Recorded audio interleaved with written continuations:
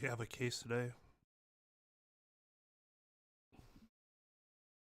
and we need to finish it.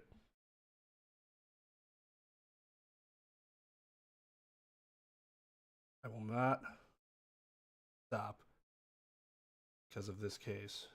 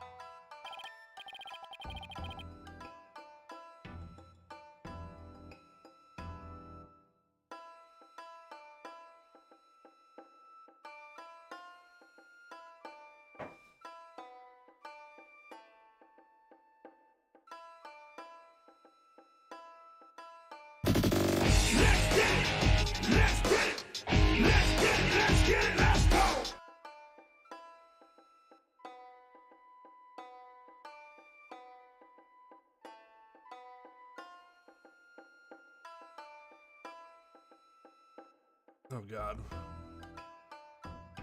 I have to actually pronounce your name now for the first time. I don't think I've ever done correctly. Thank you. Always thought it was Loctigal. Is that it?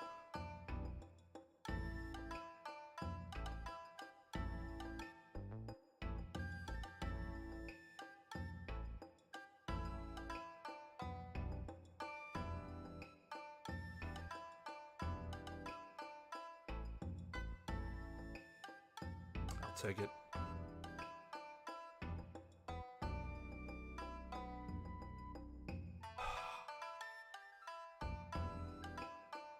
Jinxie, can you tell us what you remembered? Well, after the trial I remembered lots of stuff. But there was one thing I thought was really weird. I'm almost afraid to ask, but here goes. Really? What? It's about the yokai feathers and tracks. They weren't there when I first opened the door. Wait, what? Are you sure? My memory's crystal clear now. You're saying they were left at the crime scene after you found it. This could spell major trouble, Apollo. Why? Because Jinxie's already accused of leaving the feathers and tracks at the scene. They weren't there when she discovered the crime scene.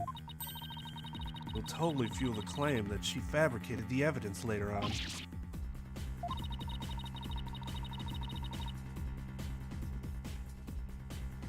Jinxie's fuzzy memory of the whole incident is really working against us.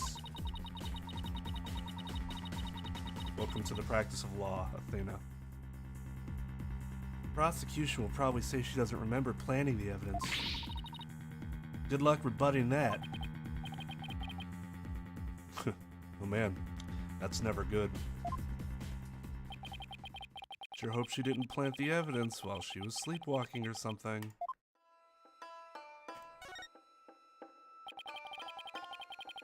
Jinxie, you wouldn't happen to know how to open the Forbidden Chamber, would you? Or it doesn't even have a keyhole. Well, it's supposed to have a secret mechanism. They say you have to figure it out before the keyhole will appear.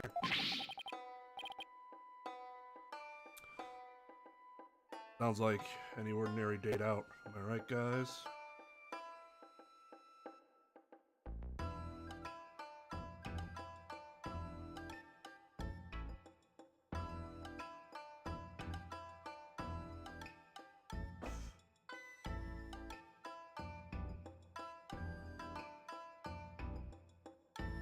A secret mechanism? Really?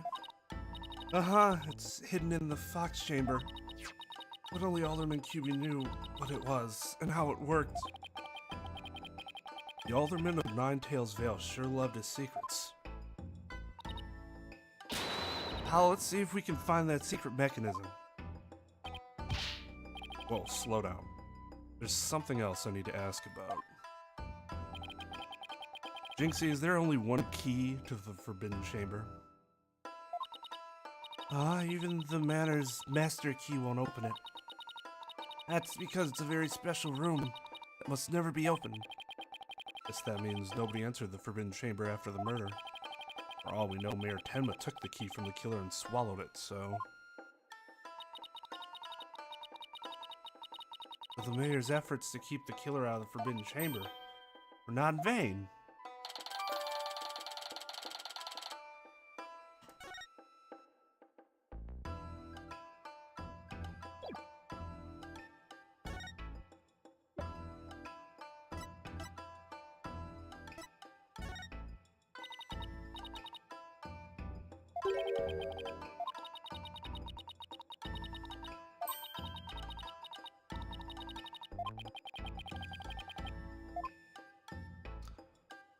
Waste of time.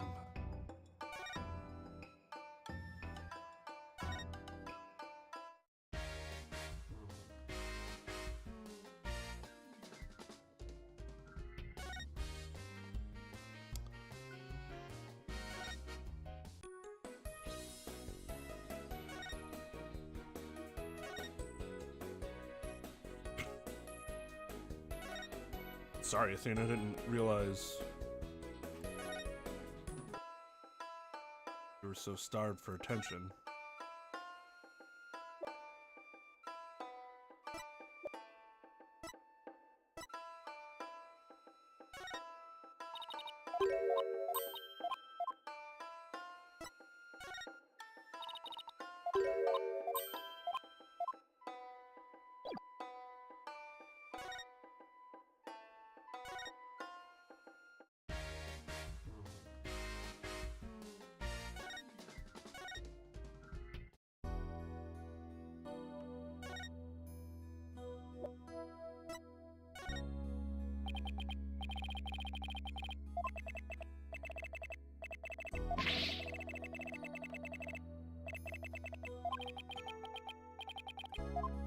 Stop squeezing your hand, please.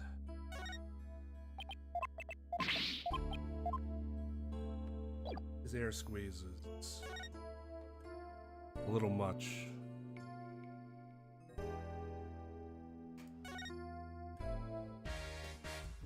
Talk to you.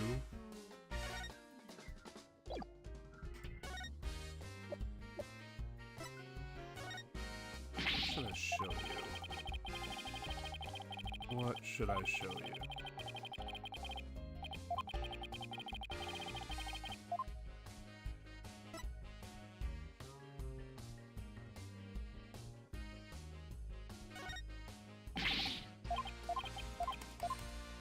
I don't think we'd want to show him this.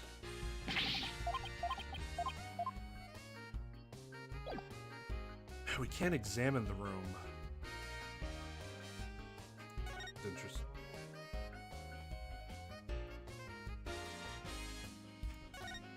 Did I show her the blackmail letter?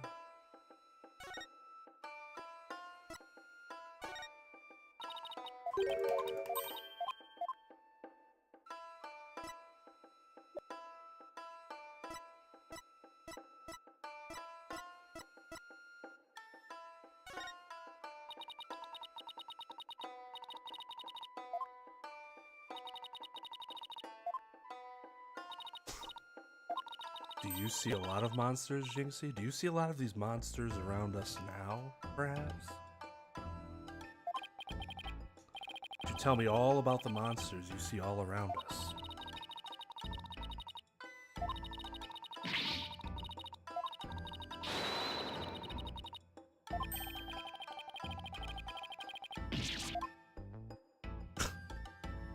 Nice, Apollo.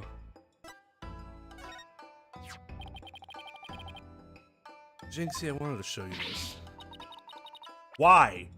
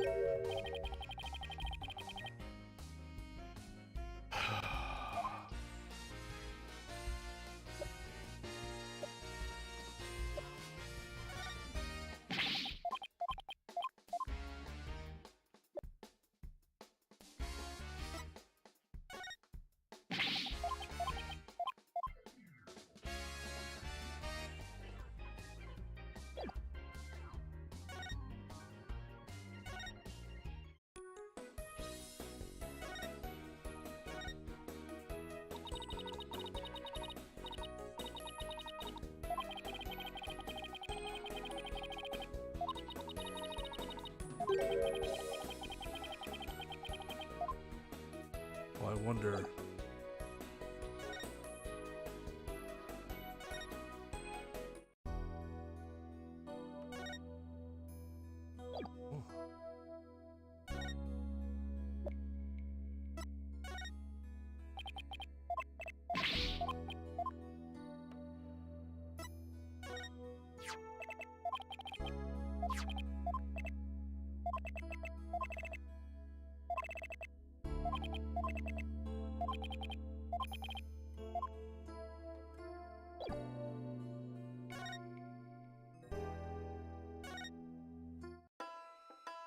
I think we had known that already. Sure, this time. Alderman QB made that statue. It's a token of goodwill. I think it was meant to be for Ninetails Vale and Tenma Town. A token of goodwill? But the two yokai are fighting. Fighting? Oh, I see what you mean. The cup portion is missing. I believe I mentioned that it seemed to be missing an arm or something. This statue. Oh, it's missing two arms. Oh, so are they dancing instead? Okay. Originally depicted the two yokai holding up a cup in celebration. Sure doesn't look that way now, does it? Maybe it broke when it was used to hit Mayor Tenma on the head. That would explain it.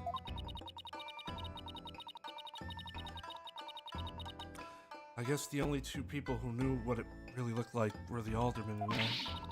Now it's just me, but it's a symbol of goodwill. But its symbol of goodwill will forever be etched into my mind.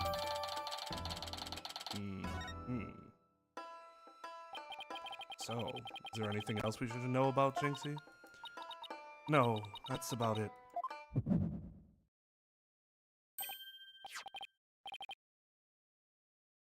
Bracelet. It's reacting.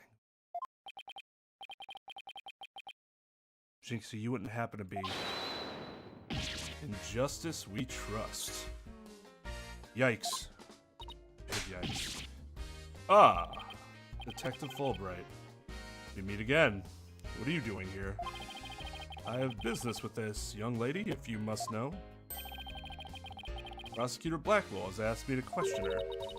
Question me? Sorry, not interested. Well, that easy. I'm gonna ask you some questions. Nah.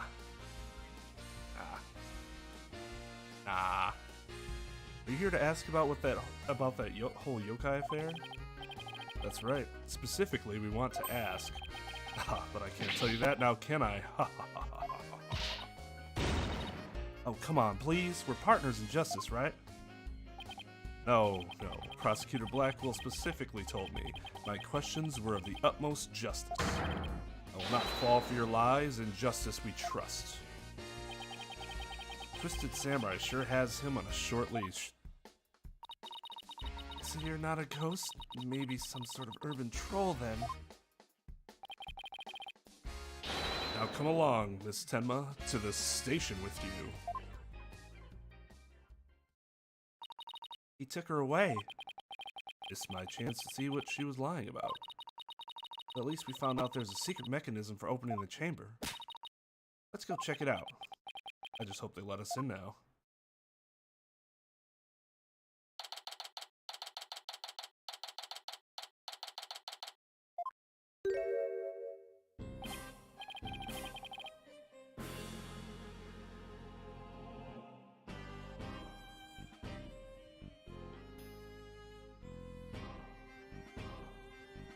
That's new.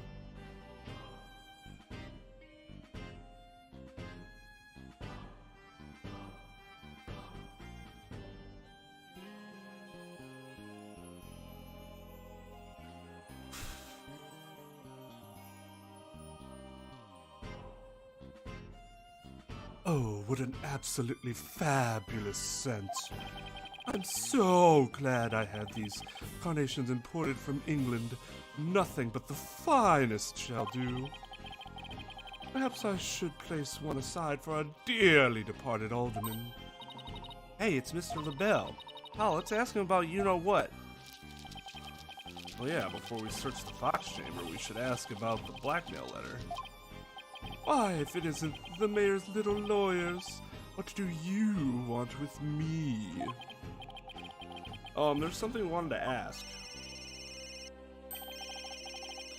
What's that ringing coming from? You'll have to excuse me. Hello? LaBelle here.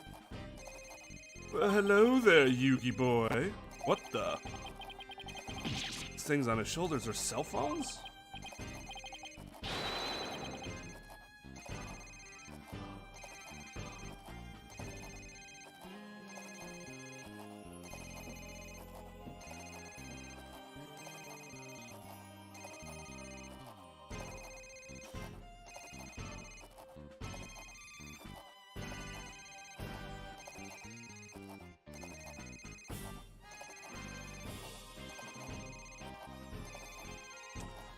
I will return.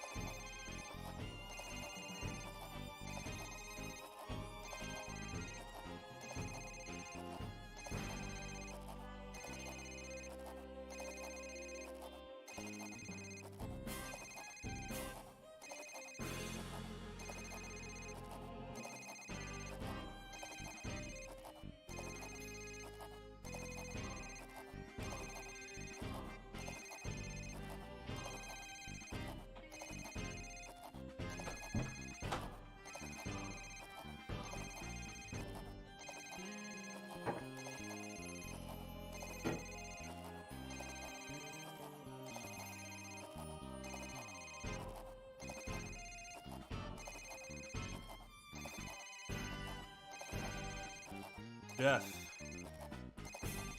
would be a privilege for us all, as opposed to this? Hell on earth.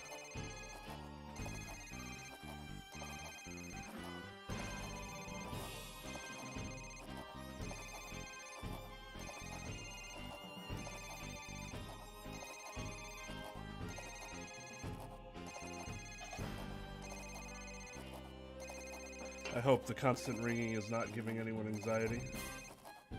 Thought of perhaps missing a phone call.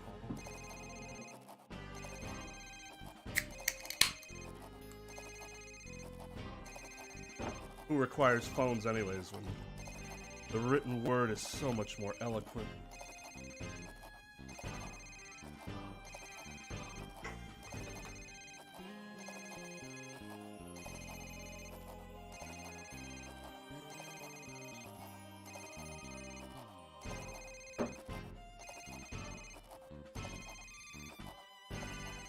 Who is calling him?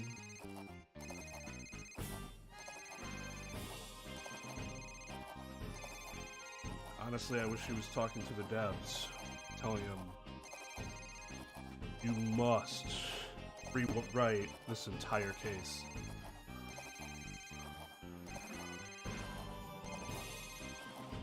Also, he's writing in the same spot over and over and over again. At some point, you think he's probably just crushing through the paper, right? Just pierce.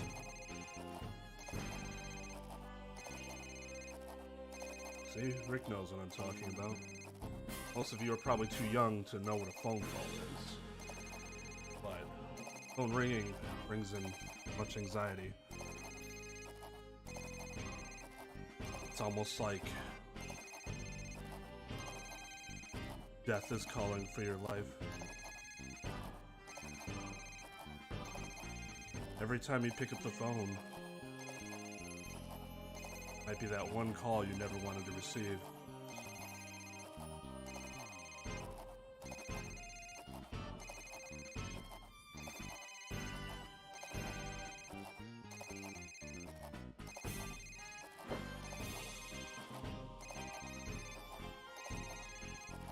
Yes, about that. You must forgive me. This whole matter with Mayor Tenma has been a complete nightmare. Where do you buy clothes like that?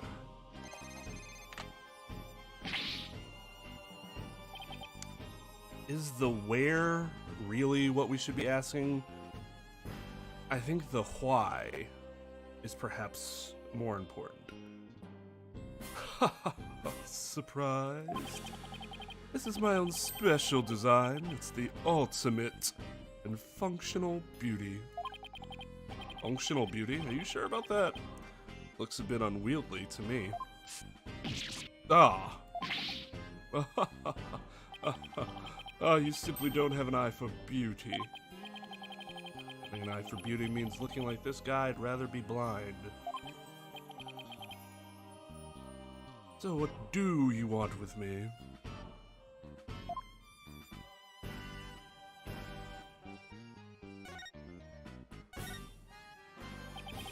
Both Jinxie and Mr. Filch said they saw Tenma Taro. But what about you, Mr. LaBelle? In the foyer, why didn't you say? Oh, you said you wanted to be blind. Acquiescing to your requests. Very well, I admit it. That's right, I, Florence LaBelle, saw the demon Tenma Taro. So we did see something. But why did you lie about not seeing it? I was simply trying to protect dear little Jinxie. Protect Jinxie? What do you mean? Why don't tell me you haven't heard of that strange little habit of hers? Which one are we talking about? The one where she wanders around making mischief without knowing what she's doing. Rumor has it she's possessed by Tenma Taro. That one's new to me. Except for the fact that we just kind of saw that. Haha, well there you have it. Anytime you hear about a Tenma Taro sighting, little Jinxie should be your prime suspect. Tell us more about that rumor.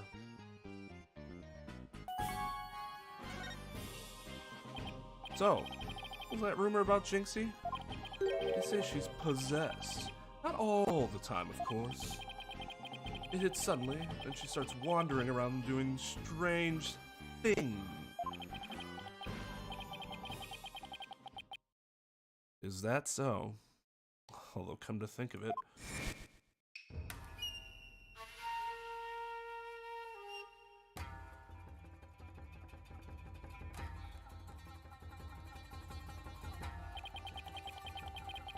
that certainly would explain how she was acting out. Once she even put on a Tenma Tarot costume and wandered around the woods at night. She did.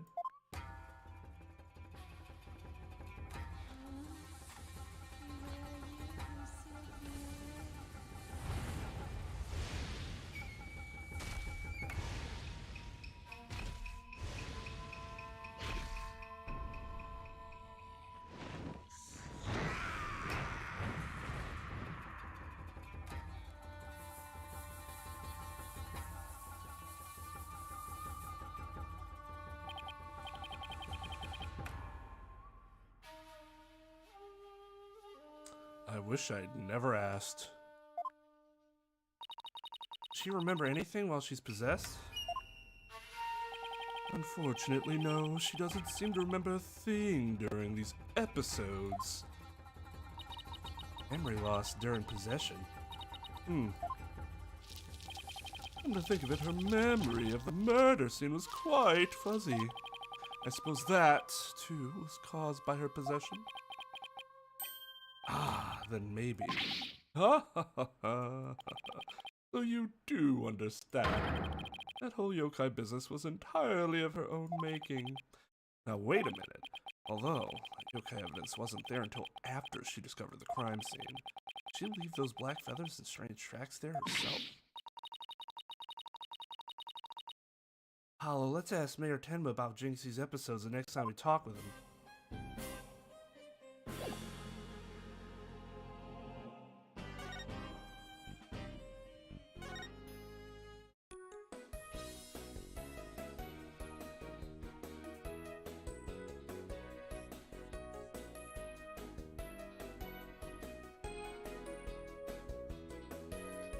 I don't remember telling you guys that he could leave my presence, even if I was going halfway across the town.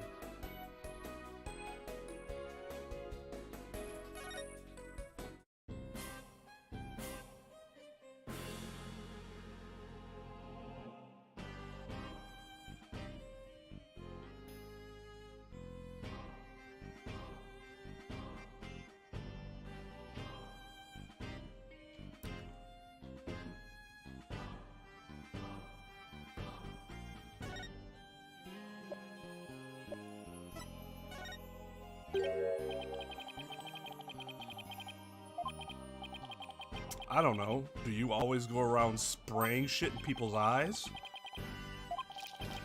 I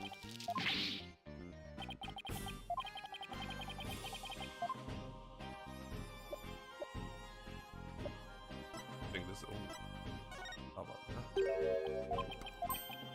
I mean, I'd agree. I don't find that beautiful myself.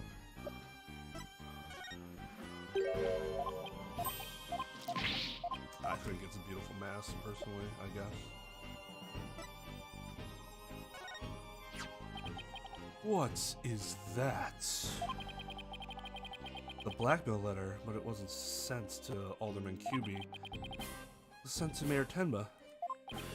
And?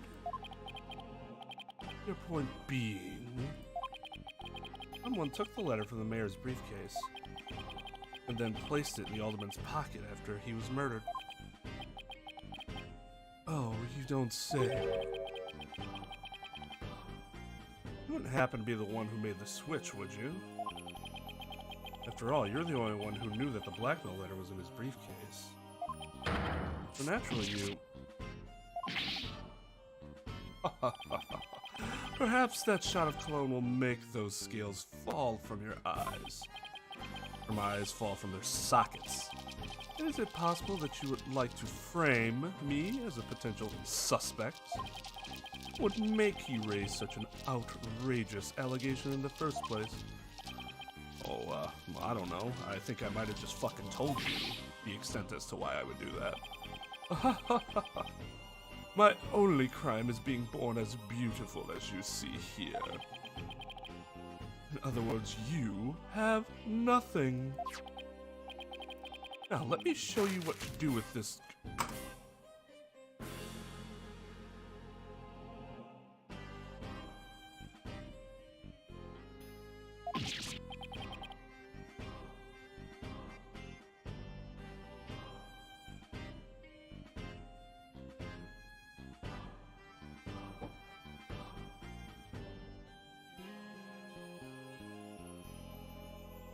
Jesus fucking, are you kidding me?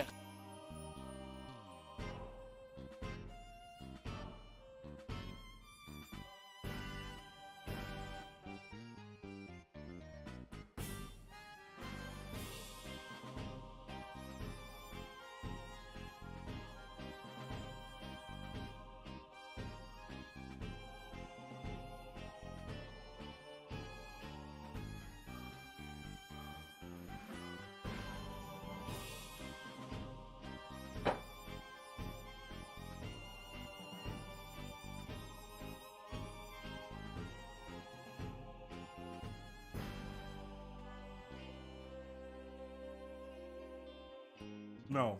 I don't even blame LaBelle.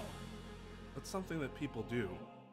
What people don't do is not make copies of extremely important evidence, or give originals of that evidence to people who have reason to delete said evidence.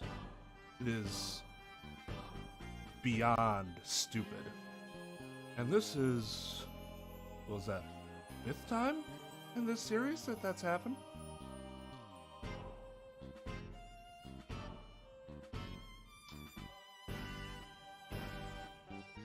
And this is what, the year 2026 or some shit? And they're still not scanning in all their evidence?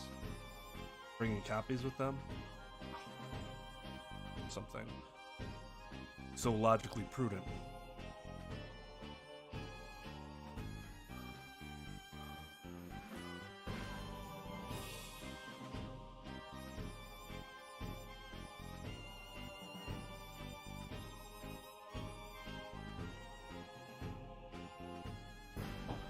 I gotta say though, I'll give him credit. This is a pretty miffed face. He does not look pleased.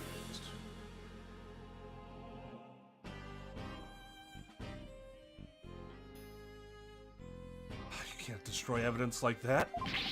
What do you mean I can't? I just did. You're a little lighter now. You just won a one-way trip to the top of my most annoying people ever list, buddy. He should have punched himself a one-way ticket to prison for that, but of course. I guess we're gonna pin him for murder anyways, because he's so obviously the killer. The game is treating us all like we're idiots. Are we done with your silly questions now? I'm a very busy man, you know. I guess that's it for now, after I just stupidly gave up my evidence, because I'm a fucking idiot. Hello, LaBelle speaking. Really? You should carry my new product at your store? Oh, but I'm afraid it's my own private brand. It's not available to the public. What? Then I shouldn't advertise it on TV? I don't understand. As the embodiment of beauty, it is my duty to announce my good looks to the world. Stop the bus. I'm getting off. You heard it, everybody. We're getting off. He just said that he advertises something that he made himself that no one else can have. He paid for TV spots for a product that only he can have.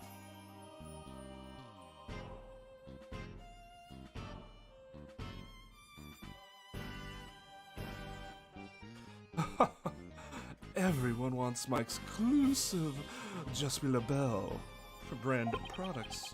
It's the crown jewel of my collection, born of my long, relentless pursuit of beauty. Now that it's become so popular, it's been an absolute nightmare. You don't say. Well, they can't have it. It's just for me. It's not meant for you peasants. Peasants?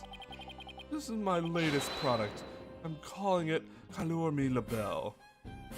Color Me, let me get it. A dazzling hair color that you can wash out with just water. Yes, that means you can't sweat.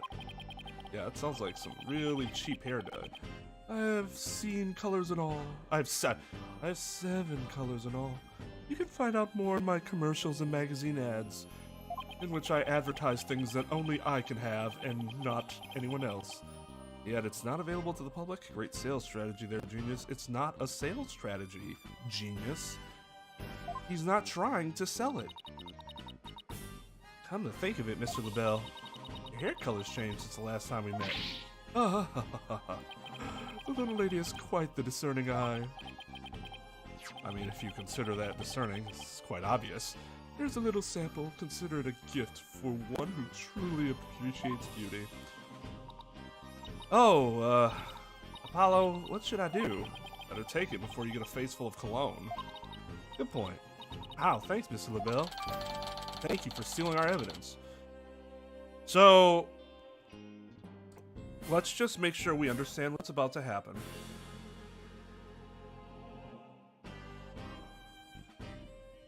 We all following? We all following here? He gave us a sample of his hair dye that he doesn't want anybody else to have. His whole strategy is to promote his own beauty and the fact that no one else can get a hold of it. But he is going to give us this hair dye that will eventually be part of his downfall. And had he just kept it to himself, which is what he's been doing in the first place this whole time, paying to let people know that he's keeping it to himself, he just randomly gives it to the defense attorney here, and it will be used for his downfall.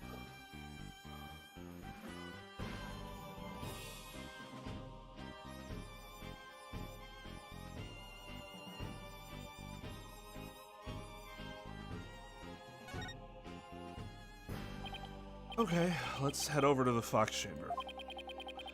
We got shit else to do. We're all gonna fall into the great void of nothingness at some point. Might as well go to a place that might be that void of nothingness.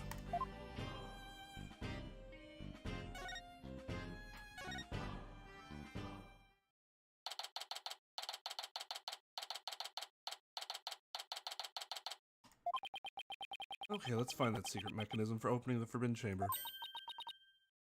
Oh, this is so exciting. Can't wait to see how it works. Do you think the killer entered the Forbidden Chamber? We'll just have to open it to find out. And also see if there was anywhere the killer could have hidden this room. Like the Forbidden Chamber. Okay, let's get started. Apurate? Apurate? It's not on delay. What's this word?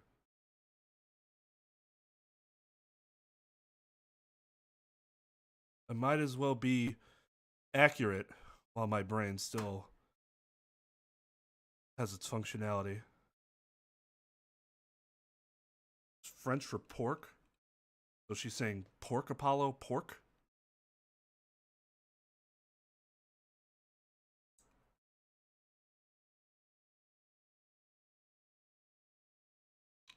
Apurate?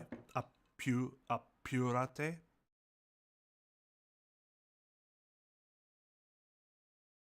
I mean, hurry up makes sense.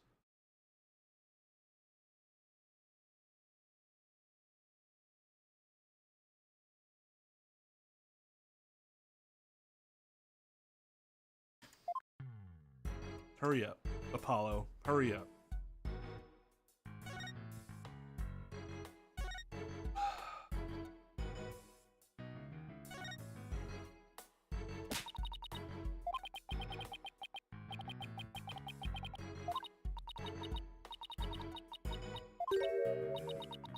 Wait, there's something under the table. None of that was necessary before that. Nobody, and I mean nobody, who is playing this game clicked on that cup to hear the idea that maybe the killer hid under the table. So we just had X amount of dialogue options that were completely unnecessary, unfunny, and worthless.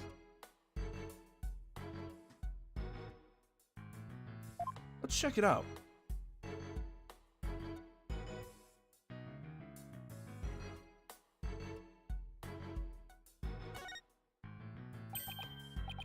Hey look, there's something down here. Looks like a piece of something. Only question is, a piece of what? I have an idea. Oh, I know. Might be a piece of this statue. Remember what Jinxie said? The statue originally depicted two yokai holding up a cup. It was a symbol of goodwill. This piece broke off and rolled under the table.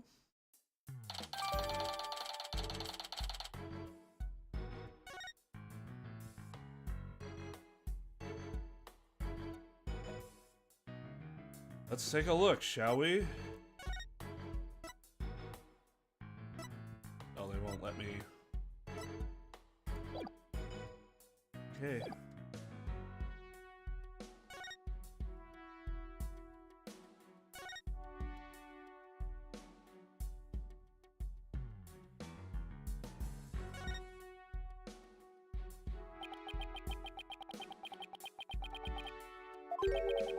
Those two statues are glaring. It's like they're guarding the door from us.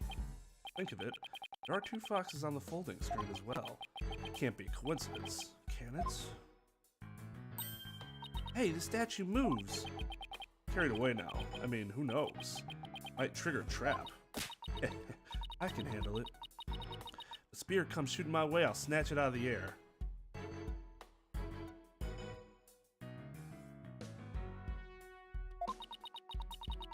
You know, normally when you're playing a game, if you saw somebody who clearly cannot do something like that were to say that line, you would assume that it would be within the top, like 3, probably, most ridiculously written lines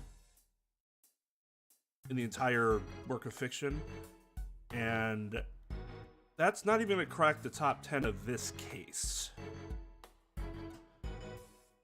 Yeah, a regular Karate Kid would get fucking impaled, Athena. I guess if you can catch something that fast out of midair, you can accomplish anything.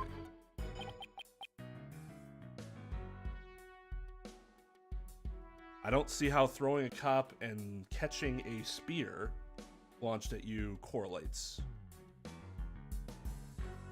Still, might be something to the fact that these fox statues rotate. There's something around here that shows the position they should be in.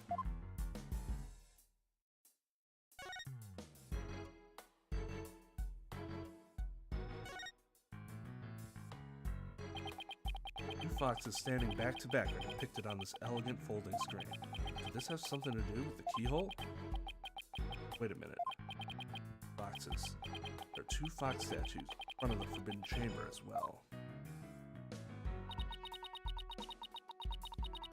Maybe the keyhole will appear if we do something to this folding screen. But I don't see anything unusual about it. It does have two foxes on it. There are two fox statues in front of the door. Maybe there's a clue somewhere in this room. Let's turn the whole place upside down. She's excited as a kid in a candy store.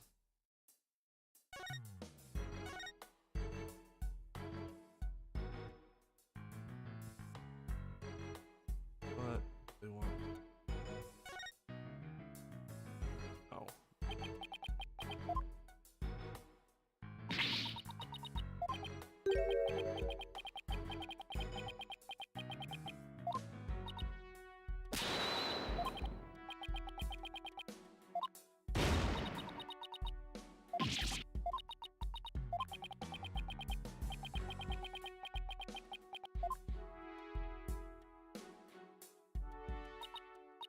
Well, I can't think of anywhere else to look. You find anything, Apollo?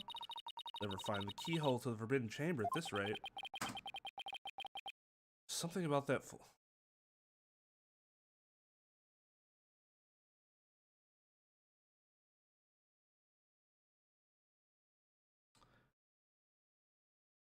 We already had this conversation when we looked at the folding screen after looking at the statue. Why are we having this conversation right now?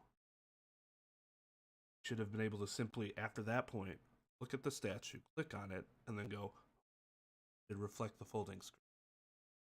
But instead we are this for no reason.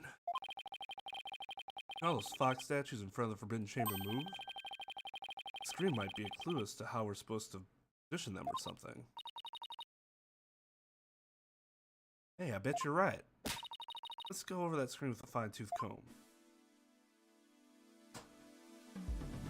Are you telling me I have to examine it again?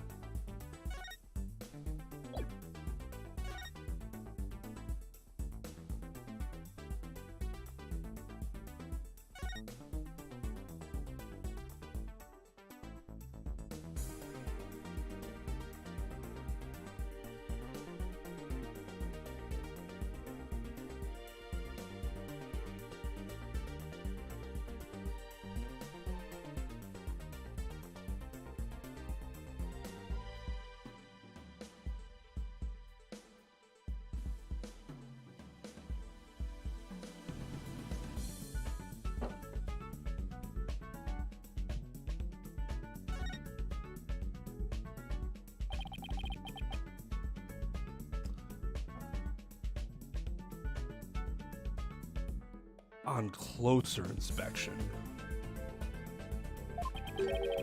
I think there's more to this screen than meets the eye.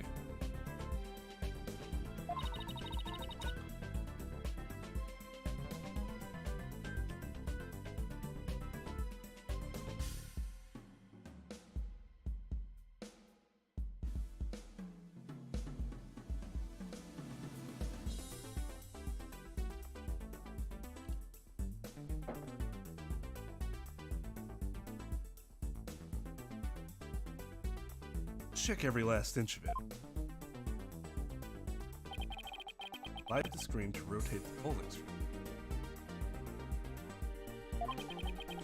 And also tap on something of interest, inspect it further. Shut up.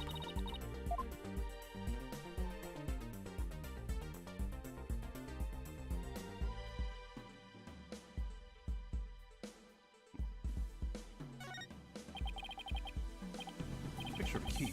The shape looks awfully familiar. Oh, I know. It's shaped like a Forbidden Chambers key. We're definitely getting warmer. Okay, let's take an even closer look.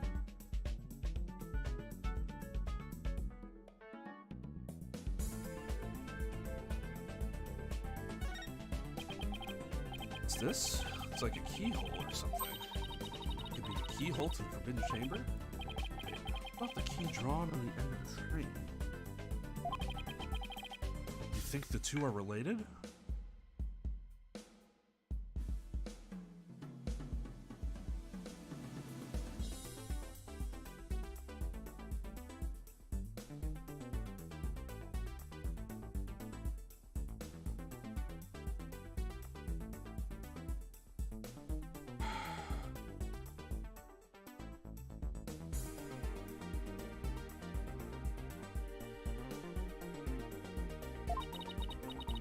Key in a keyhole? Oh, I just got an idea. Hold the screen up just right. The key and the keyhole should overlap. Hey, I think you're right. Let's give it a try.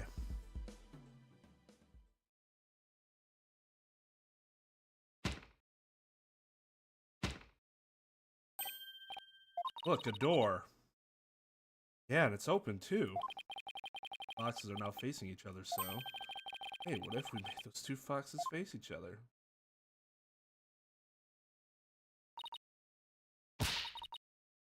Oh, let's go check out the two statues. Okay, help me move the two statues so that they face each other, just like on the screen.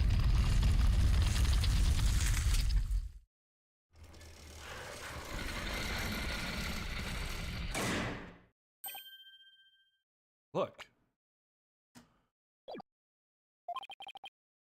A lock appeared. Now we can use that key. Okay, here goes nothing.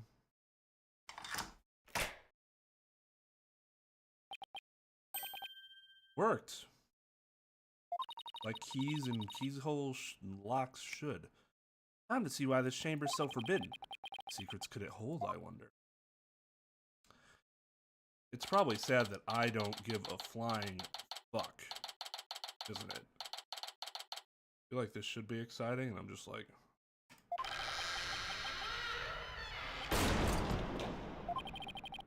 Doors need some serious oil.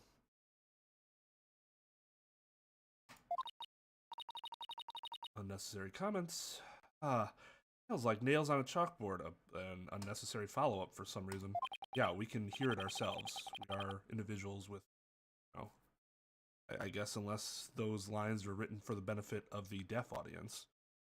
I suppose it's possible. Oh, right. Forgot about those super good ears of yours. You don't need... Look, more feathers.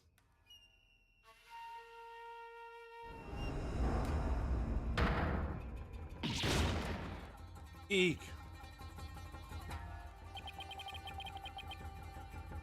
What the heck is that? Is that a Tenmataro? Got you? But there's something odd about it. All I know is I don't like it.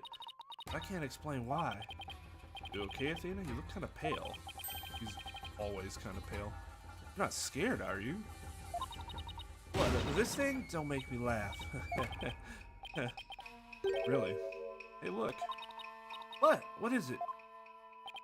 Over there on the left. Bunch of staffs on that rock. Kinda look like the staff we saw earlier. Okay. So they're not even gonna let us examine the room. They're just gonna go over bit by bit everything that we see. So, okay.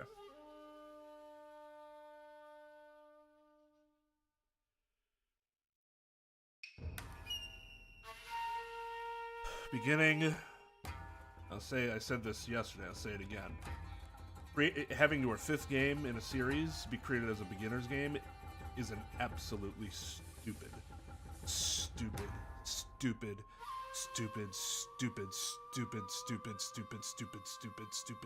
plan. You mean the one Jinxie saw? But you mean the one Jinxie said she saw Tenmataro carrying? Yeah, I bet our Tenmataro impersonator really did come in here at some point. Well, what are we waiting for? Let's search the place.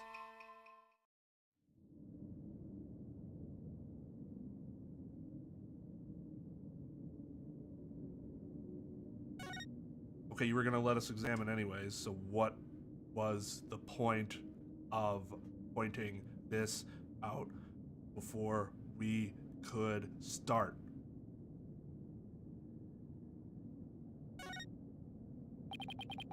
Stone lantern. Like those Japanese garden lamps? Where's the switch? Looks like these are lit by fire, not electricity. So there is no switch. Could have been a comma there. Oh, here it is. What? It's hidden out of sight. I see Tenmataro's cell has been outfitted with all the amenities a yokai could want.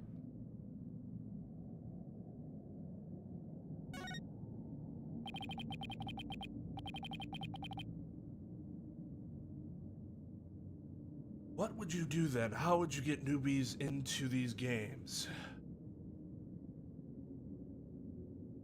I mean... So here's the problem. It's not like this is even done well as a beginner's game. Because the story for a newbie would be absolutely terrible. You do understand that, right? With the way the story is written? The story is written in a way that we already know what's going on. However, the actual game mechanics themselves, an investigation, is written like you're playing it for the first time. You see the incongruencies there? Why that would be incredibly stupid? You can't just pick out a random game in a series and go, this is the one that will make for newbies. Not to mention, I mean, I guess it wasn't arbitrary because this is the one that the first one on the 3DS. But yeah, so you just don't make them for newbies ever. if newbies are interested, which it sounds like most people do with this series anyways, is they'll go back, play the first game, or do what they already did. They released an updated trilogy on mobile, and then they released the HD trilogy. That is how you get new people into the game. Not making a future game in the series, one that's supposed to be beginner friendly. That is stupid.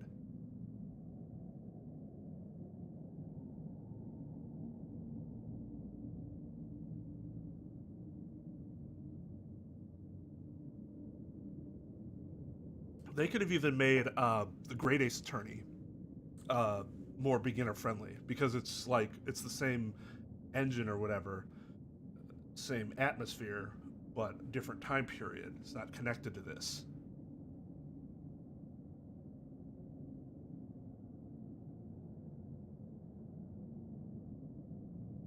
It does not make me feel better. No, that he didn't write. I mean, good for him that he wouldn't have done something so stupid. But no, it doesn't make me feel better personally. I'm the one playing the game.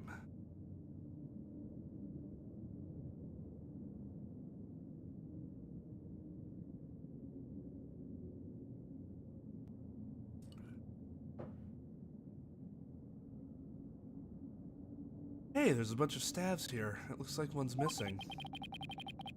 The Temataro Jinx he saw must have taken it. I have to agree. These look like the one Detective Fulbright showed us. Why do you think there are so many here? Maybe they're spares? Temataro might be, absent-minded or something. The fact that he has spare staves handy, well, shows that he's aware of his faults and is trying to deal with them. At least that's my take on it. This will remind her to deal with her own faults. But I won't hold my breath.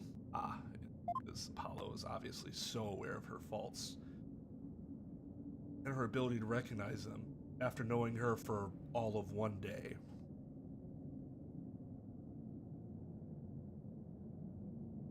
Oh, don't get me wrong. I like the way Great Ace Attorney is executed in terms of the mechanics and stuff.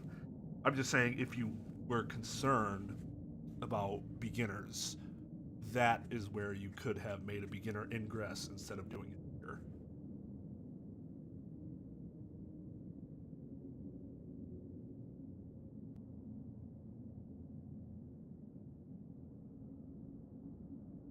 I don't think my experience with the Great Ace Attorney has any bearing on my opinion of this case. I would guess I'd probably feel the same way if I had just played the first 4 games and had never played the Chronicles or Investigations, and it felt the same way.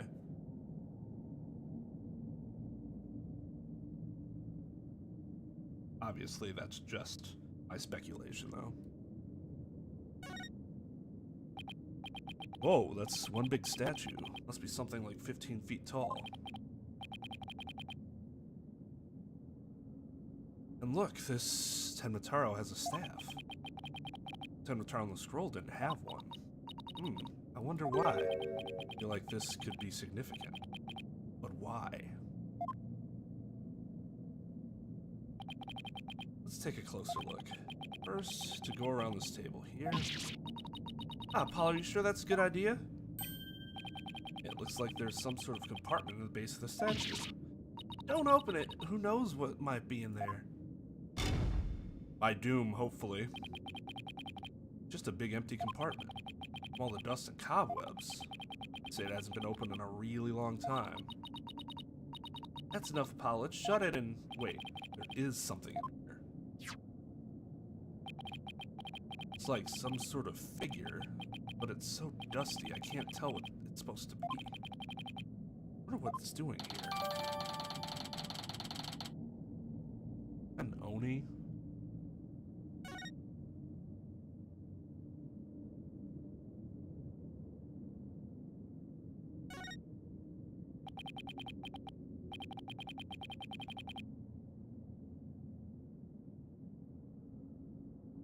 Black feathers. They look exactly like the ones in the fox chamber. That means the killer must have been in here at some point.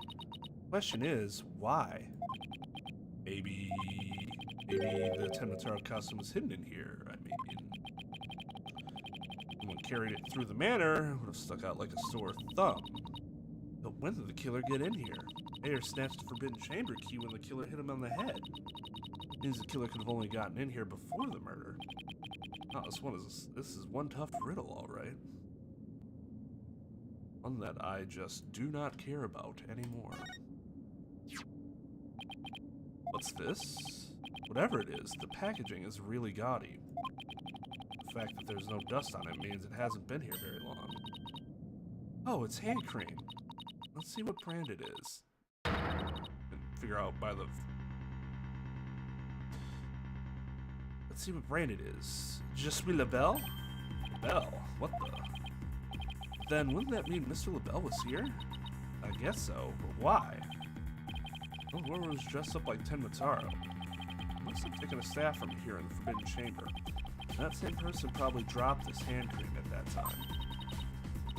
In other words, the Tenmataro impersonator we're looking for is none other than... the person we expected it to be the whole time.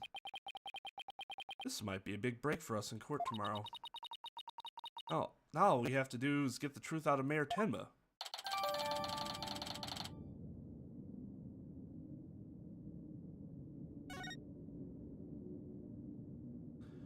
Look at our surprised faces. We are so surprised. Oh, look at that. Look at that. Like a gravestone or something. It reads, "Here lies Tenmataro, age 80.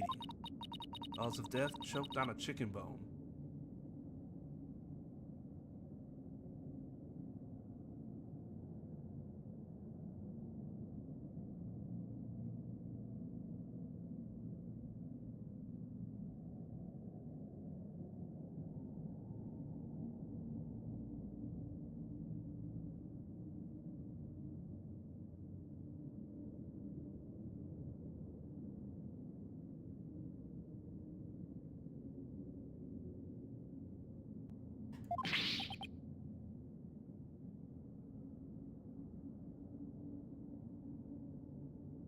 Can't even tell what that word is. Ear hath? Ear beeth? Ear belt?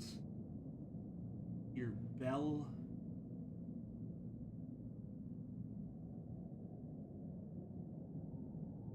Teth? Say it ain't so. Besides, that sounds more like an autopsy report than an epitaph, if you ask me. Wait, you're joking around because you're scared. It's your coping mechanism. I'm not scared. Freak out central right here, baby. Cut it out, widget. Niall's strong in this one.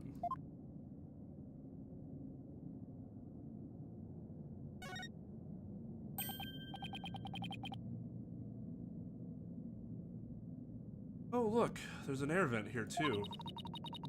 Guess even forbidden chambers need proper ventilation. I don't think anyone could reach this one either. Yeah, there's nothing to stand around on here, too. Right here. It's stone. Of course you could stand on that. I mean, I'm not saying it'd be the easiest platform, but you definitely could. Unless the perspective is just off, and this is like further back from here than it looks like it is, which is possible. I wonder where this vent leads. Well, the Fox Chambers vent didn't branch this way, so maybe it doesn't have anything to do with this case after all. Surprised. Otherwise, you'd have a Chekhov's gun situation. But, of course, this case would have a Chekhov's gun problem, because it's this case, and this case sucks. It's like an old scroll. Something drawn on it. Unless I'm mistaken, it looks like an old guy. Some sort of monk, maybe?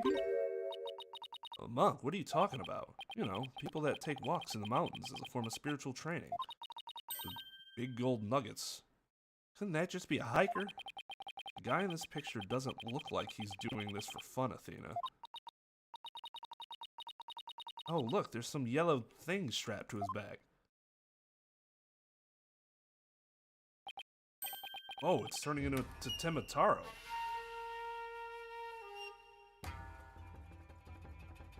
That's one way to birth something. What's this scroll getting at? Is this how Temataro was born? Whatever it is, it's definitely creepy. Guess that about wraps it up. But now, probably talk to some of the witnesses again. You like Mr. Filch and Jinxie? Like these two precise people? Yeah, I really want to ask Mr. Filch about this village superstitions of Temataro.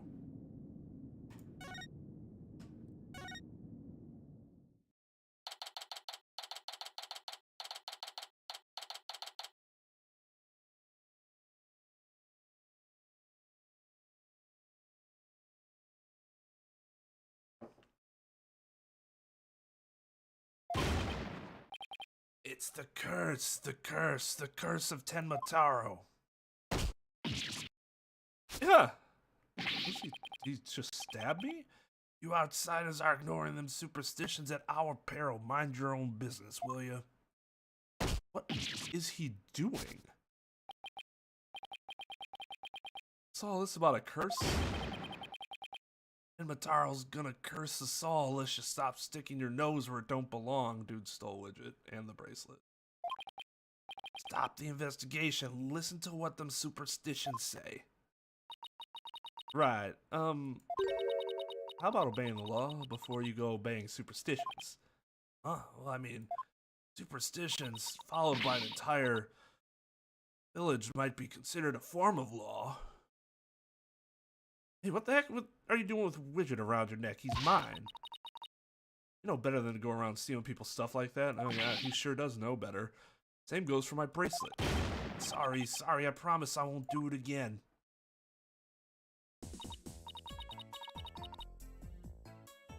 No, we're not going to take it as evidence. Not that we should, but we will simply tell the court exactly what we found and where it was, and the court will just be like, oh.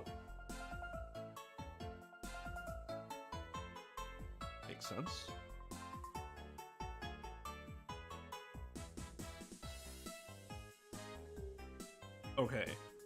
Okay, but I mean, dude stole shoes off of a person's feet. Like, I'd imagine he could steal Widget pretty easily.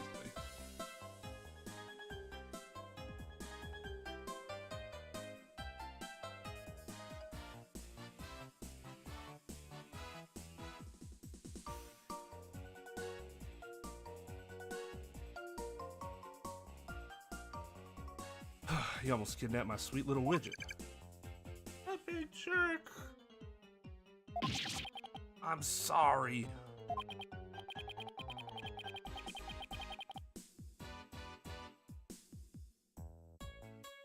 Well, that's a question. Yes?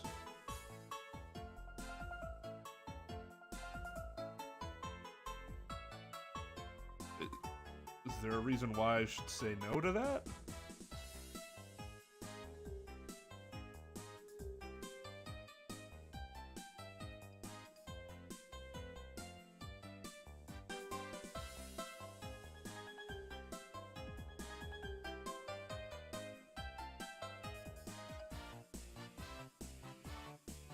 I mean, like,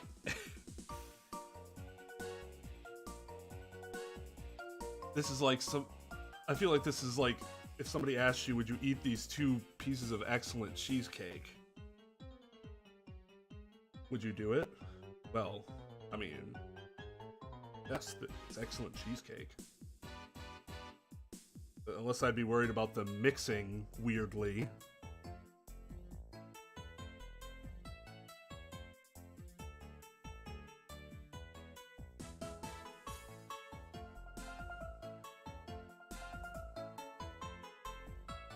Can we put that in the formal statement? Cheesecake, gross.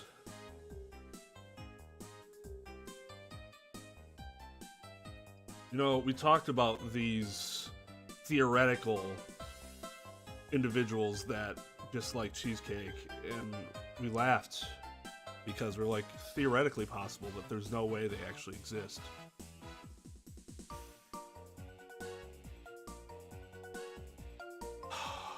Apparently they do exist, and I feel pity for them. I love to get whipped in the crotch. I would not like anything to happen to my crotch that could affect its functionality. So, probably not. I wouldn't think they would want to whip me in the crotch either. Again, for the same reason. They would like to upkeep the functionality, otherwise what's the point? Unless they just want to torture me, but that's not banging. In that case, it's just, would I like to be tortured by those two people? I don't personally like to just get tortured, no.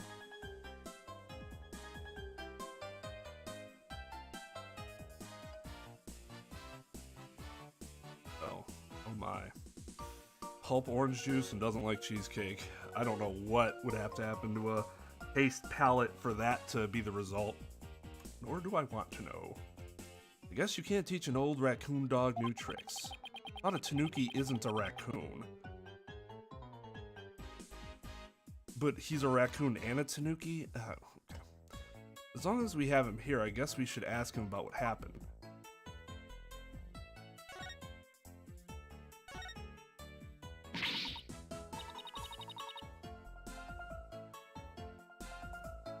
Raccoon dog is another name for tanuki. That's weird, but okay.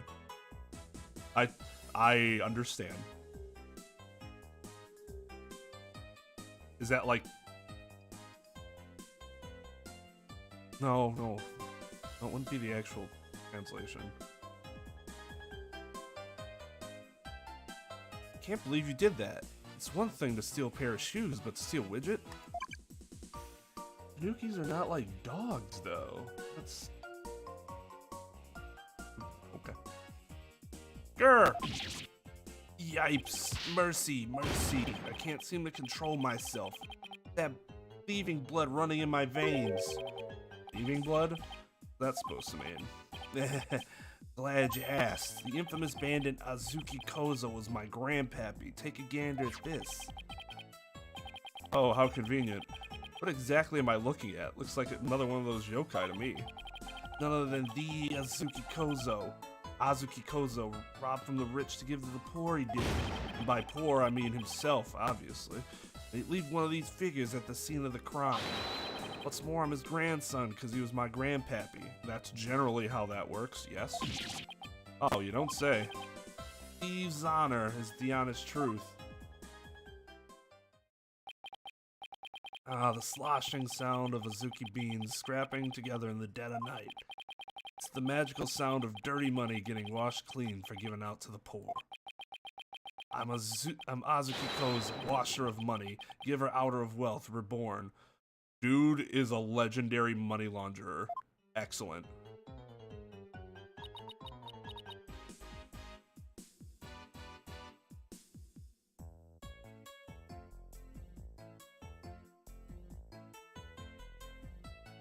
That's true, and I wouldn't call them bear cats either.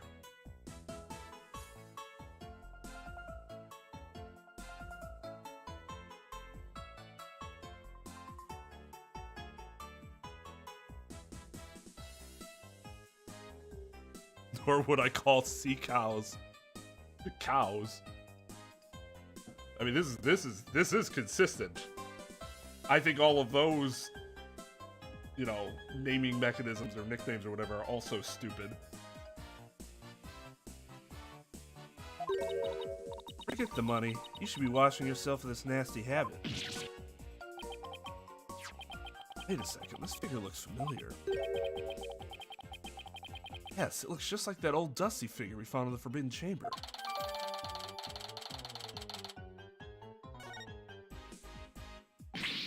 Hey! What are you doing with that there figure? Oh, this? We found it in the Forbidden Chamber. Like it had been there practically forever.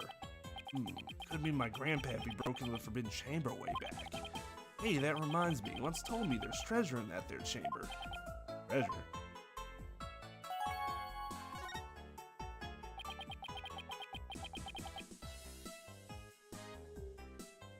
Like, I don't get why we call an animal something it has, like, it doesn't look like in the slightest. But I'm not a biologist, nor do I discover and name animals, so what do I know?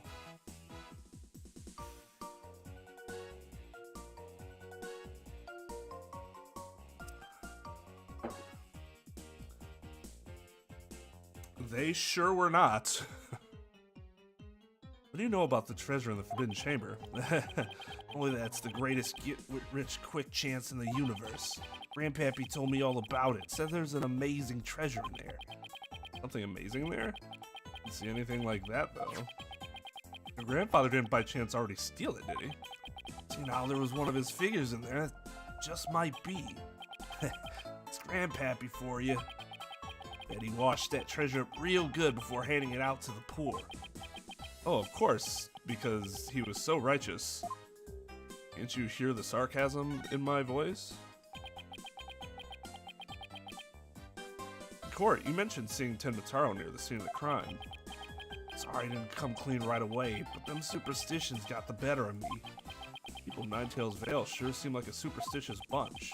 Not surprised you wouldn't want to talk about seeing Tenmataro. Darn right, them superstitions scare me out of my wits, I tell you. That's why I'm gonna do exactly what they say from now on. Plan on staying here in Ninetails Vale? Yup, I'm gonna keep living right here and keep with the old ways, just like Grandpappy. Superstitions are like a rule book to me. Wait, so you're saying you actually believe in those old wives' tales? Ain't you been listening to a word I said? I'm gonna do exactly what them superstitions say. Well, I say that's baloney.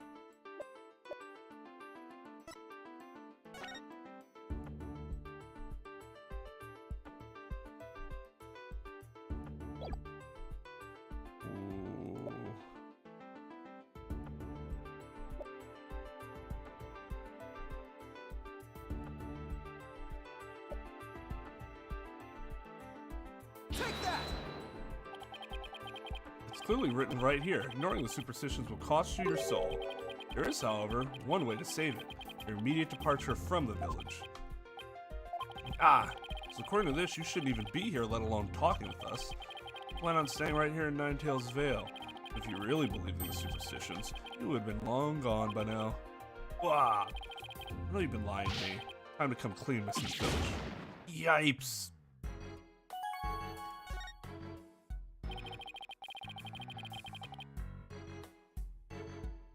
You were lying about believing in the superstitions, weren't you? Sorry, but I didn't have no choice. So, what was the real reason why you couldn't talk about seeing Tenmataro? It's all that pretty boy's fault, Mr. LaBelle, if you know what I mean. Told me not to say a word about seeing Tenmataro. Said if I did, he'd do to me what them superstitions said would happen. So it was Mr. LaBelle who muzzled you? Why would Mr. LaBelle want to scare you into silence? Mr. LaBelle was trying to protect that little maid gal. It was on account of that rumor, the one about her being possessed. That rumor again. Wow, the game's doing a really desperate job of trying to get us to believe that it might not be Mr. LaBelle. He cares about Jinxie. I guess we really do have to talk to Mayor Tenma about the possession rumor. Ouch! Hey, watch it! Village superstitions stolen. I'll be taking this back now. Kinda like family to me. Could have just asked instead of stealing it. Was that all we wanted to ask, Mr. Filch? Yeah, I think that was it. Let's see Mr. Tenmataro one more time. Just thinking about dealing with that yokai again makes me want to say pass.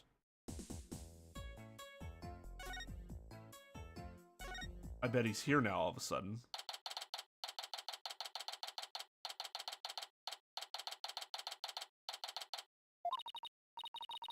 Lord Tenma, your attorneys are here to see you, your malevolence. Oh, yes, now he's here again for some reason, even though he wasn't before. It was just Athena. Why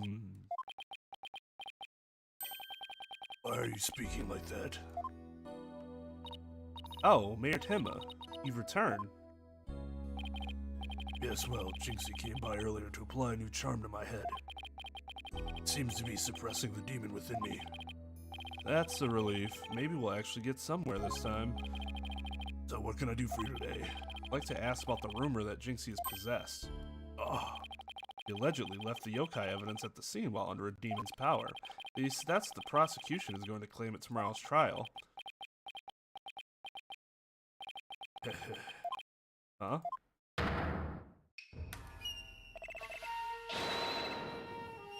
no match is this warning charm for me. The charm, no. And Mataro's back, oh no! Those foolish mortals, they shall regret blaming that child for my doings. Ah, I blew it. That question brought that yokai back. Probably won't drop the act until Jinxie's name is cleared either.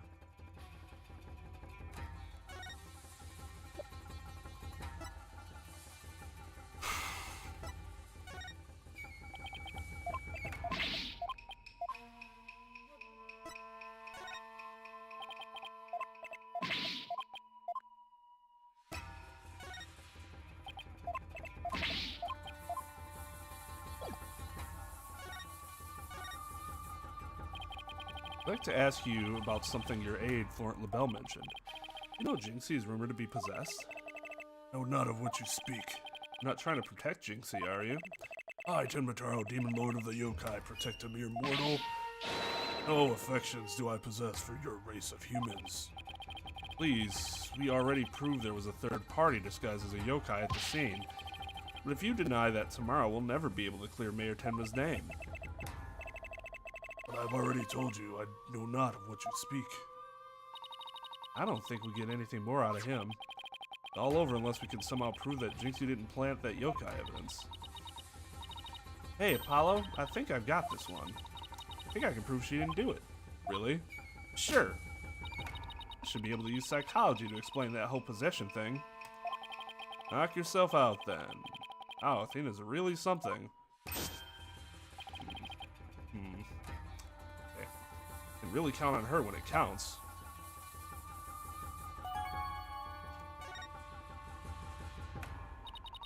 Mayor Tenma, Jinxie isn't possessed. I believe her so-called possession episodes are a form of somnambulism.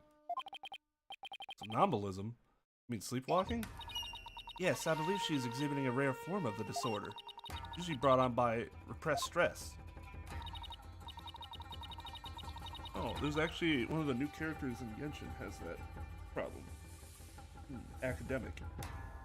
She sleepwalks, but not as a possessed demon.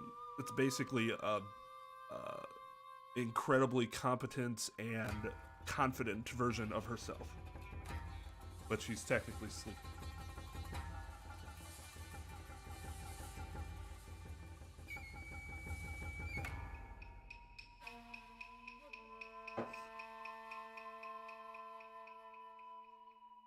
Mr. Mayor, didn't her symptoms start soon after she began her job at Ninetails Vale? Child visited last. Did speak of dreading yokai and how they rob her of sleep each night. Knew it. Well, that lack of sleep is causing her to enter an unconscious state. That means she can't be trying to protect you. At least not on a conscious level. Well, then the Tenmataro that was spotted at the manor wasn't Jinxie. Sleepwalking, eh? That would indeed explain the matter. Look, Tenmataro's spirit! The mayor's body. Till it comes back. Can't you tell us the truth now, Mayor Tenma? Very well, it's the least I could do for a superb exorcist such as you.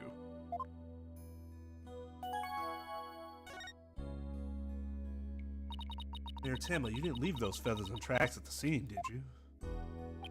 I did not. Neither I nor Jinxie have anything to do with that. That was the killer's doing, no doubt.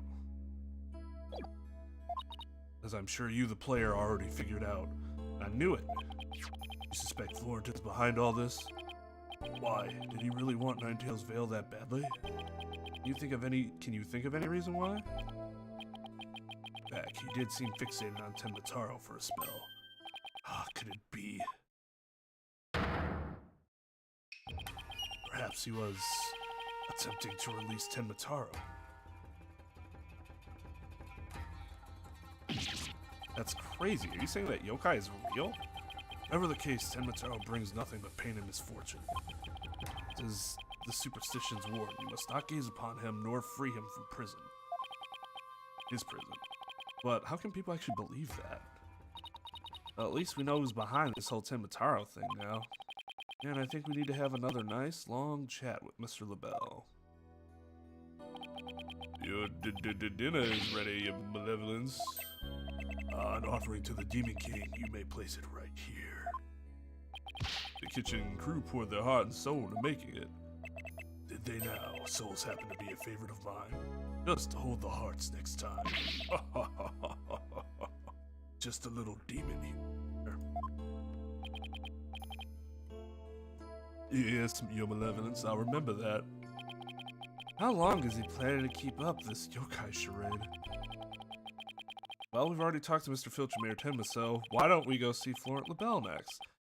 Now that we know the truth, we won't be able to claim that Tenmataro was Jinxie or the mayor anymore. The real question is, how are we going to get him to admit it was him? Oh, I guess we don't have to look for him. We'll just go right to where he is, apparently. Is that purple now? Not blue? It looks purple, right? That's different. Okay, now let's practice that again, Filchy, from the top. Mr. LaBelle was on the foyer at the time of the crime. And when we, heard a scream, oh heck. What was that next part again? Ah! Dude is gonna absolutely destroy his hair. With all that, like, cheap product.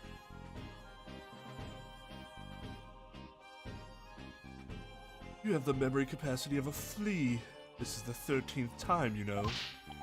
Now 100 times more and we're done. On earth are they practicing? Did you...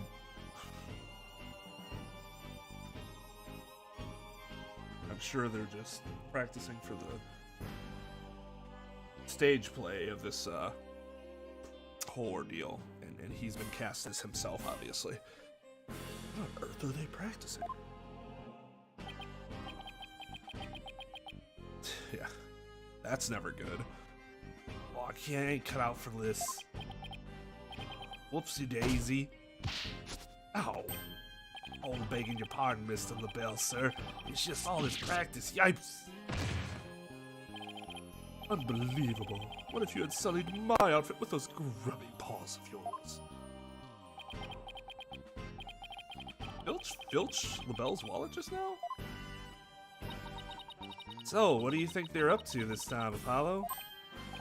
Oh, it's you two eavesdropping, aren't we? You peasants are so tacky. Well, but what do you want with me? Fashion being the Tenmataro posture would be nice right about now.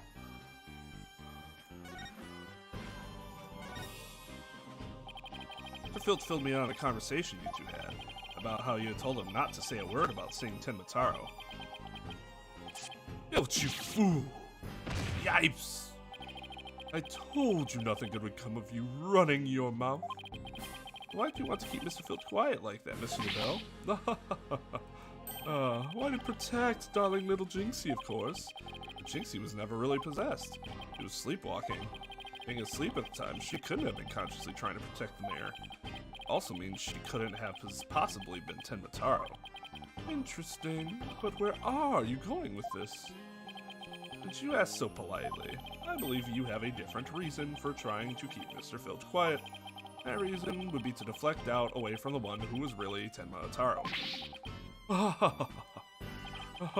Now this is getting interesting. Are you insinuating that I'm Tenmataro? I'm sorry to disappoint you, but I'm nothing of the sort. That's right, Mr. LaBelle even told me Tenbatara was a jinx. Ah! I said Tenbatara was jinx-y, you fool.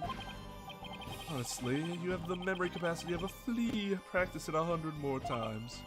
Yipes. So, have you been called to testify tomorrow? Yes, and I'm so looking forward to my courtroom debut. So you'll just have to wait until then? Oh, I'll be waiting with this special piece of evidence I've been saving just for you. In case you forgot what we found 10 minutes ago. Don't you wake up, you lazy bones? What, was I sleeping? Oh, must have been that sweet cologne of yours, Mr. LaBelle. Maybe right sleepy it did. Well, it's time for your lesson on what to do and say tomorrow. Oh yes, just admit to an attorney that you're coaching another person as to what he should say and do. That's a great idea. Oh, I'm begging you, not another lesson. I ain't cut out for this thinking and remembering stuff. Ah! Right up the schnozola. Schnozola. That's probably how that was pronounced. Keep quiet and do exactly as I say. Oh, please, anything but another lesson. There they go. Looking pitiful. Missed our chance to get the truth out of them. Yeah, but we'll get the proof we need in court tomorrow one way or another. All that's left now is that lie Jinxie told. Better go clear that up before tomorrow. Think they're done questioning Jinxie? Maybe. Let's see if he's over on Yokai Lane shopping for more charms. Sleepwalking.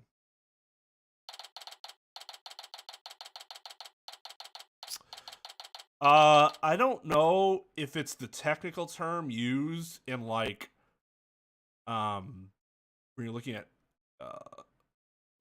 the law, but coaching is the term lawyers will use when referring to it.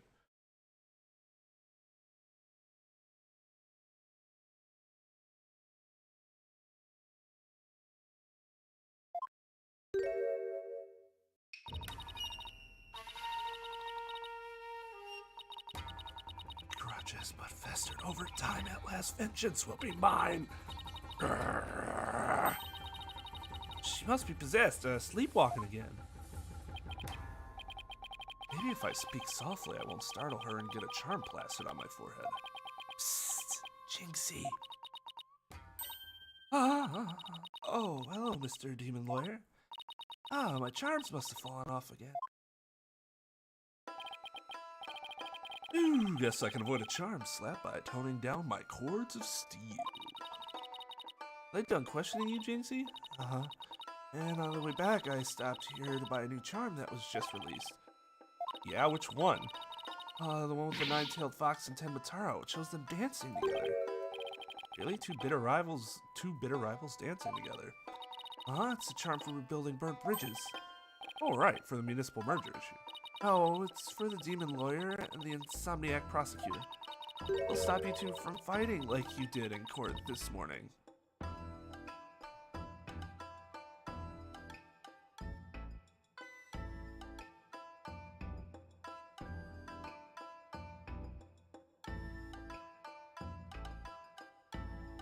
To be the light in this darkened world.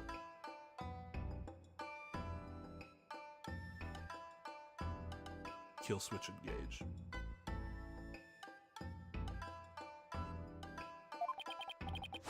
It wasn't fighting, it was just a spirited debate. It's what we lawyers, No fighting. Charm slapped again. Oh, if you're done playing around, let's find out what she was lying about. Say that out loud right in front of her.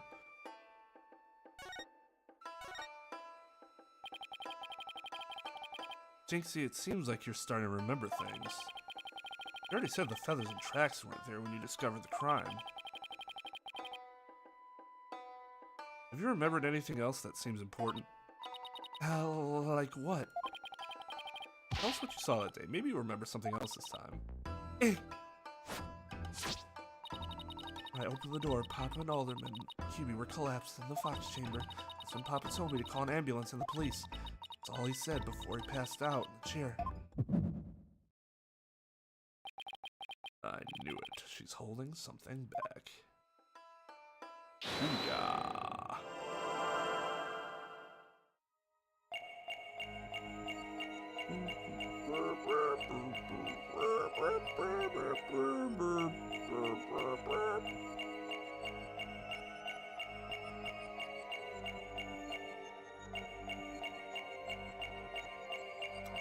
How do I stop it in the,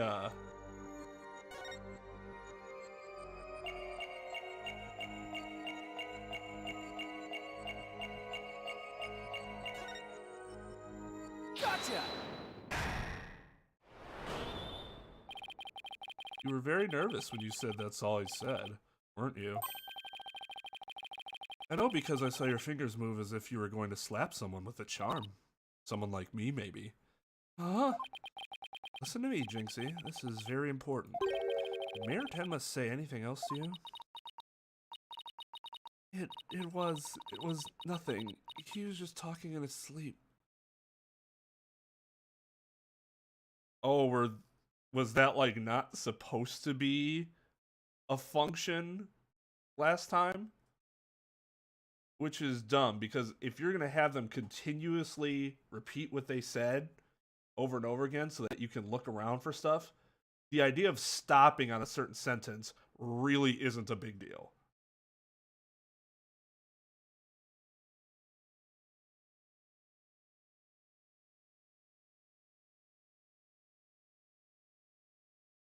Oh, so perceive. I see. Okay. All right. Yeah, it was nothing. He was just talking in his sleep. Talking in his sleep. So you admit that he did say something else. Hey! Wow, that was impressive. How could you tell? Only a demon could have such powers. I mean, that's probably the most rational demon thing she's ever said, like, made an accusation of. Even though, again, it's him just looking. I mean, like, oh, you twitched. Now tell me all your secrets. And then people are just like, you found my nervous tick. I'll tell you all of my secrets.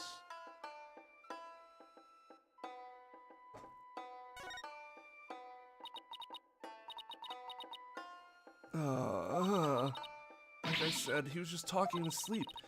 Why else would Papa say something like that? Could you be a little more specific? Before he fainted, he said, "Give me, Jinxie. I killed Alderman Cupid." He said, what?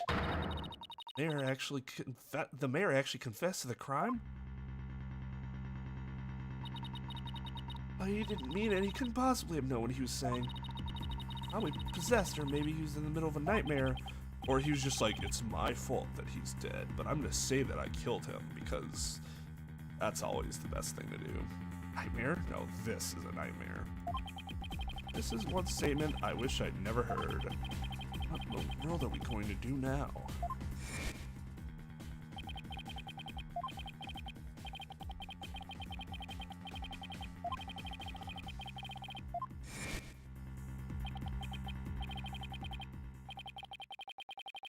Right, just believe my client even if all I can see ahead is darkness and despair.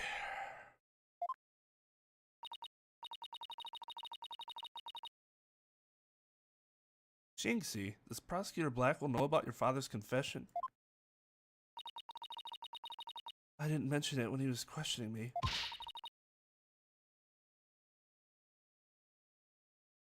I mean, there's no way Papa's the killer. How would the mayor confess like that? Could he really have been dreaming, or simply delirious? Who knows, but I sure feel like I'm in a living nightmare right now. Hollow, what are we gonna do about tomorrow's trial? Crime scene was locked tight until Jinxie arrived and our clients even confessed. Not only that, Jinxie's been accused of planting the yokai evidence. Both the mayor and Jinxie are gonna go to prison if we don't do something. I know. Let's see here. The lack of a third party in the locked room is a major problem. Jinxie has testified that when she first opened the door, Alderman QB and Mayor Tenma were the only people she saw in the box chamber. The real killer must have been hiding in there as well. If the door was locked tight, that's the only logical explanation. The mystery person must have then fled the fox chamber when it was open. That's when Jinxie saw what she thought was Tenma Taro.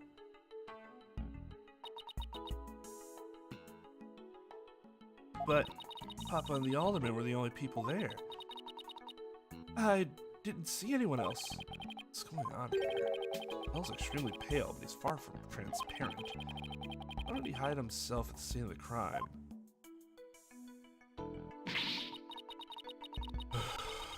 Kidding me? Maybe we should look at that evidence we have. Whatever it takes in court tomorrow, Apollo. You have to take down that dirty, rotten Tenma Taro Florent LaBelle. Right. We'll get him with a legal exorcism. Justice style.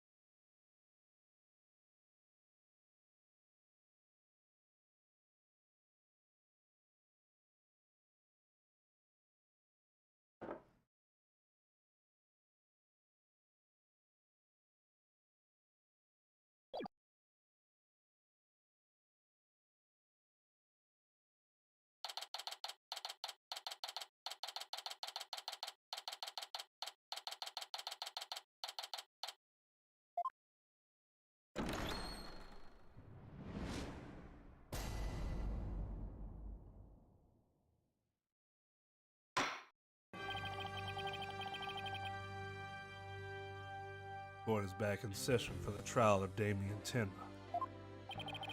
Hollow Justice defense team leader is ready, Your Honor. Athena Sachs, assistant defender, is ready too, Your Honor. Je suis prêt. Je suis prêt. Prêt? Is it eh? Je suis prêt. As chipper as ever, I see, and in French, no less. The prosecution. Very well then. By the way, I asked Detective Fulbright to provide sturdier shackles today. There will be no more of your funny business this time, Prosecutor Blackwell. Now your opening statement, if you would. I believe it's standard procedure for the prosecution to handle it. In fact, the judge is really bringing it today. Probably realized how Blackwell played him. Well, it was one mean game of Simon Says. Yes, his honor has to fight to defend his honor today.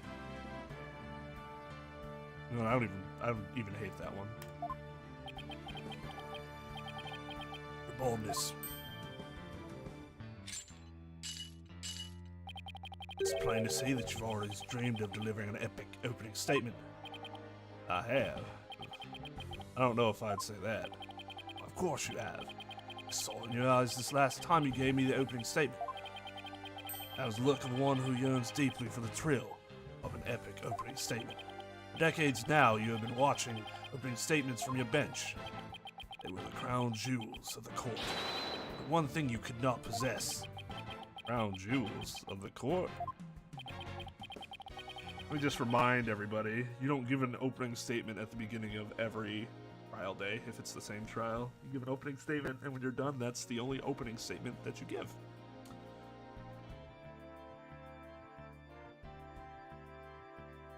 Now, at long last, they are within your grasp. How could you possibly refuse? Oh, so you don't mind if I do it then?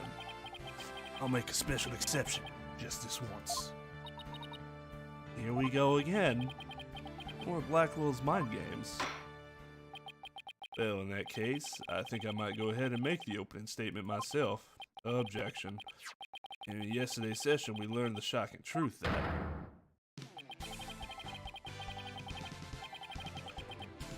I wonder if it's less that the judge is annoying, or as annoying as usual, and just that everything else is so bad around him that it actually makes him look not as bad as usual.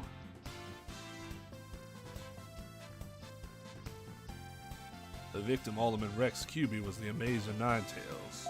We also learned that the Amazing Ninetails was a key figure in the yokai craze and anti-merger protests. It was further revealed that upon learning Rex Cuby's secret identity, Mayor Damien Tenma murdered him, allegedly. The fact that the crime took place in the tightly locked room was also brought to light. The only people in that tightly locked room were the defendant and the victim. The defense proposed the existence of a hypothetical third party, but the investigation revealed no proof of a third party who had escaped the room. Ergo, we must conclude that the evidence against the defendant is, well, conclusive. Did I say something wrong? That was quite astonishing. Truly outdone yourself this time. One more thing to boast about to my grandchild. Well, this was not an unexpected turn of events. Now then, it seems the prosecution has called a new witness to testify. Inexplicable yokai evidence left at the scene of the crime? Well, does that not demand some sort of explanation? The feathers and tracks, weren't those left by the mayor while he was possessed? That was but an act to protect his daughter. Oh, yes, of course. I had suspected this much, obviously. Wait, did he actually believe the mayor's award-winning performance? Of course he did. Thought it was the wanted planet yokai evidence. Ergo, the true identity of the yokai in the manor was the manor's maid, Jinxie Tenma. Objection! Prosecution is engaging in mere conjecture. That is 100% correct. Good job, Apollo. Would you care for some witness testimony then? Yeah, that would actually be evidence. Why don't you bring that on instead of making your conjecture? Well, I'm ready to prove that the little scamp is the one behind the Tempataro farce. Witness testimony? I'll bet he means Filch and that creep LaBelle.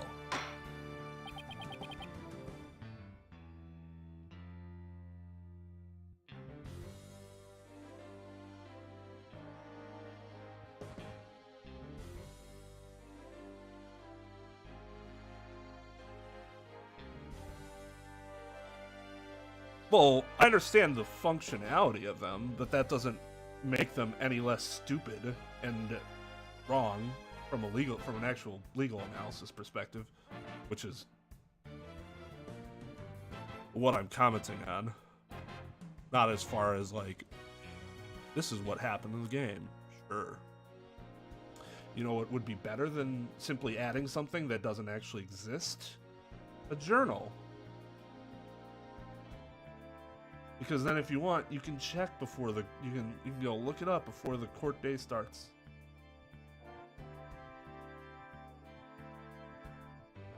Very well then.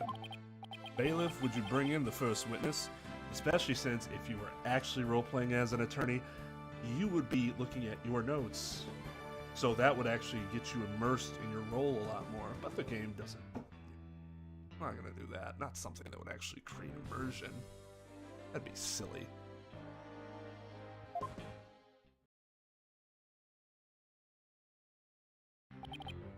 Mr. Filch, you made quite the hazy exit yesterday. Surprised you weren't taken into custody. See that it doesn't happen again today.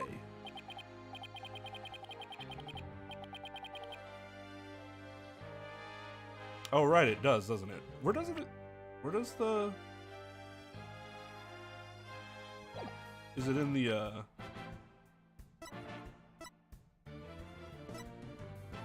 I thought they mentioned it.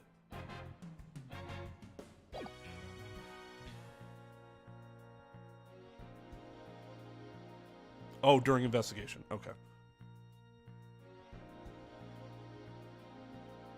Well, that's weird. I don't get why you wouldn't suddenly not have your notes in court. That's dumb. It doesn't actually make any sense.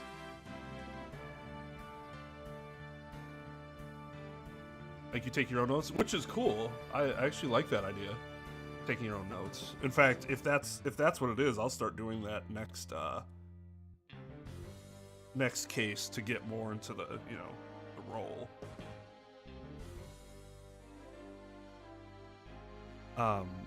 But Yeah, again, it wouldn't make sense for you to not have access to your notes.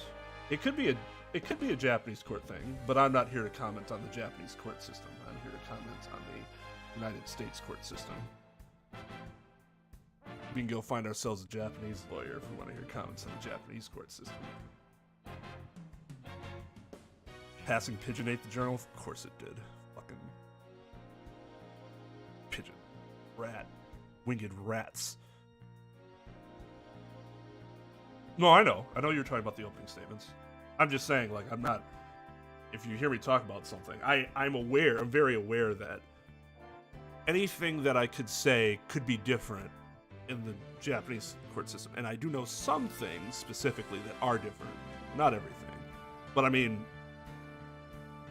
that's always a potential answer. But I'm not here to compare to the Japanese court system.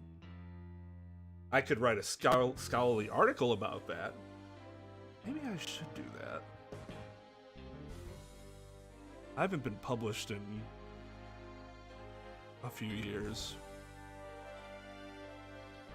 That would be a really interesting paper.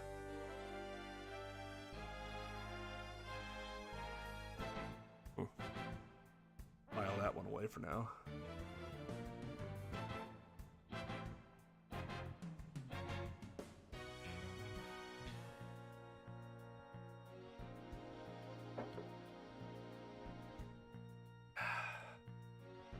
And the last time I was published was another comparison piece. So I already know how to write those. Been known for my hasty retreat since I was a kid. Bit of a trademark of mine. Indeed, you managed to give a total of 5 bailiffs the slip. Like those amateurs could ever nab me. Yipes. Perhaps we should shackle you by the neck. That'll keep you in place. Yipes, no please, I'm liable to rip my own head off if I start running. Then don't run. Fucking skill issue sounds like to me. Cope. Your statement now. Yes, sir. Mr. Blackhead, sir. He may be the hasty retreat. No, he may be a hasty retreat, but there's no escaping Professor Blackwell. Why do I always want to say Professor Blackwell? That's the only person I've ever had that issue with. Because Blackwell sounds like it'd be a professor's name instead of a prosecutor's name. I don't know. He may be a hasty retreat, but there's no escaping Prosecutor Blackwell. Yeah, Blackwell doesn't strike me as the give-up easy type. Now then, Mr. Filch, your testimony, please. Specifically, the true nature of the yokai you saw in the manor shortly after the crime.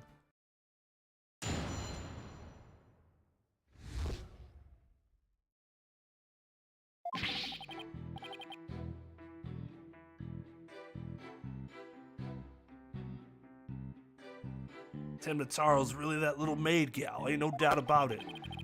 I mean, the Temnataro I saw was just a little thing about her size.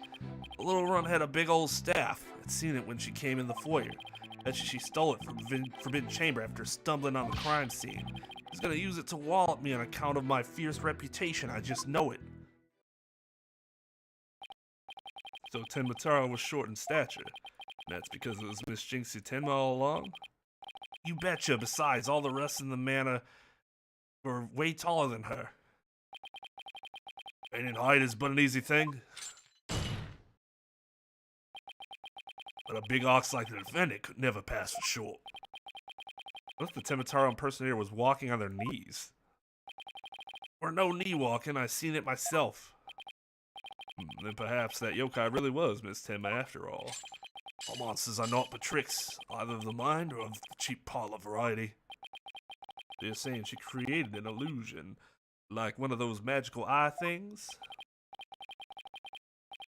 Precisely, human senses are easily deceived. Take the fellow in the cell next to me. Each night he cries and screams about some ghost he thinks he sees. But in truth, simply the janitor. Ho ho ho, Prosecutor Blackwell just gave up the ghost literally.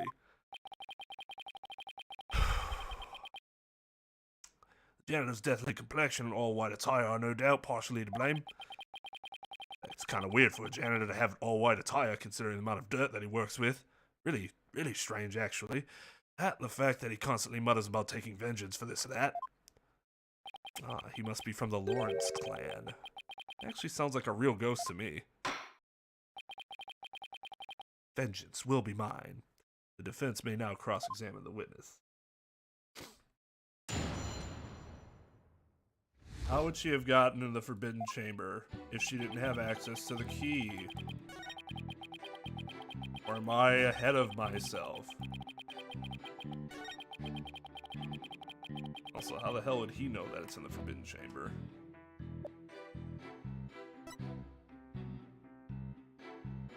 Objection! It would seem that Tenmataro was in fact not this innocent little girl. Huh? How you figure that? You claim that Tenmataro you saw had one of those staffs from the Forbidden Chamber, but it would have been impossible for Miss Tenma to get a hold of one. Yeah, to elaborate, Mr. Justice. There have been I will say, in follow up to what Trep was saying earlier.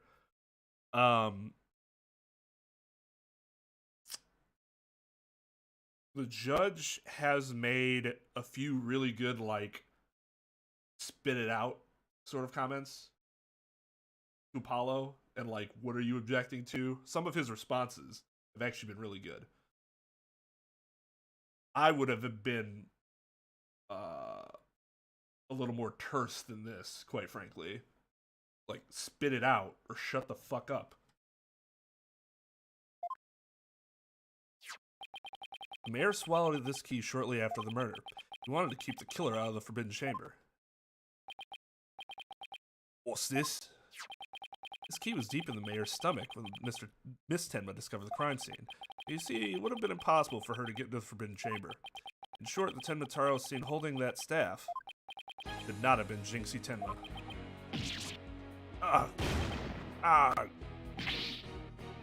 What?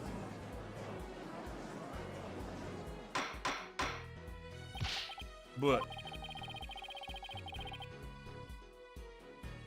I'm surprised I remember that, to be honest, because that's the type of detail that I normally would have forgotten. But maybe it's because we've actually played 3 times this week.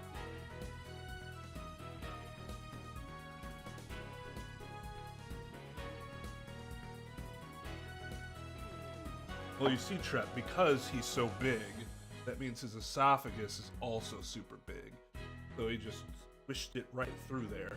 It went, woo!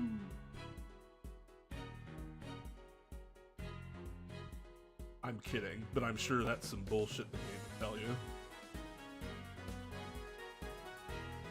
He seems tall, but I will tell you that it's not like I would be able to swallow that key and it be easier because I'm big.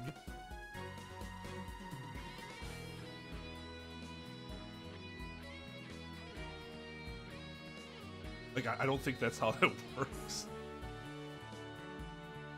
I would love for that to be the case.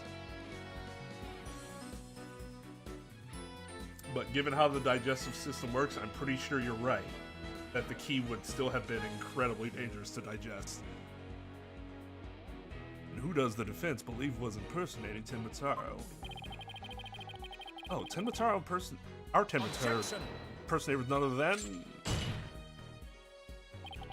Such accusations beg evidence. Well, did I actually make an accusation? Oh, well, I didn't say the name, but...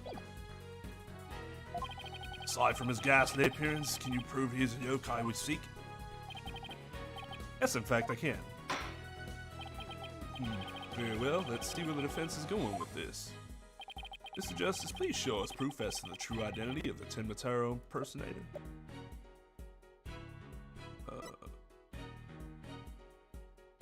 Take that! We found this hand cream in the Forbidden Chamber.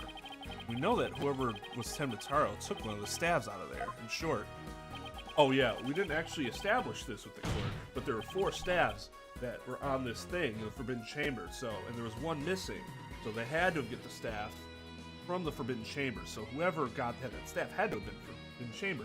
But we didn't actually establish that. It's almost like we're just assuming the judge somehow knew all that information in preparation for his deliberation, even though that makes absolutely no sense because we just found out that information ourselves.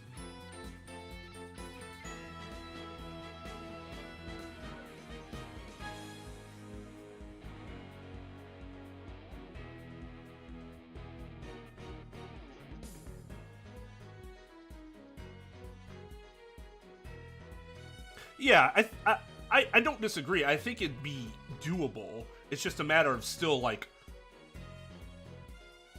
how doable?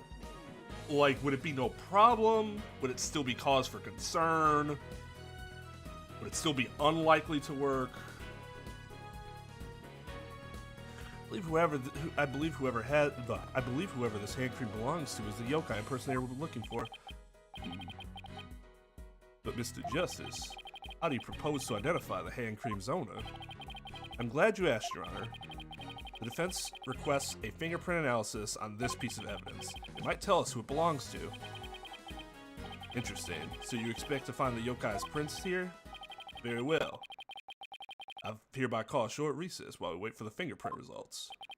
No need for that, Your Boldness. We have the prints of everyone at the manor that day. You called Prosecutor Blackwell?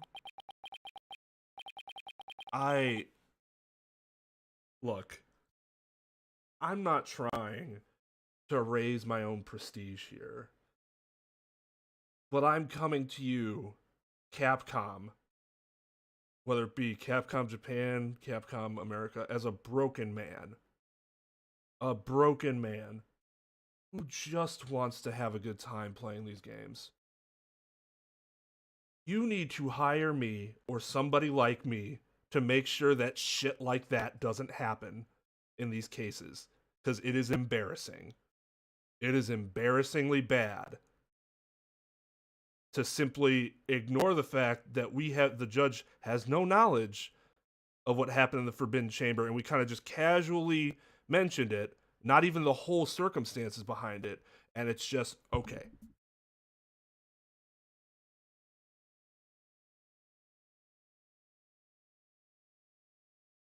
Like, you can't possibly be okay with releasing a game with such bad, like, courtroom writing.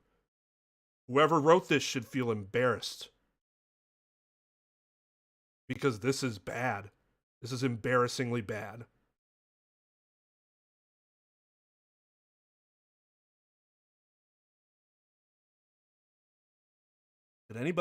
Could anyone be more whipped? Well, little does he know. Well, Wright, analyze this for prints. You have 3 minutes. Your wish is my command. Very well then, I guess we'll just wait right here.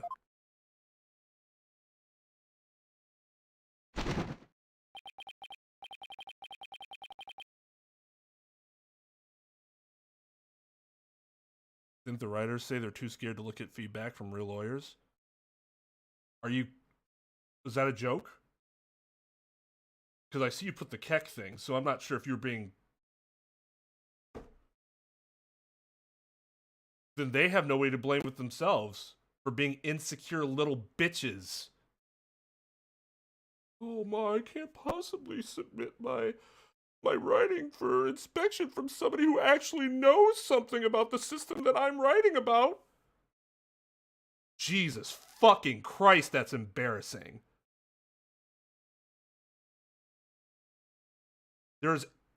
I find that hard to believe, to be honest. Like, that would be embarrassingly bad. Reflection of the integrity of the writers. They should feel ashamed. And they should not have jobs. At least not writing a video game. Or any high level of fiction. Because that would be horrendous.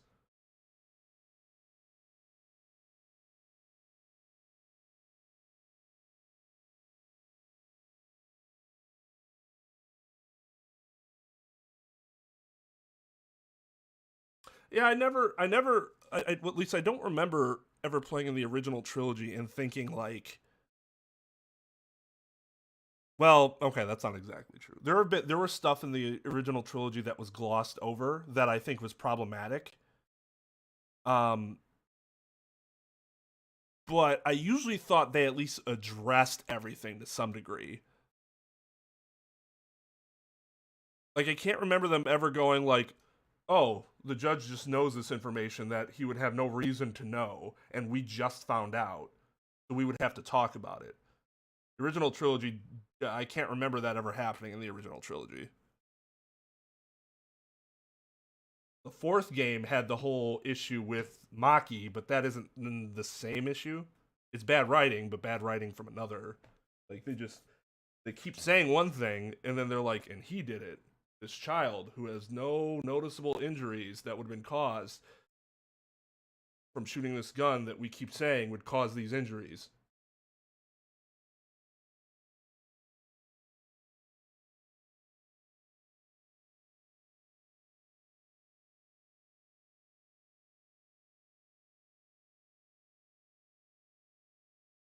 It would seem the fingerprint analysis is complete.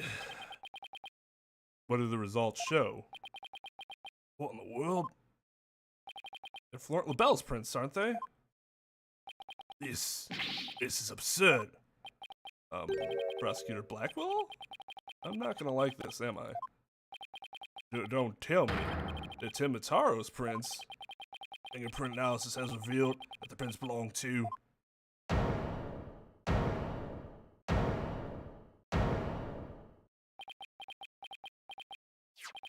Phineas Filch. Objection! What are you objecting to? The results? Then Mr. LaBelle wasn't the one who answered the Forbidden Chamber? Objection! Why, you tricksy little tanuki. Explain yourself now. Sure, them prints are mine. I mean, I did pilfer that hand cream from Mr. LaBelle after all. So you're the one who entered the Forbidden Chamber. So what if I did? You got a problem with it? In this case, yes. Yes, we do. You fool of a tanuki.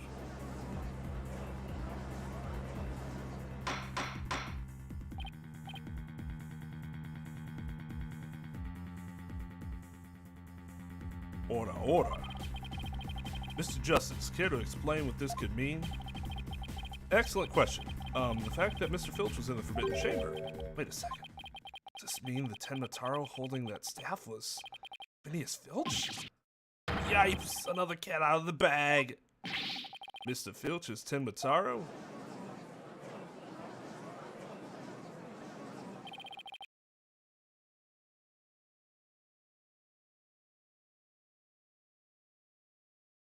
I don't understand. Does this mean Mr. Filch is the real killer? The witness will explain himself this instant. Begging your pardon, your honorship, but I was just doing what the alderman told me. He wanted me to be Ten Mataro in the village exorcism ritual. Oh, you mean that event at the Nine Tails Veil Festival? So that was you inside the Ten Mataro costume? Yep, and after the event, I went to watch that pro wrestling program.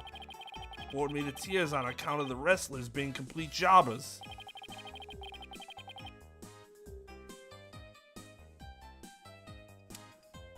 Could both participants be jobbers?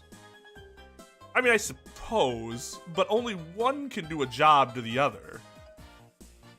I guess it's a matter of who was the jobber in a specific instance versus historically being jobbers.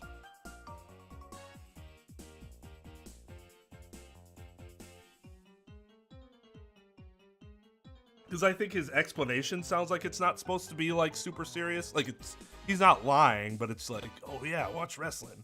I want to put on the costume. Whatever. We didn't actually watch the entire wrestling match. That's when I looked at the Ten Mataro costume and got a great idea. Nobody can tell it's me when I'm wearing it. And because of them superstitions, no matter what I do, the villagers won't say a word. In other words, you use the superstitions to effectively render yourself invisible. Why did you want to enter the Forbidden Chamber in the first place? Because of the treasure there. Oh, thought that was my big chance to sneak in and nab it. Treasure?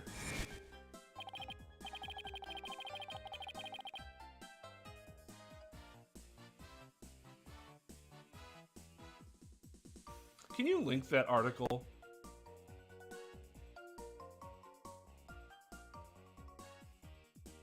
Devin? You did. Okay, good. Thank you.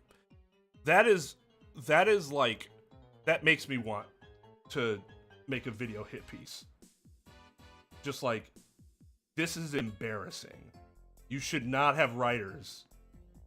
Writers, you should not feel this way because you will make gigantic mistakes because of your fucking cowardice.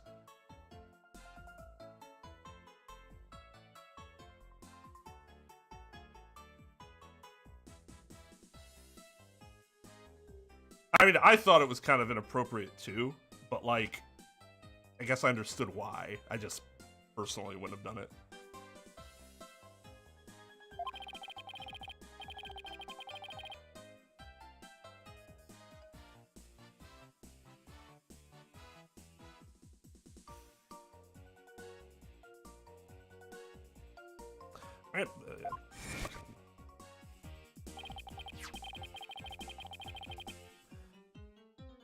And not on him specifically, though I will use that quote in the video. Because it could have been any of these writers. So it wouldn't be right to just point out one person. But it's more of like, if any of you did this, you should feel embarrassed for yourselves. Because you could have written something so much better, but you were cowards, and that limited yourself. And that, as a player of the game, makes me furious.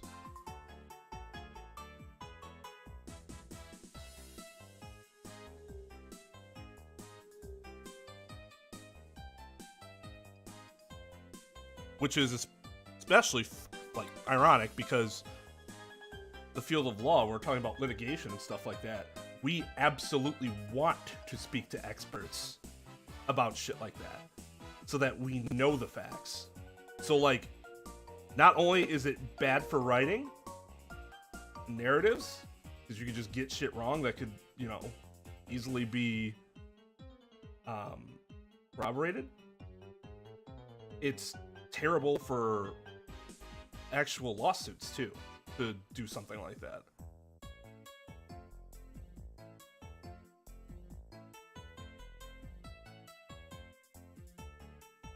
Right. It seems like he sort of had a natural... He was naturally better at writing than whoever took over for him. So, like, he was able to get away with it. Even though it wasn't the correct thing to do. But he was able to get away with it with his natural talent, whereas whoever wrote this obviously does not have the same natural talent and had no business being that arrogant about their own skill and afraid, arrogant and insecure, ironically.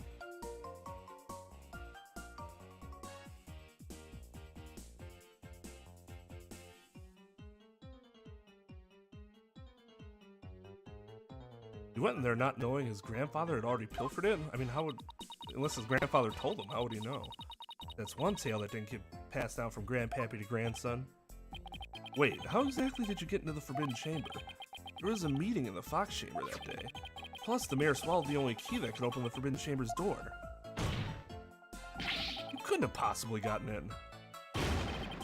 I could through the air vents in the foyer. The vents left of the alderman's picture. I went in and made a nice little hole. Use that to get into the air duct that leads to the Forbidden Chamber, I guess.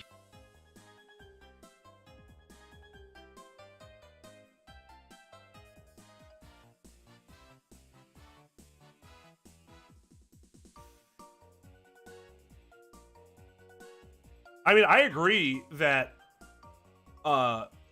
selecting lawyer was a great job because, like, detectives are much more plentiful in gaming. It's not as interesting as the idea of being a lawyer. in a game like this. So that was, I think he certainly made the right move.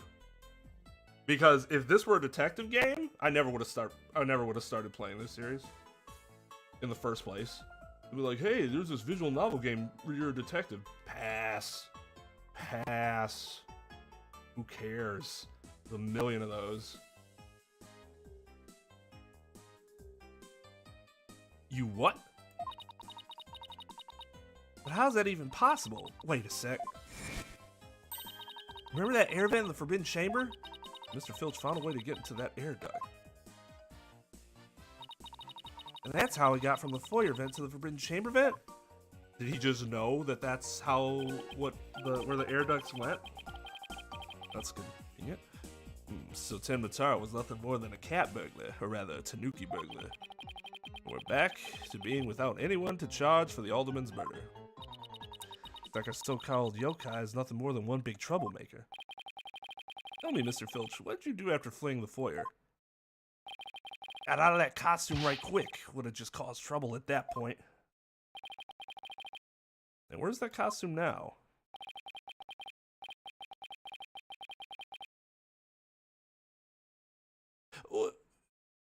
Yeah, having a client is great because you feel like there's more of a natural attachment, a feeling of higher stakes if you represent somebody. If you're just a detective, like,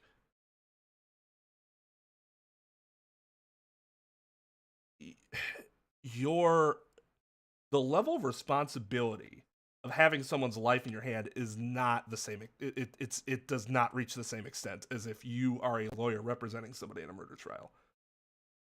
You, as the lawyer, hold more power, responsibility. I should say not power, but responsibility over a person's life than the detective in the case.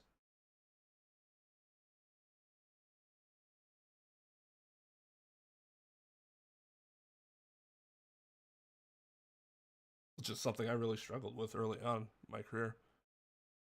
Wasn't ever murder charges, but like, man, if I don't help them, they could lose their children forever. And that's, some people, is worse than death.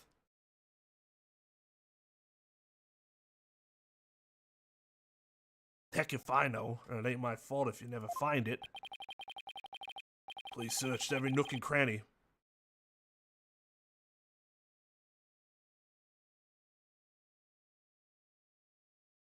Congratulations! No yokai costume is left in that manor. What if it was tossed outside the manor? Ah! No way. Maybe, just maybe. The defense seems to have hit upon an idea. Well, go on, Mr. Justice. Okay, here's what I think. Mr. Filch, did you get rid of the costume here?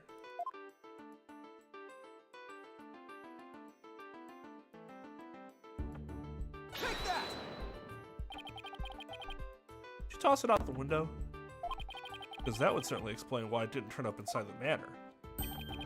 Think I toss it out the window? That costume cost me a pretty penny. Why would I go do something like that? I can't think of a few. Any bright ideas, Apollo? Well, assuming the costume really was tossed out from the window, the next question would be, what happened to it after that? If I'm right, it might have just the thing to prove what happened to the costume. Phineas Filch, I have just the evidence for you. Two? This evidence proves you got rid of your Tenmataro costume through the window. They found the staff on the edge, right? Oh, we don't even have that as evidence. Take that! Oh, that's Tenmataro flying through the sky?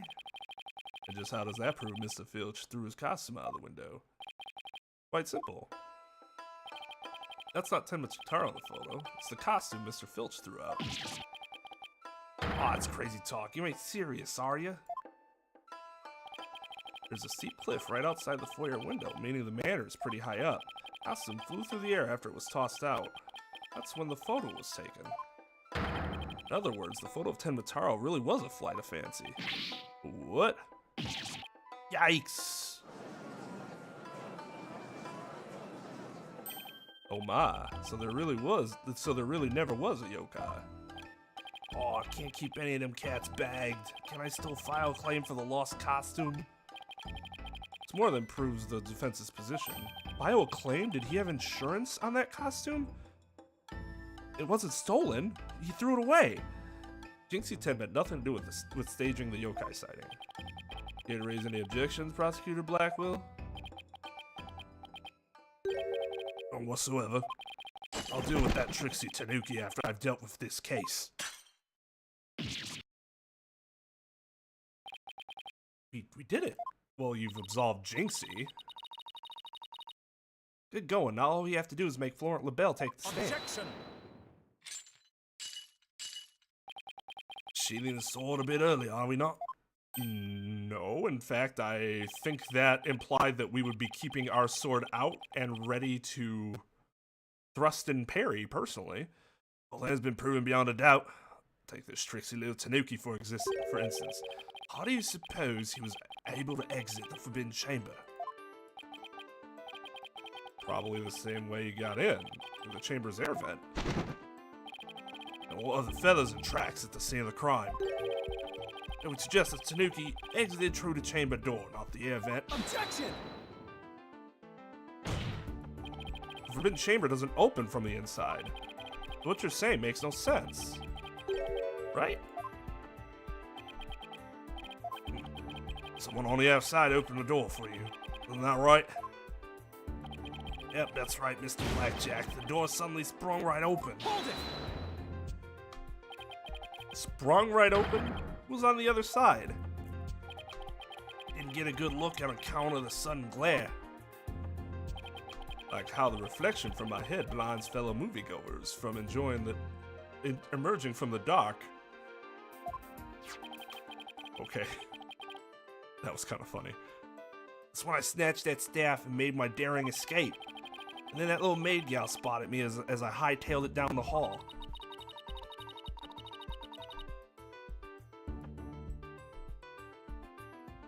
That means the Forbidden Chamber wasn't open until after the crime was discovered. But wait, we still don't know who opened it. Maybe there really was a third person in the Fox Chamber. Objection! Well. You little Tanuki, the Forbidden Chamber opened. Did you see the accused passed out there? Nope, only one there was the alderman, and he was dead as a doornail. The accused wasn't there. What do you suppose he was up to? Uh-oh, I don't like where this is going.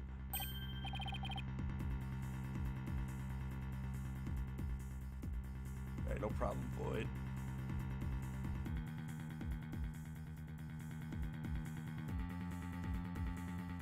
Referencing investigations was a nice touch, assuming that's what they were going for.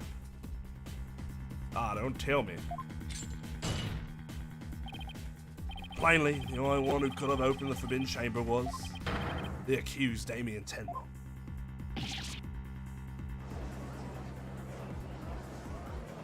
Hold it! You mean the same team that wrote the investigation games? Because that would look bad. That'd be a bad look. How did you do so well with the investigation? Not that the first investigation game is amazing, but it's significantly better than whatever trash this is in Case 2.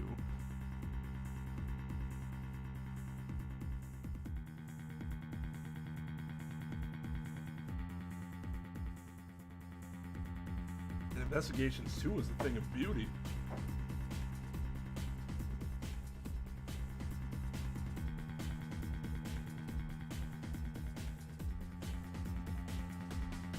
Usually, I mean, it's a legitimate issue, but what's also a legitimate issue is sometimes people are just bad at their jobs, and that could contribute to the problem with the deadlines. Because if you were better at your job, assuming the deadline was reasonable, then the deadline might not have been an issue, been a problem. We can make a lot of assumptions about it. We don't really know. All I know is that the product is shit.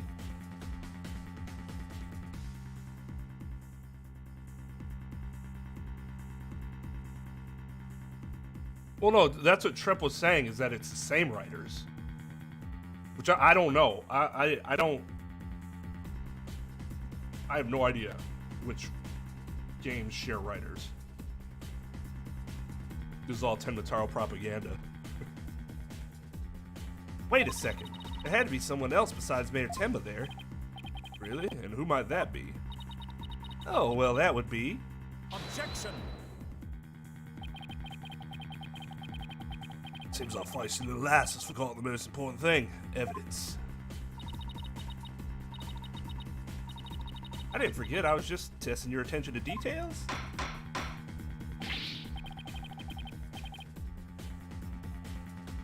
See, but he can't object to a lack of evidence before we even say who we're accusing. Even though I would probably do the same thing. But if you're the judge, like, well, what? I don't even know what she's trying to prove because she hasn't said anything.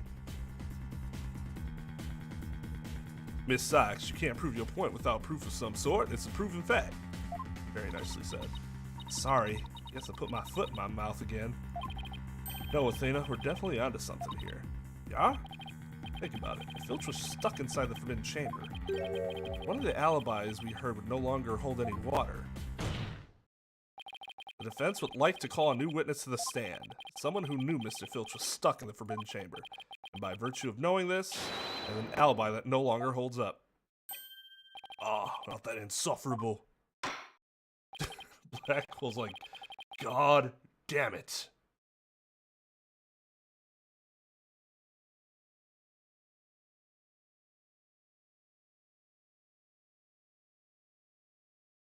Yeah, well, because he didn't do anything with investigations, right? That was an entirely different team.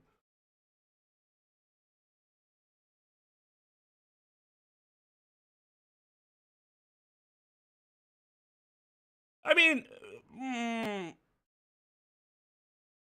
like I said, I would have made the same objection. I just don't think it should have been sustained.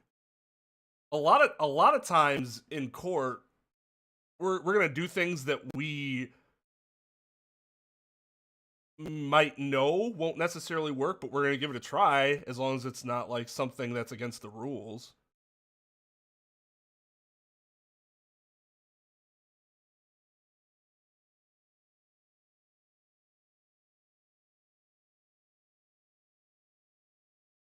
I don't know. Blackwell is not the...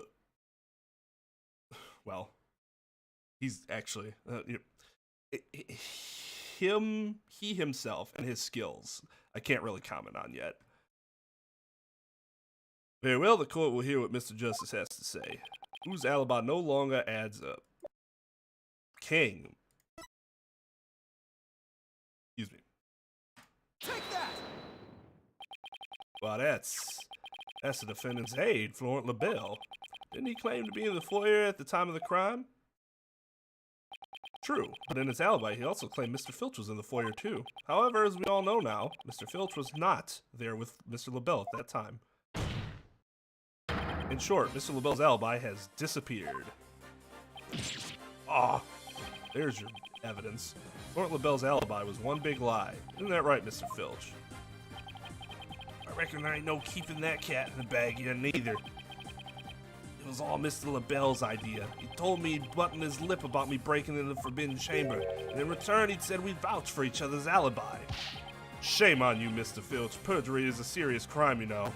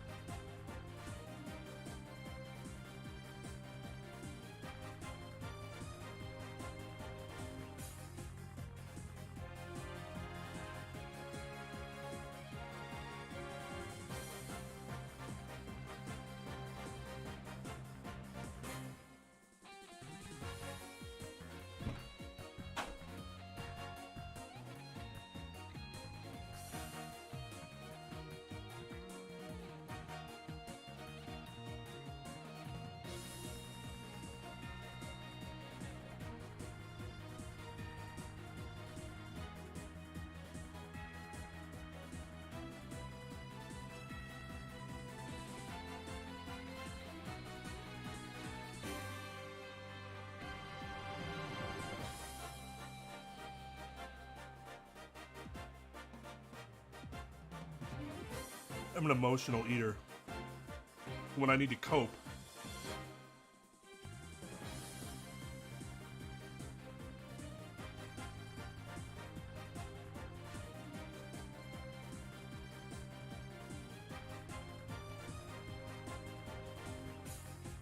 More crumble cookie.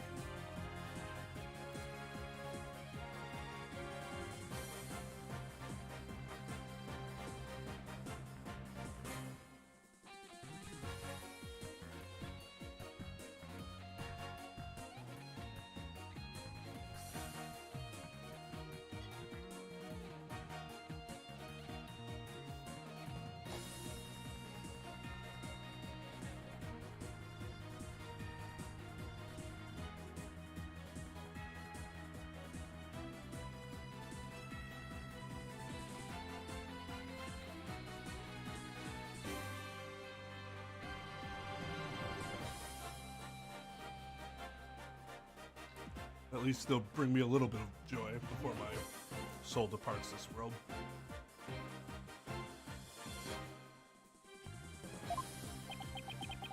Oh, shucks. Mercy, Your Honor. Shit. Mercy. Alright, not a problem. We'll forget it ever happened. No, he didn't even say anything. I also assert that the person who opened the Forbidden Chamber for Mr. Filch was none other than Florent LaBelle. Carl's alibi has just been proven to be a complete fabrication. I see. We'll take a 20-minute recess, after which time we will see what Mr. LaBelle has to say for himself. Yes, finally gonna drag that slippery snake onto the stand. Meantime, the prosecution will question Mr. LaBelle about these new allegations. In 20 minutes. Get to it.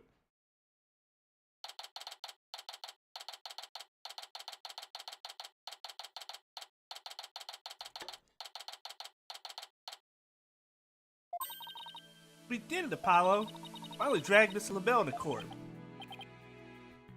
Yeah. Hey, why the long face? Well, my forehead's huge, so I can't really help that. I can't help but feel I'm missing something important. Plus, Prosecutor Blackwell's bound to mount a counterattack. You are a worried word, aren't you? It'll be fine. Mystery figure opened the Forbidden Chamber for Mr. Filch. Had to have been Florent LaBelle. I know, but that's not what's bugging me. Wish I could put my finger on it, though. Anyway, the big showdown with Mr. LaBelle is up next, so chin up, Apollo.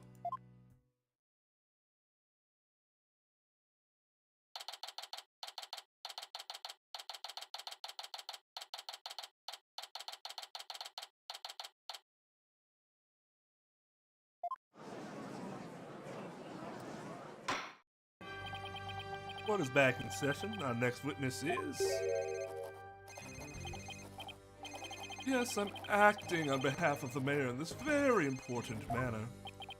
It seems the witness is predisposed at the moment. Surely you jest. I will hold you to your promise. Remember that.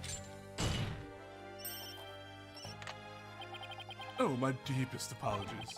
This is Florent LaBelle, personal aide to Mayor Tenma, or should I say, the accused. Ouch, like the poor mayor hasn't suffered enough. Yeah, he could be held in contempt for that.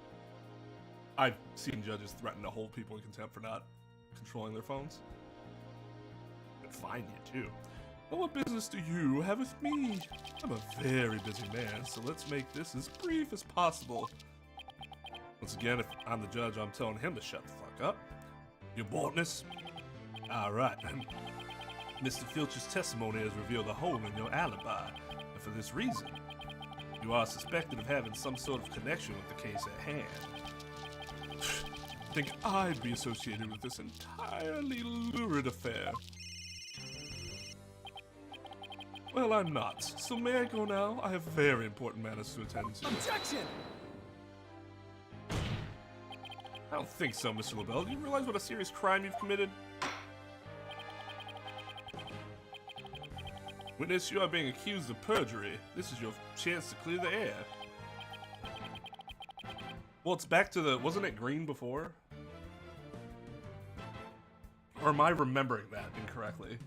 I mean, this is actually the fucking, like, Joker green. Oh, but Amadeus, I thought you liked his more exaggerated version. That's even more awful. Oh, it was blonde. Okay. But yeah, this is like straight up Joker. Which makes sense for this particular portion, right? Fine, the truth is I faked my alibi for a very good reason. The mayor was obviously the killer, so I created a fake alibi to confuse the matter. Ah, yes. I had a good reason to commit this crime. Thus, I should be absolved of it.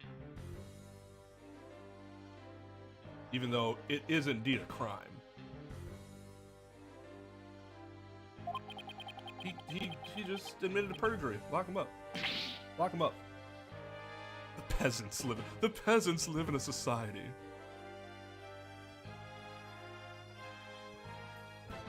You see, as his personal aide, I felt I had to protect him. Sorry.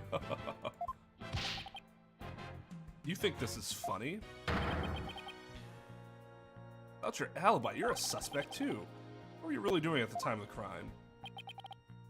Peasant, how dare you accuse me, one of the most beautiful people of being...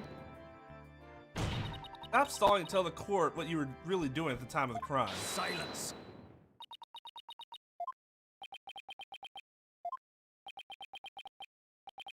Enough jabbering. Swords have been drawn.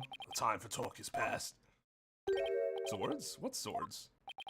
This is a duel to the death. The fate of the accused rests in our hands. Begone, ye of cowardly heart. The battlefield hath no place for ye. Again? Oh my. Spare me, please.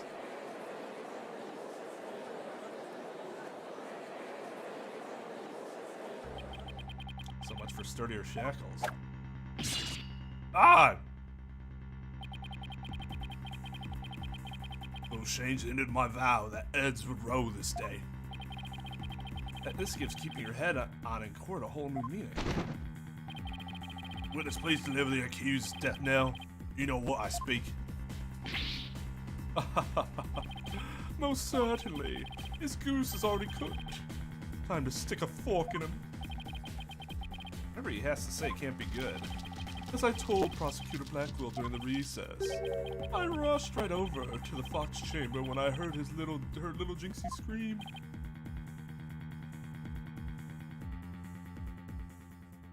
What?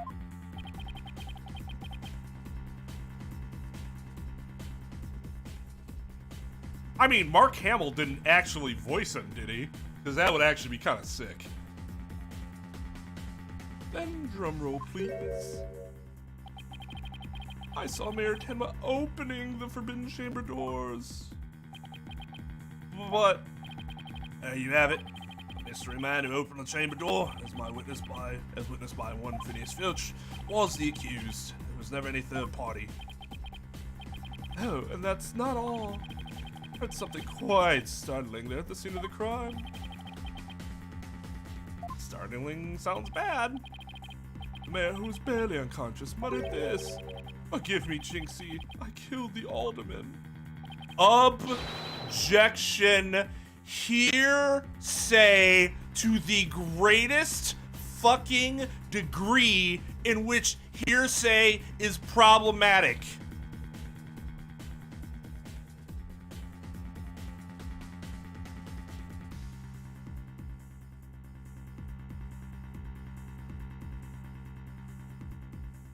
Well, I know he did the enemy. I mean, doing LaBelle. Like, if he also did LaBelle, that would be pretty sick.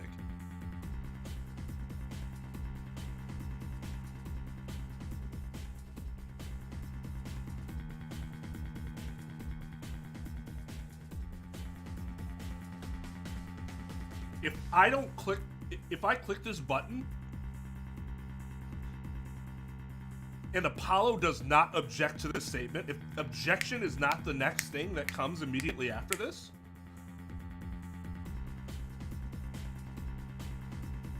I might stop stream.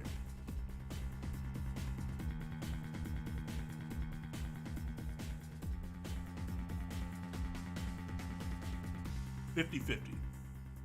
Although, oh god. This Neapolitan boy, is it putting me in a good mood. This is a really damn good cookie. Oh my god.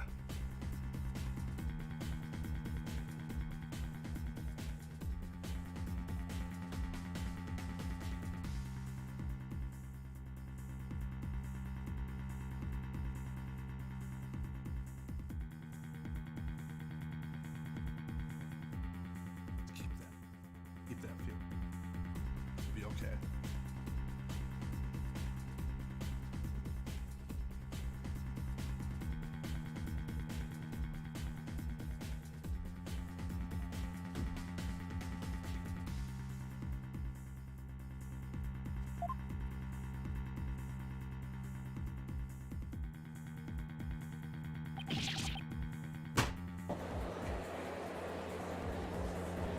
And the judge is just like, oh, he did?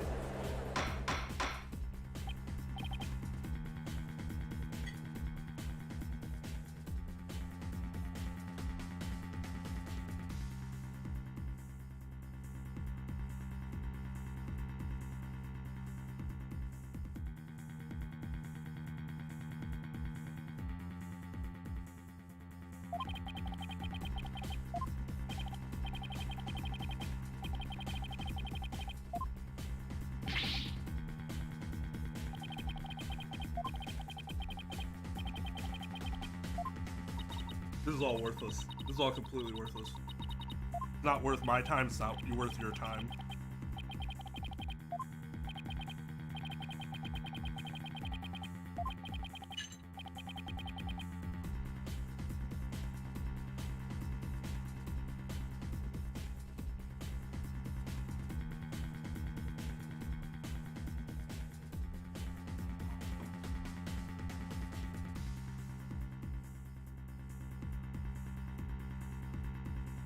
Even Jinxie's saying it's hearsay. Inadmissible hearsay.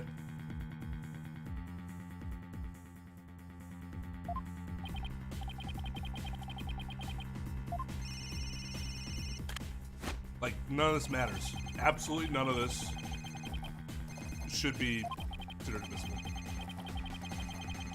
And but it's Japanese, the Japanese system. Well, if your system allows this and your system is garbage, objectively, come at me, Japan, if that's the case. I don't fucking care. I'll fucking wreck how god awful a system that would allow this is.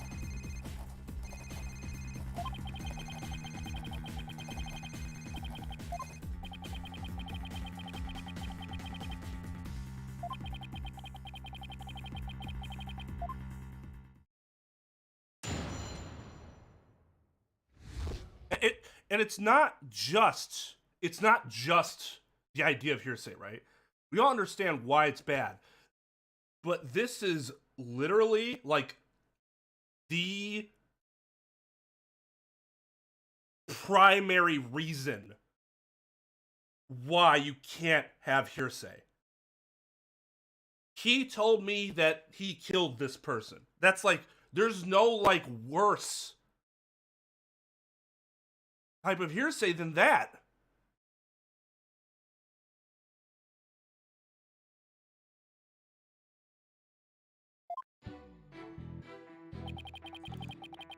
Alright, he was in the hallway hiding in shadows for some reason. Then she left immediately after that. So he told her, she left, then he came to again, then opened the door. Okay, sure. Shy guy fled down the hallway to my right, with the phone at the end.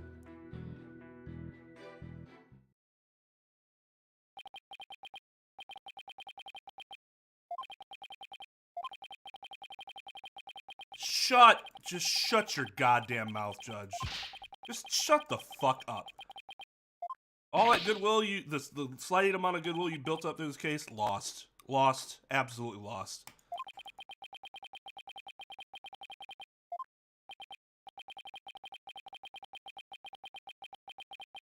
It doesn't matter, Apollo, you're fucking garbage. You are fucking garbage for allowing that to... I don't even blame Athena. Athena 18-year-old new attorney, Apollo should know better.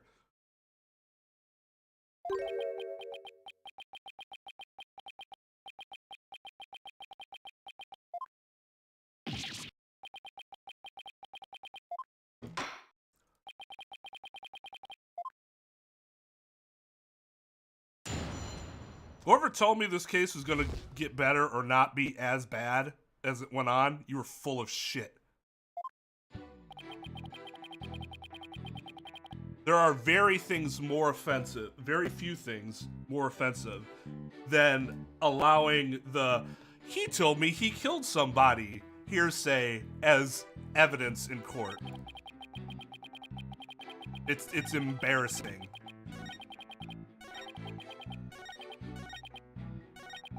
It's embarrassing for everyone involved.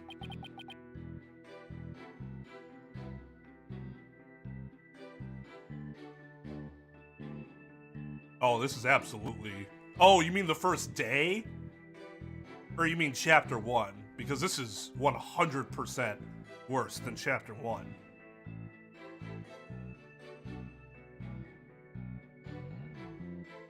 Okay, because the days don't mean that there are different trials. So if you say first trial, you are talking about a different trial altogether. This is still the same trial. You must distinguish them by days.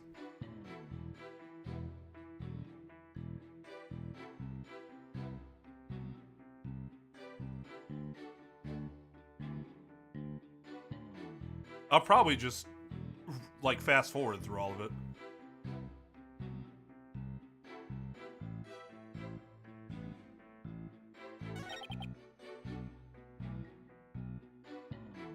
I mean, this is pretty bad. I think that single thing is worse than anything the first day did, other than Blackwell. Allowing Blackwell to be a prosecutor in the first place, and also letting him have a sword for some reason, and a hawk. Like, you could argue that that's worse than the hearsay thing, but I think they're both incredibly egregious.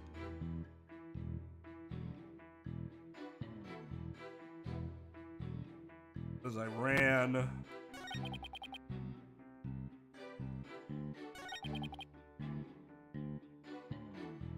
Little Jinxie fled without ever noticing. Alright, hold on, let me...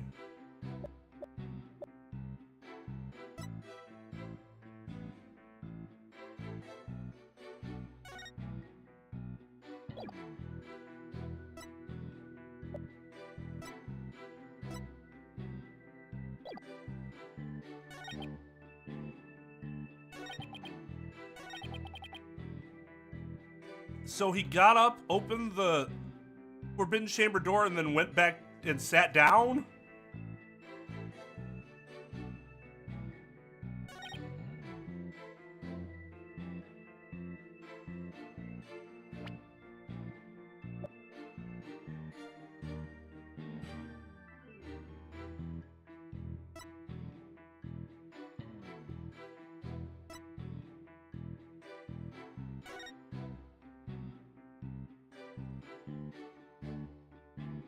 At a bend in the hall as he made for the foyer.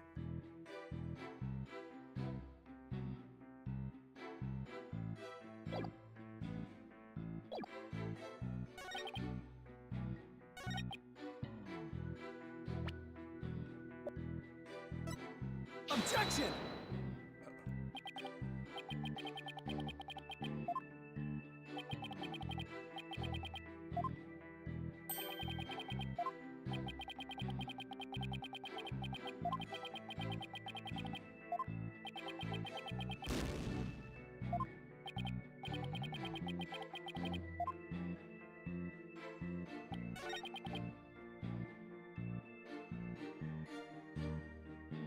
This just doesn't make any sense.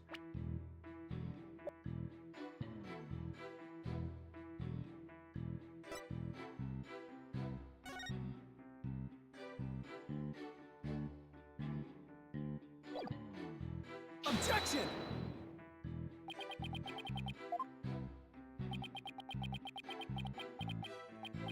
Oh, that's cool. They have different, you should be able to skip this text. Is there a reason why I shouldn't be able to do that?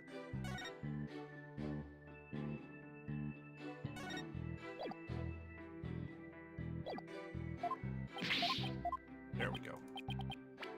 There we go. That helps.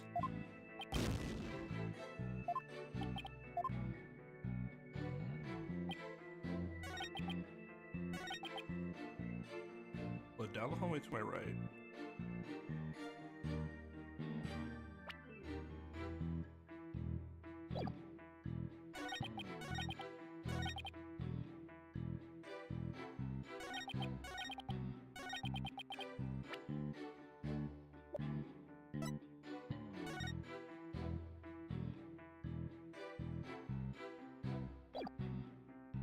Objection! You're lying, you asshole. Because Jinxie used the phone, and then she saw Tenmataro there after using the phone, and yet he didn't see anyone. That's what happened.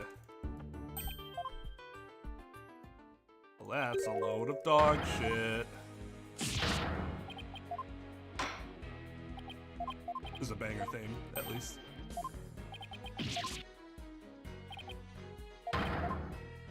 He's the murderer. Silence! Fuck. Just posturing.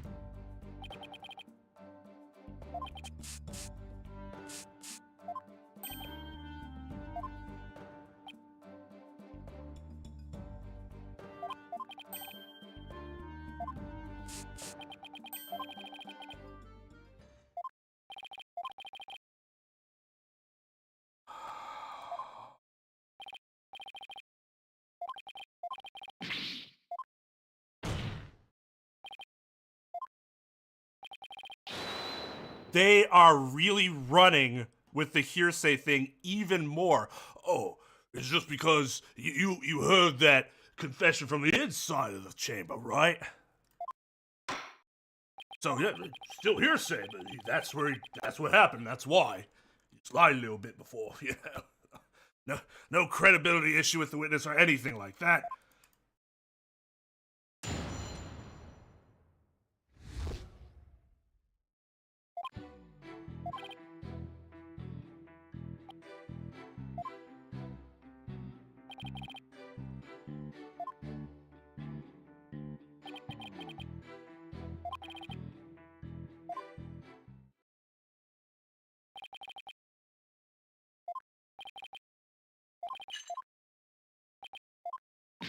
He went behind the screen.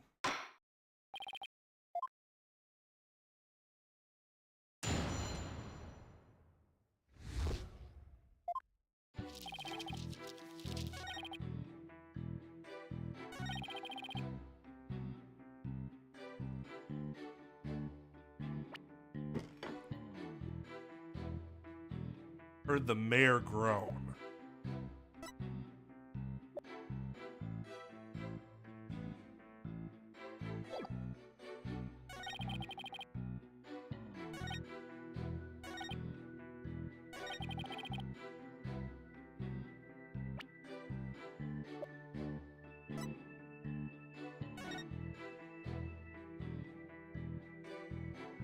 Anything.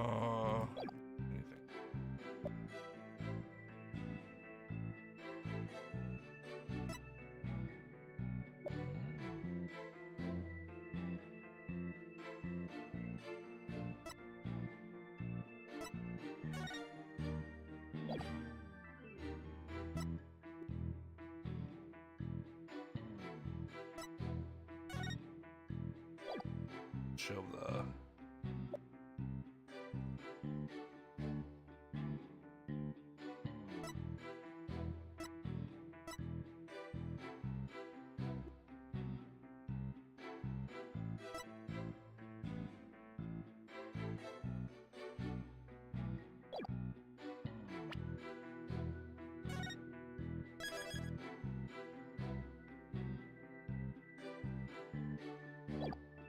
So he saw, saying he heard the mayor groan and then hid behind the screen.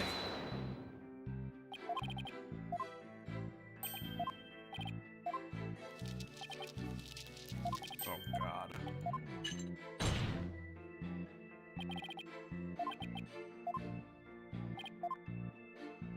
Hollow doesn't ask the pertinent questions, or at least doesn't follow up properly, I should say.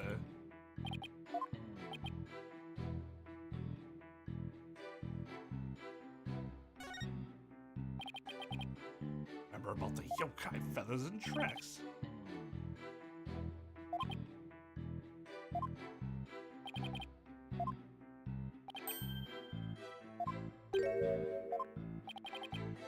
Okay, that's pretty funny.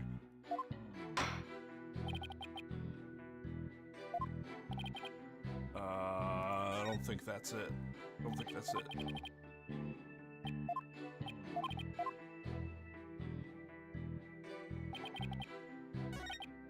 Hold it!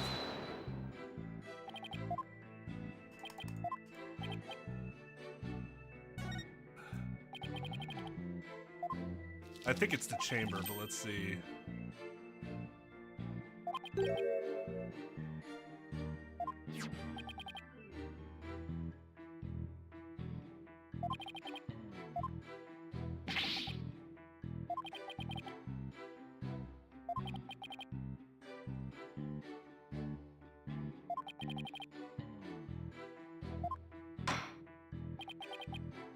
Huh. Maybe? Does that have to do with the fact that it was actually broken when he saw it on the floor?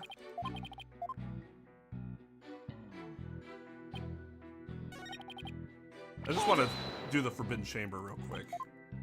Try the other one if the...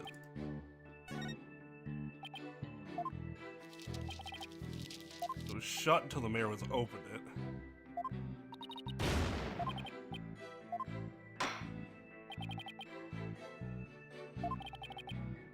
No.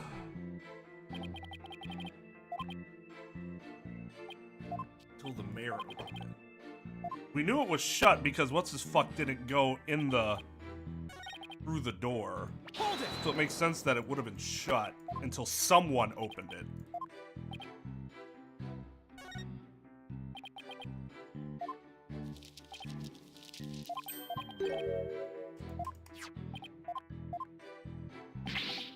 Because why would it look like there was celebration unless the cup wasn't there? Unless the cup was there. Otherwise, it just looks like they were fighting. Yeah, it's supposed to be a goodwill thing, but like... Objection! Yeah.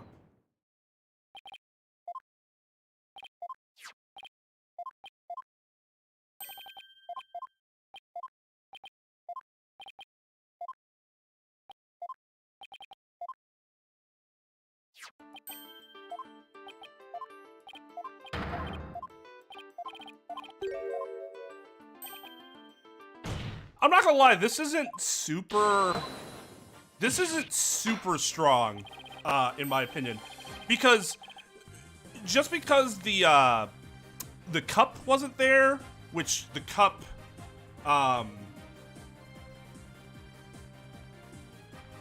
the cup is what makes it obvious that they're sharing something, right? It doesn't mean that the statue still couldn't have been given as a token of goodwill, or symbolizing goodwill, even if it looked like they were fighting instead. Like, you get what I mean? Like, it's still... I don't see that as, like, conclusively destroying what he said there. Just my thoughts, though. Would it be kind of weird? Yeah, but does that mean it's wrong? No.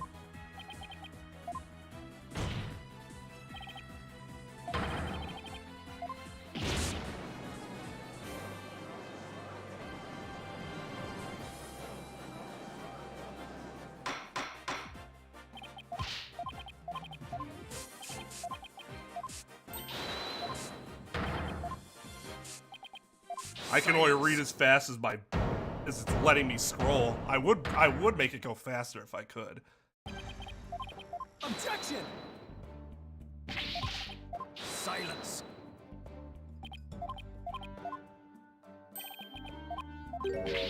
I mean, consider, like, part of my profession is being able to read a lot of information in an efficient manner. So, like, I've just learned how to intake a lot of information in a short period of time. Part of it's just getting used to reading a lot of words. Another is knowing the shortcuts to take.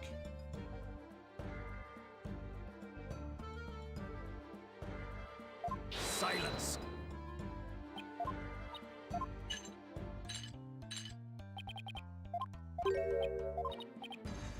Dang it.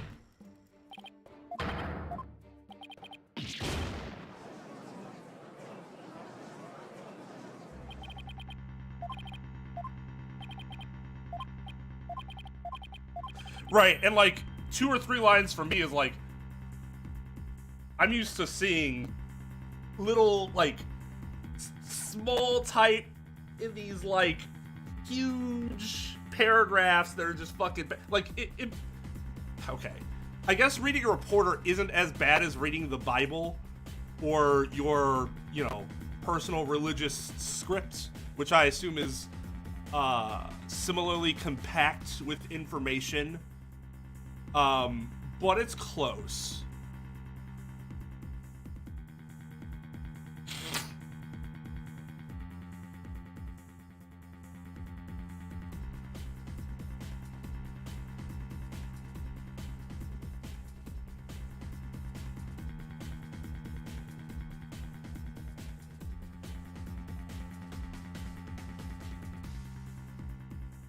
Which I mean that's fine. There are a lot of people that read fast, but they like retain none of the information, so it's like kind of pointless.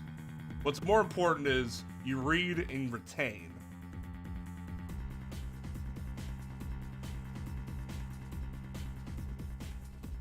Objection! That hearsay, if that fucking hearsay Silence. bullshit is brought up one more goddamn time.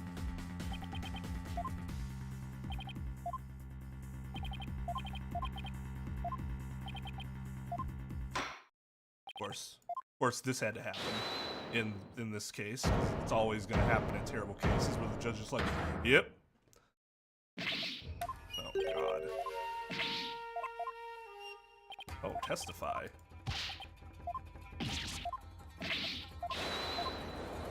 Okay, I'm actually going to stop and do this testimony because I'm actually kind of I like Tenda.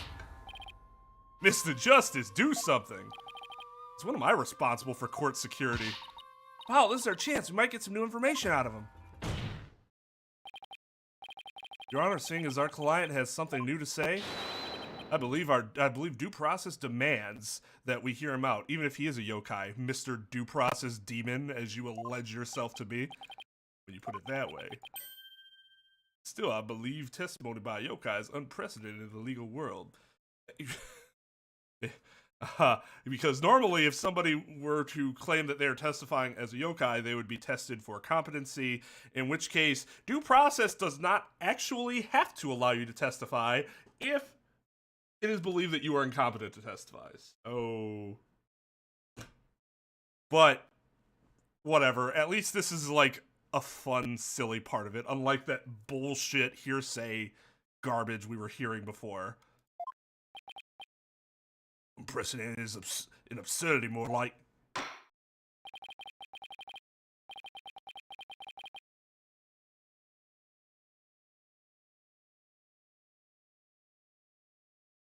I agree with that, Lynn. I'd say I'm mostly the same way. It hasn't happened as much when I stream, but it happened a lot when we were recording Let's Plays.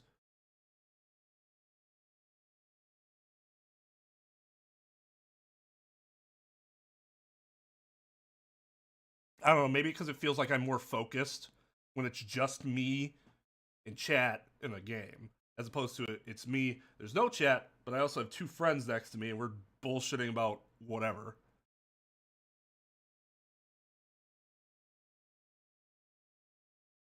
That, and at this point, I've done so many of them that, like, I guess it's just my brain's adjusted to. 'Cause, I mean, I did a few games before I did what, a year of Let's Playing with that type of voice acting before I ever got to Ace Attorney, so I was already kind of used to it. If you do it a lot, you'll get better, if you're interested in doing it that way.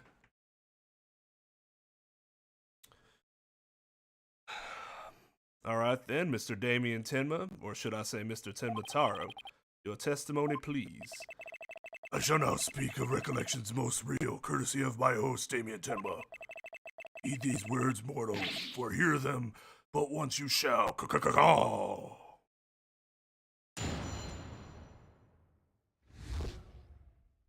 The ruler of demonkind. Barely conscious was Damien there amid the darkness. Suddenly, two yokai did appear. On one side, I, Tenmataro, ruler of demonkind. On the other, my mortal enemy, the nine-tailed fox.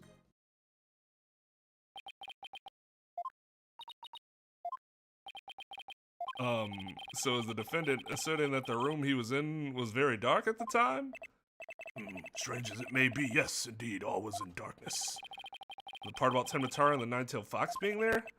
Yes, that too. Tenmataro towered overhead and the nine-tailed fox glittered gold.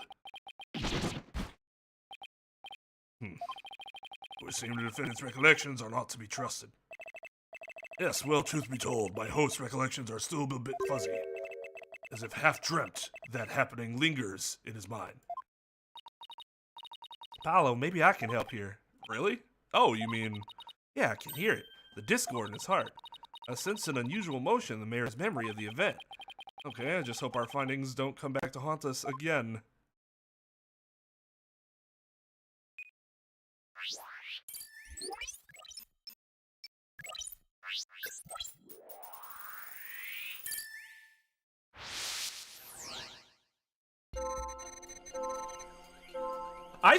I think that's been a problem in a few of the games, Lynn. Not necessarily the spiritual thing specifically, but there's always something that like was sort of established in a prior game, and then in one of the later games, it's suddenly like it just doesn't remember that that was a thing.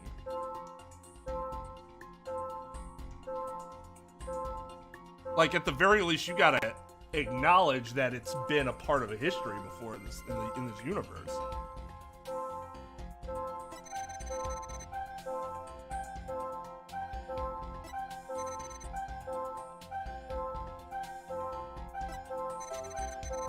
Hey!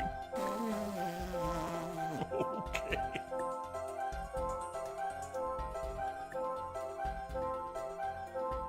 Got it!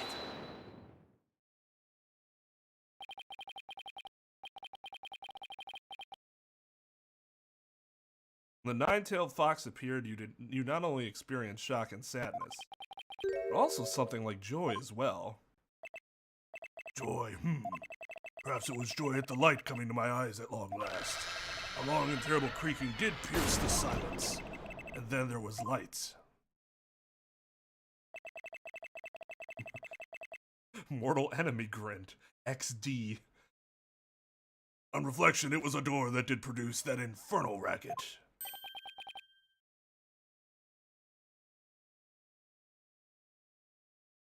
I assure you, the nine-tailed fox is not a Naruto reference. At least, it's not because Naruto used it. It's been a thing much before Naruto. Very known, probably pretty well known. It was a Pokemon before it was ever Naruto.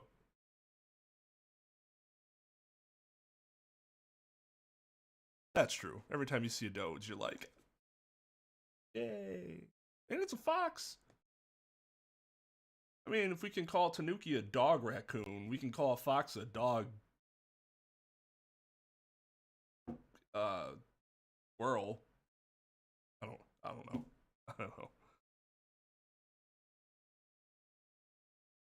It is silly. Yes, I understand who the nine-tailed fox is in Naruto, but the nine-tailed fox existed much before Naruto was ever a thing. And they did not pull this nine-tailed fox thing not pulled from Naruto. Cats of the dog world. I like that.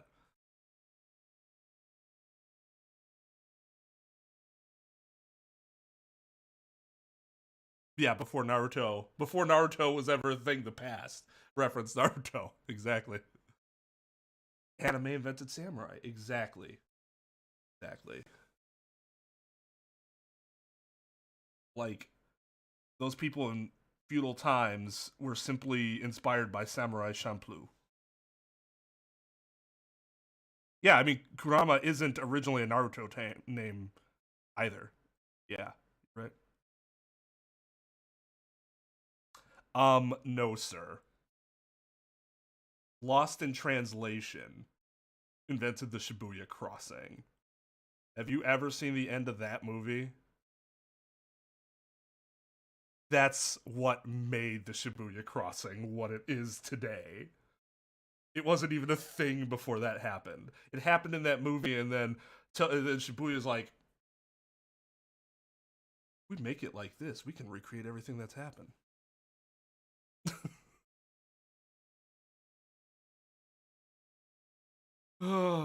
Finally, the history lore I could get behind. Exactly.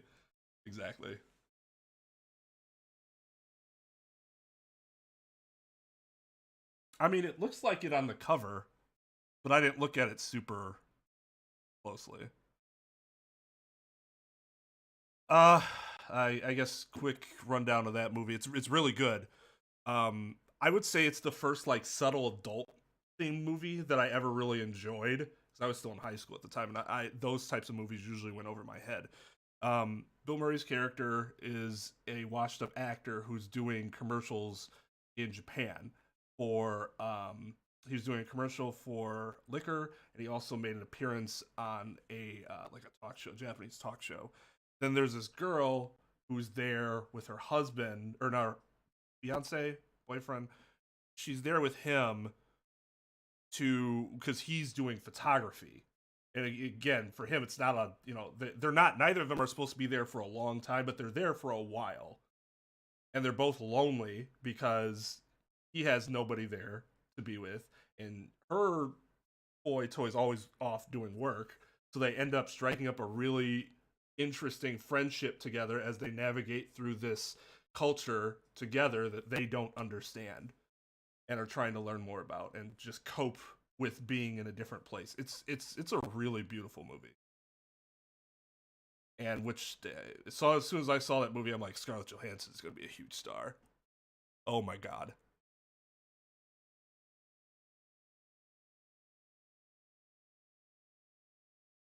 Yeah, if you have not seen it, and you like seeing movies about like it, depending on how you view isekai, if you think it's more of like a alignment chart sort of thing, that there can be it would be a form of isekai. So if you like that type of thing, but it's just American people who get dropped in Japan, real life, like Japan, not anime Japan, then I would highly recommend. It also has one of the funniest songs I've ever heard in my life.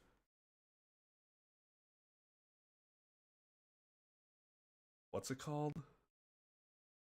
I want you guys to do me a favor. Do not do not play this on your like speakers. Only if you have headphones.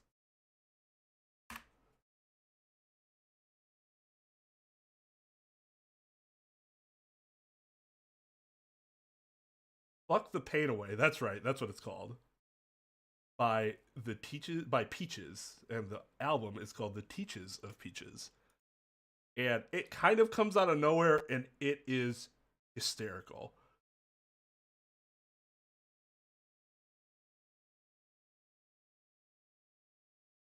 My favorite Yu-Gi-Oh archetype. When I played, I usually played combo decks. Like, I played Exodia for a long time. Well, I guess I can't really say a long time because I only played that game for about a year and a half, somewhere between 12 to 18 months. most of that time was playing Exodia. The creaking door? Oh, you must be talking about the Forbidden Chamber door. It does make a lot of noise. So this means the Forbidden Chamber really was open. What about the sunlight he described? What about the sunlight he described? I think I know. He mentioned darkness and Tenmataro towering overhead. Maybe the mayor wasn't really in the Fox Chamber at the time of the crime. Mr. Mayor, did the darkness that you were in happen to be here? Did the darkness that you were in happen to be here?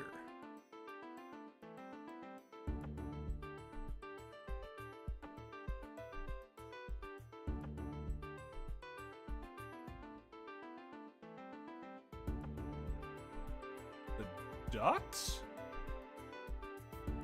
You wouldn't have been. No, that doesn't make sense.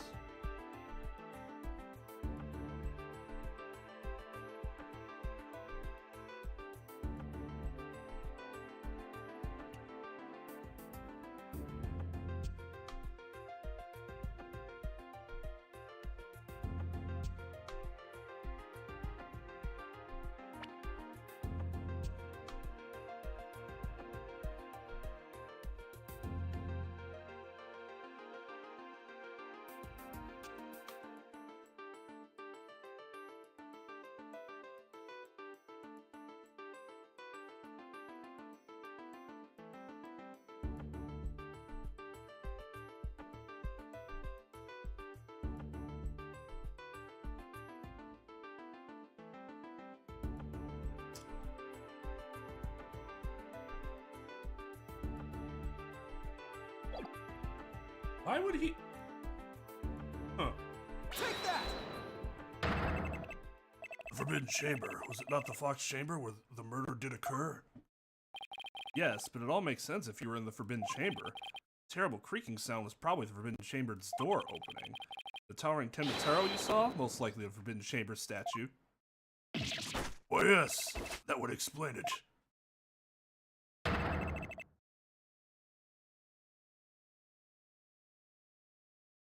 Oh, I'm sure. That's why I would never play. I have no interest in playing Yu-Gi-Oh. I played Magic for over a decade, and I have no interest in going back to Magic because I'm sure I'd go in and there'd be I already know there's a ton of new shit that like people use and stuff, and it's like those cards that you used back then aren't even good anymore. And it's like, how? Jesus. The darkness in the staff and the demon's grasp.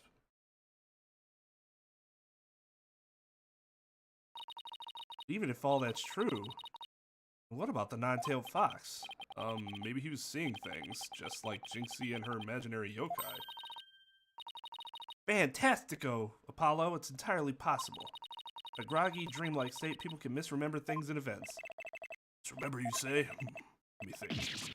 Oh, I do believe I remember now. That was not the nine-tailed fox, it was Amazing Ninetales. What?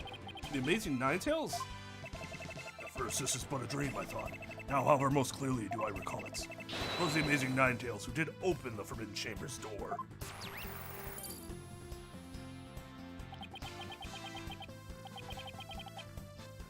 I mean, that was just one situation. I agree that it was a scam, but I mean, that doesn't really change the quality of the other sets that have been coming out, which apparently have been fine. But I mean, I also believe that it's not worth it monetarily with the way the cost of buying into Magic is so much higher than it used to be. Power creep, 100%. I'm sorry I asked. The Amazing Ninetales, but that was the victim, Alderman QB, right? That, believe me, that wasn't as big of a scam as Mythics, the introduction of Mythics were. Mythic rares were introduced, and the creators were like, oh, don't worry. It's not like Mythic rares are going to be staples that you need 4 of in order to play competitively. We don't want to make Mythics like that. We want to make Mythics like legendary creatures and shit. Like, okay, for the most part, they're right, except Mythics also included Planeswalkers, which they made really, really, really good. So Yeah, you still needed, and because there was a scarcity, because there was mythics, you were paying a pretty penny for your Jace the Mind Sculptor's playset that you needed if you were playing blue. If you didn't have Jace, there was no point in you playing blue. They're killing off all the planeswalkers just to stop doing lore.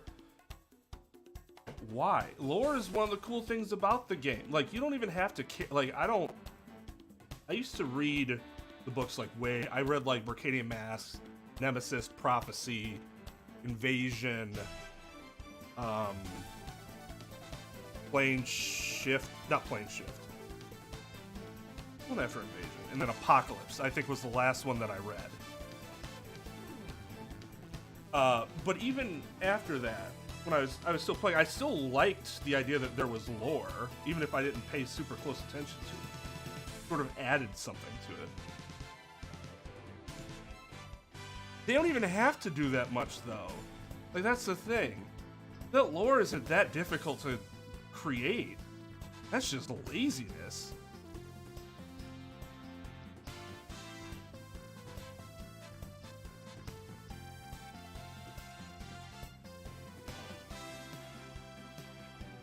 Yeah, you have like Duels of the Planeswalker was way too basic. And Arena, when you're learning, is also too basic. So like,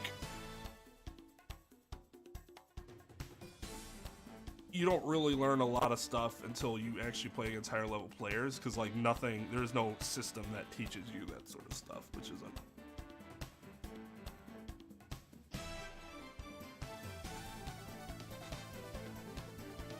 somebody created like a Magic thing on Tabletop Simulator. But again, it's not like Tabletop Simulator is going to help you learn how to play. Beyond just, you have to play and play and play and play and play.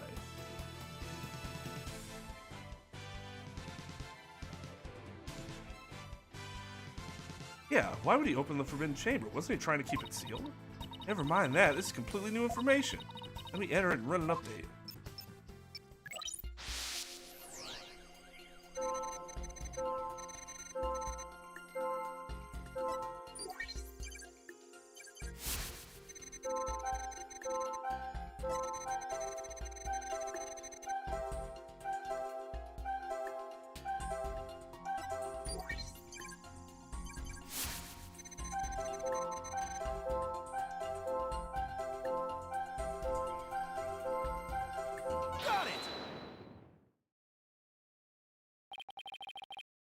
The amazing Ninetales opened the chamber, banishing the darkness within. You felt joy, but didn't you also feel shock and sadness? Yes, in the hazy depths of my mind, I do recollect something of that nature. I believe it was the Friend's Cape of Red. The Fiend's Cape of Red. When I did behold it, a great wave of sadness did inexplicably wash over me.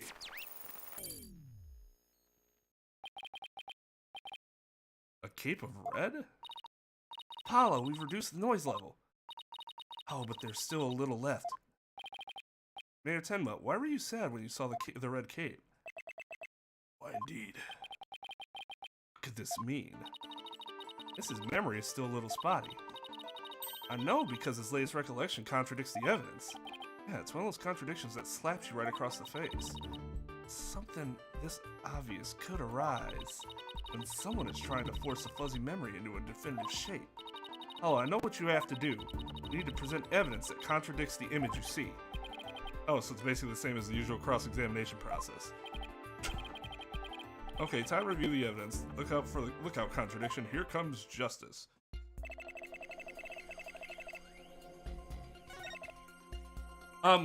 So just a comment on, because people have been curious as to how I feel about the general system, the psychology system.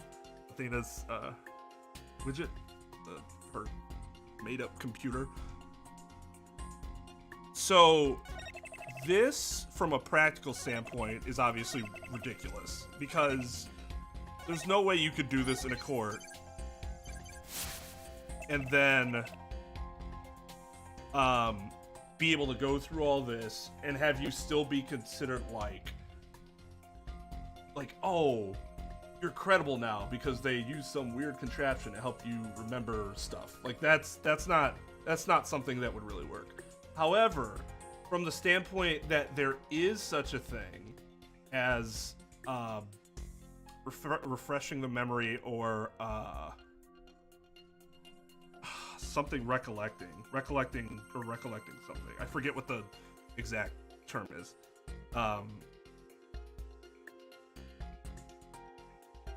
From a certain, if you're looking at it from a more abstract point of view, this could just be rolled into that process, which is a thing. It's just you wouldn't be going through all this, obviously. And from that standpoint, because it actually draws from a real process, I do like it so far. I think the execution's generally been fine. So, but we'll see how the rest of the game, takes care of this.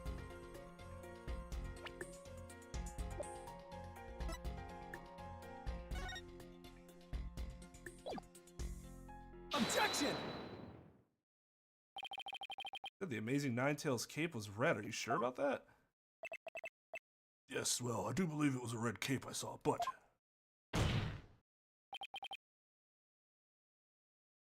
Mayor Tim, does this cape look red to you? Oh, it certainly does not look red. Not even scarlet or crimson either.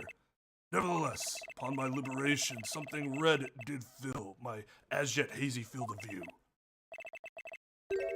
And I thought to myself, the Amazing Ninetales is arrayed in a cape of red. He mistook that red something for his cape, huh? Apparently so, and remembering now brings a great sadness upon me. So the red something probably wasn't a cape at all. And that great sadness he mentioned is what interfering with his memory. It's blood, right? Is that what he's remembering? The problem with the jurors, though, is it would have been... There is one simple, albeit kind of expensive, solution to, like, the juror system not being as... ridiculous. Oh, no, you're talking about Apollo Justice, right? I was thinking you were talking about Great Ace Attorney. In which case, never mind. Well, he would have seen the fox chamber behind the Amazing Ninetales. He did me great. So there's one thing that would have made it seem like 50% less ridiculous, even with some of the other hoops that you jumped through that didn't really make any sense. And that is not repeating jurors or having jurors with conflicts of interest present. Like, that alone, before we even get into the system, made it unbelievable. Because I can't really step back from that and look at it from a more abstract way, like I do with this. That's not abstract. That's literally what they were doing.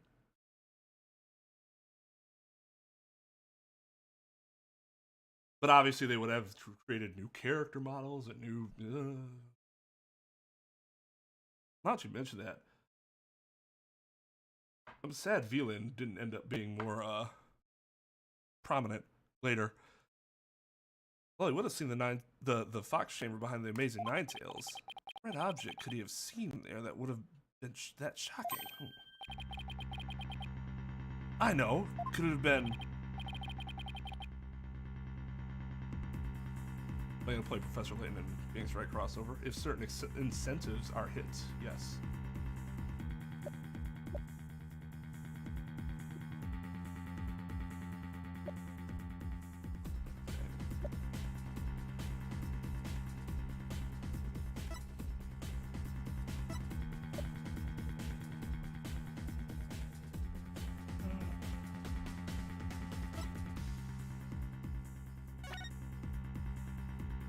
This?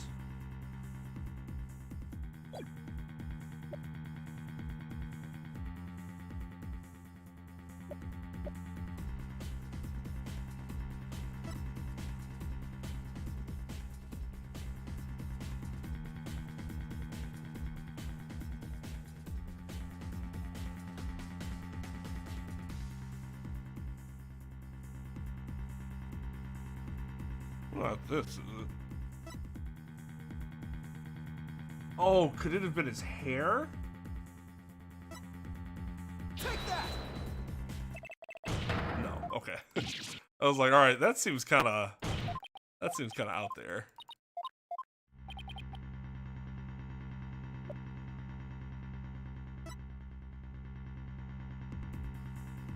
This didn't have red on it, though.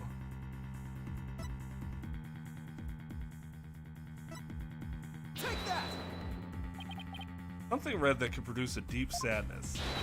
Could it be, Mr. Tenma, that what you saw was the alderman's blood?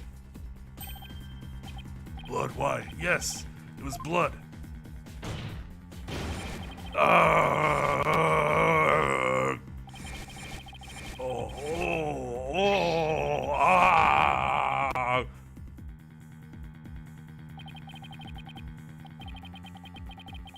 It's all coming back to me now. It wasn't a red cape that I saw. It was lying behind the amazing Nine Tails, the alderman's bloody body. Eek!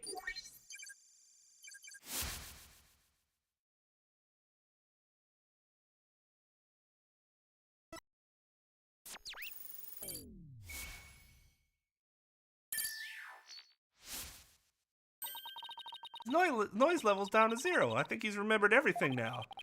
Does this mean the Amazing Ninetales killed Alderman QB? But the Alderman was the Amazing Ninetales, so how exactly would that work? Hey, I asked you first. Oh, Mr. Justice, you sure know how to make a complicated matter even more complicated. True, but at the time of the crime, our client was in the Forbidden Chamber, moreover. Silence! Oh, wait. Don't you think this strange? The little scamp has already confirmed her father to be in the Fox Chamber. She said naught about seeing the Amazing Ninetales there. Ugh, you had to bring that up, didn't you? Thinks you didn't see LaBelle there either. It's so weird. Who really was in that room then? Will the defense care to share any theories with the court? Can you explain the inconsistency between the defendant's testimony and his daughter's? I guess? I don't fucking know. Yes, of course I can, because if I don't, we're in serious trouble. Always more of your bluffs and fairy tales, I trust. Fair warning, Justice Dono. I shall have your head if you fail to explain this. Ah, another good old-fashioned penalty. Well, Mr. Justice, let's see if you have a head worth keeping on your shoulders. First of all, Mr. LaBelle was definitely in the Fox Chamber while it was locked. We also know that Mayor Tenma was in the Forbidden Chamber based on his testimony. These two facts are crucial to my explanation. But let us consider the following question. The facts point to Florent LaBelle and the victim being there at the scene. Why did Jinxie Tenma see the victim and her father, Mayor Tenma? A good question indeed. And I suppose you have an answer for us? Sadly, you would be supposing wrong. You think she could have mistaken LaBelle for the mayor? Well, if she did, then the question is, why did she do that? But how about that explanation, Mr. Justice? I believe the time for questions is over. Defense asserts that Florent LaBelle was at the scene of the crime. However, Jinxie Tenma has testified that she saw her father collapse there. If she has, in fact, misremembered the event, what could have made her do so?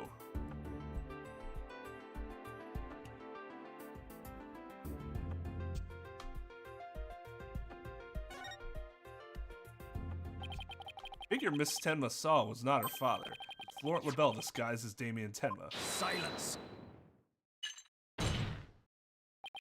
That is a complete impossibility. Their faces are utterly unalike. How could you explain that away with a mere disguise? Yes, they both do have incredibly distinctive faces. Maybe the disguise completely hid his face?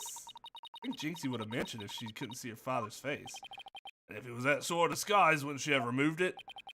Oh, right. Your sword is as dull as your mind, Justice Dono. Shall I show you what a truly sharp blade is capable of? I think I'll pass.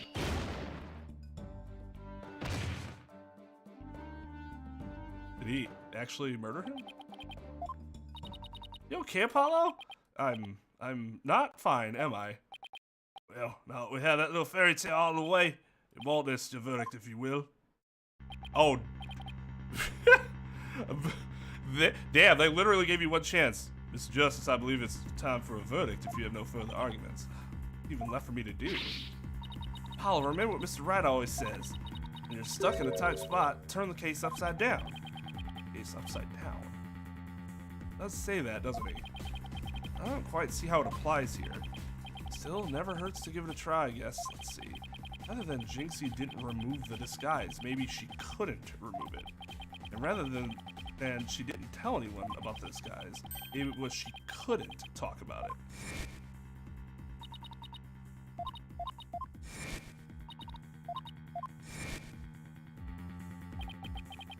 What about the fact that it was the amazing Ninetales who opened the door?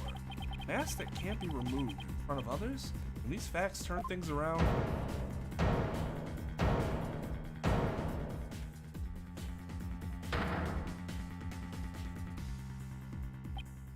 Ah! We got it all backwards. Apollo? I think we might have made a huge mistake. Your baldness, I see no need to further indulge them in their silly little farce. Defense has no proof, they never did, they never will.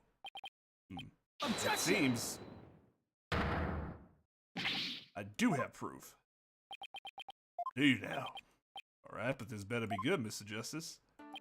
We can solve the remaining riddles by turning all of our assumptions upside down. Why Jinxie Tenma mistook Mr. LaBelle for her father. Why she couldn't remove the costume or tell anyone about it in the first place. These riddles are inextricably linked to Mayor Tenma's secret identity. A shocking secret identity that will turn the entire premise of the kid's case upside down. This piece of evidence clearly reveals Major Tenma's secret identity. The mask?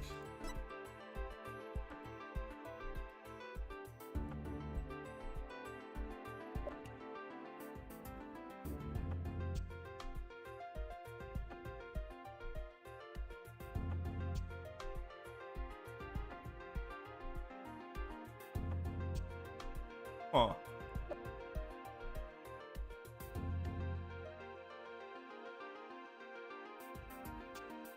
Take that! Oh, or absolute claptrap, poppycock, balderdash. We thought the alderman was the amazing Ninetales and the mayor was Tenma Taro. That's why we believe the mayor killed the alderman in his lust for Ninetales' veil. And it was the basis for the prosecution's entire case against our client. However, we got the whole thing backwards. Mayor Tenma wasn't Tenma Taro at all. He was the amazing Ninetales. Athena is shocked beyond her mind. What's this?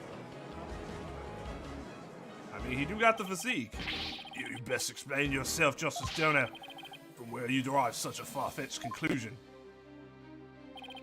Jinxie, no doubt, knew the true identity of the amazing Ninetales, but she couldn't tell anyone no matter what. That's why she didn't say it was the amazing Ninetales she saw passed out.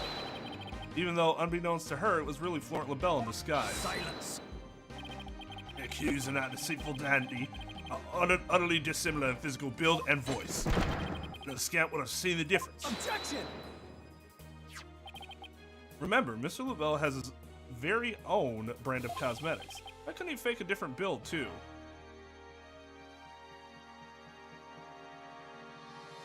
Because it can't fake mass?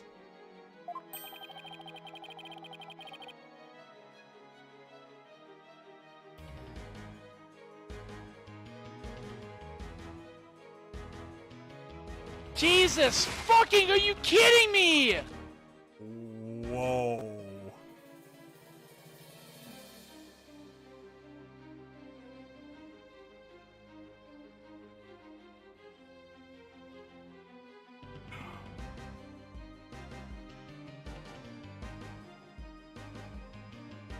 But that's the thing.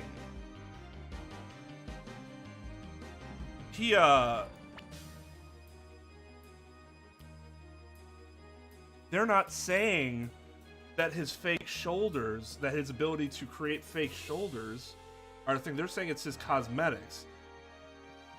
Unless his cosmetics that they have not tied into the evidence that we have currently would also include the ability to change build. Like, he would have to be making an assumption that we don't actually, like, an assumption based on evidence we don't actually possess.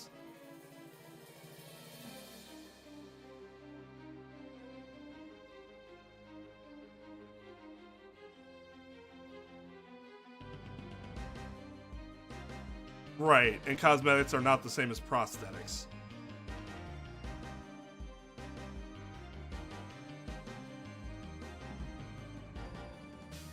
Those are prosthetics, though. They're not cosmetics. The cosmetics would be used to, say, like, make it look like he has more muscles than he did with, like, shadow and stuff like that.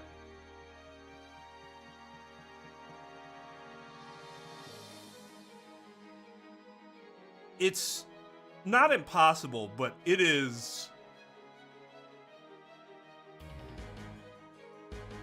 That's a Luffy stretch. I don't even watch One Piece. I know what a Luffy stretch is like.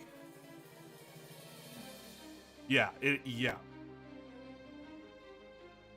Because, I mean, that would have been a way to easily solve this problem, is for him to instead say this right here. Simply point to the fact that LaBelle has exaggerated features that he walks around with all the time that obviously aren't his real shoulders. Thus, it's possible he could have done the same with other parts of his body, but they didn't say that. They instead made this really, really, really weak link. Or a Dawson stretch, too, yeah. Anyone speaking through a mask would naturally sound different. Now, this, I could buy this. Silence. Especially if the Amazing Ninetales has, like, an exaggerated voice. Because once a voice becomes exaggerated, it becomes easier to duplicate than the natural voice. At least in terms of, like, through another surface.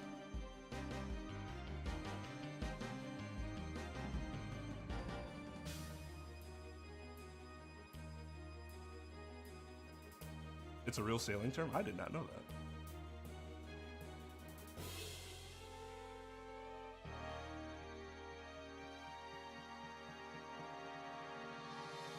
A Popeye spinach. Wish they were that easy, right? Why don't she not simply pull the mask off? Objection! A masked wrestler's disguise is more precious than life itself. You know, this is almost as stupid as the Magician's Code bullshit in Turnabout Serenade. But what's more sad about this is that I don't even care. Compared to the other problems with this case, I don't even care about this.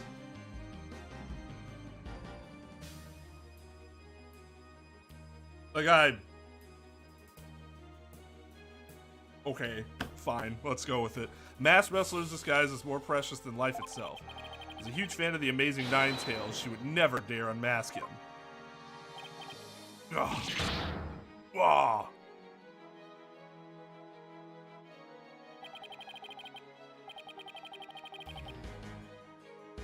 Well, okay, but the assumption, isn't the assumption here that she knew it was her dad? But, like, she also didn't actually, like, know for sure. She just, like, you get what I mean? Maybe I'm not understanding that correctly. Maybe I'm making a wrong assumption. I thought it was like she knew it was her dad, but she had never actually seen him unmasked. And because of that, then she couldn't take that action because it would reveal to herself via the unmasking, even though she already knew, which is still dumb, don't get me wrong, but that's, I guess, why I looked at why she wouldn't have done it. I can't confirm that it would happen, because then it would be, he would lose his life, pride, or that's how I interpreted like her knowledge of the situation. Especially since she like makes a big deal about how like masked wrestlers, almost like she would consciously try to ignore the fact that she knew that her dad was the Amazing Nine Tails.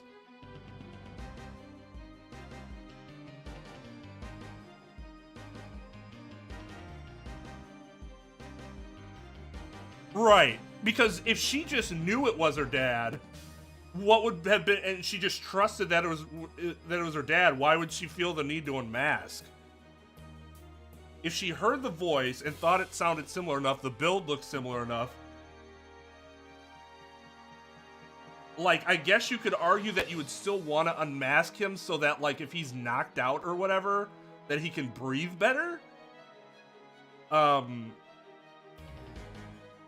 But, like, beyond it as, like, a potential life-saving measure, if that were necessary, I guess there isn't really a huge reason why she would need to unmask if she was confident in what the knowledge she had always suspected to be true.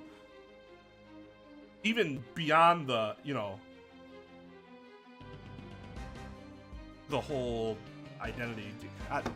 Like I said, I can see why it's dumb, but I can see why, at least based on my understanding of how it was playing out. This case of mistaken identity also explains the riddle of the locked room. And by all means, Mr. Justice, answer it for us already. First, Mr. LaBelle entered the room where the mayor and alderman were talking. Oh shit. You guys hear that?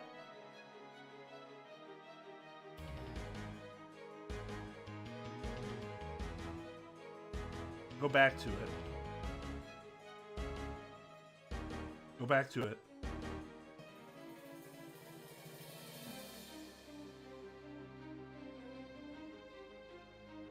Oh, God. Then Oregon for a little bit. Fucking great ace attorney judge. Been to gallery like.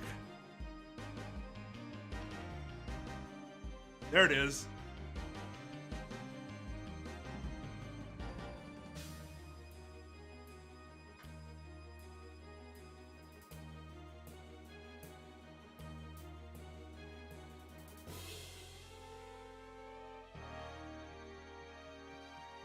I suspect he brought with him coffee laced with some sort of sedative. Once the alderman was out cold. That's when Mr. LaBelle killed him. Next, he took the mayor, who he had also drugged into the Forbidden Chamber. Then he returned to the Fox Chamber, slipped into some of the mayor's spare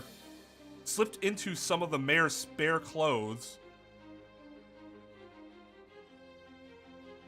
which were there for some reason, and completed the disguise by donning the Amazing Nine Tails' mask. With his entire charade in place, Mr. LaBelle then let out a scream.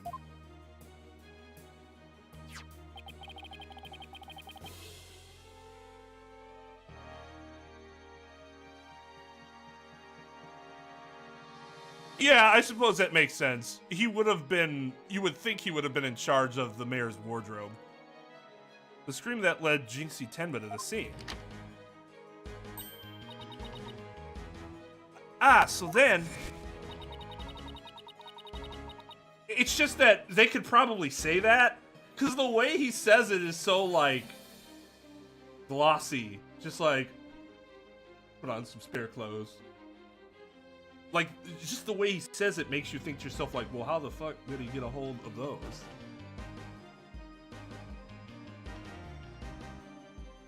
The person who said, I killed Alderman Cubey was... Yep, that was Florent LaBelle in disguise. The mayor never actually confessed. Silence. This is no more than guesswork and speculation. Now stop your jabbering, Ed. Objection! No. No, you twisted samurai. Got him. This time, you stop your jabbering and let me finish making my case. You know, that's actually not a good rebuttal to an objection to speculation. Objection, speculation. No, you shut up and let me finish talking. Sustained. Or, overruled.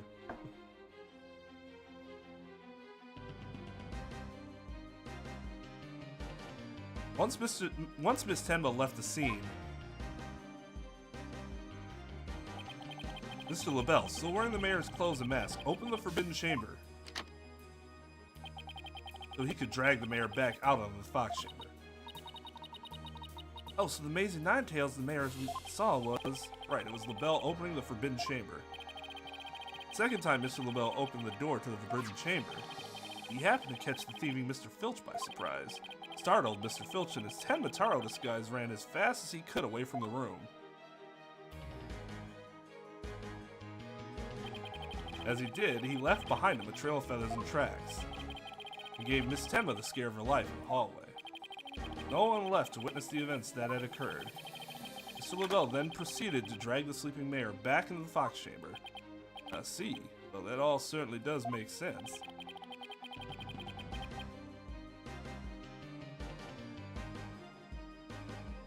Yes, it is true. The judge specifically asked him to theorize about what happened. And if the judge specific, like, if I'm Blackwell, I still object to speculation as a procedural matter in case it were to be something that were to come up on appeal. Even if the judge, like, gave him, like, specifically asked him to theorize about it.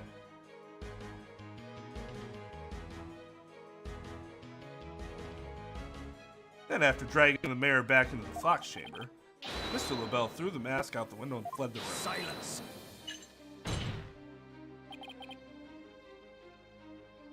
I guess it's actually more improper that the judge just asked him to theorize. Like, just theorize. Instead of, like, theorize back with evidence. For this absurd theory to work, it requires that the defendant be the amazing Ninetales. However, he was the one pushing for the municipal merger. That such an individual could possibly be the amazing Ninetales is preposterous. That's actually a really good counterpoint. The mayor was blackmailed in pursuing the merger. Mrs. Tenma's life would have been in danger if he had openly voiced his opposition. Did we establish that it was in fact Tenma that had received the blackmail note as opposed to he was the one that wrote it? Or are we just now assuming that that's what happened? 'Cause I thought that was the initial determination, is that it wasn't him that was blackmailed. Or the initial determination was he was the one blackmailing, because LaBelle was the person that actually switched where the letter was.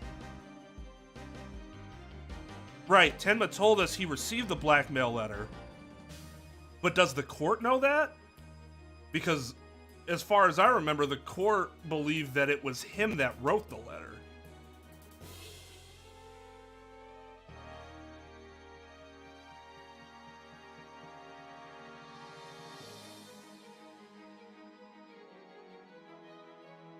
I mean, yeah, Paisano, you're right. It would have been a simple explanation to put, like, a little line to put in there to make you not question it. But the way they wrote it seemed weird.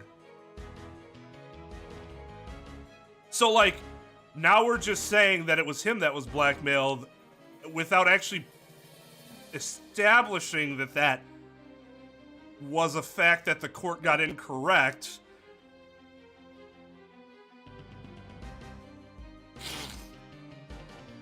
That's why he created a secret identity as the Amazing Ninetales. This is madness. No one could possibly hatch such an insane plot. Which then he should be objecting to.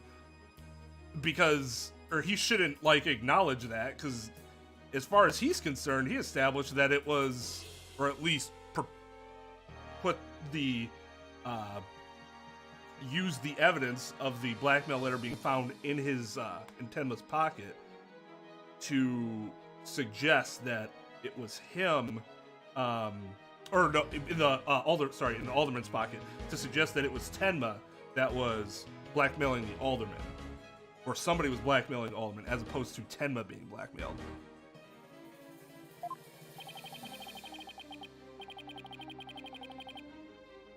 No one except a killer as insane as his plot.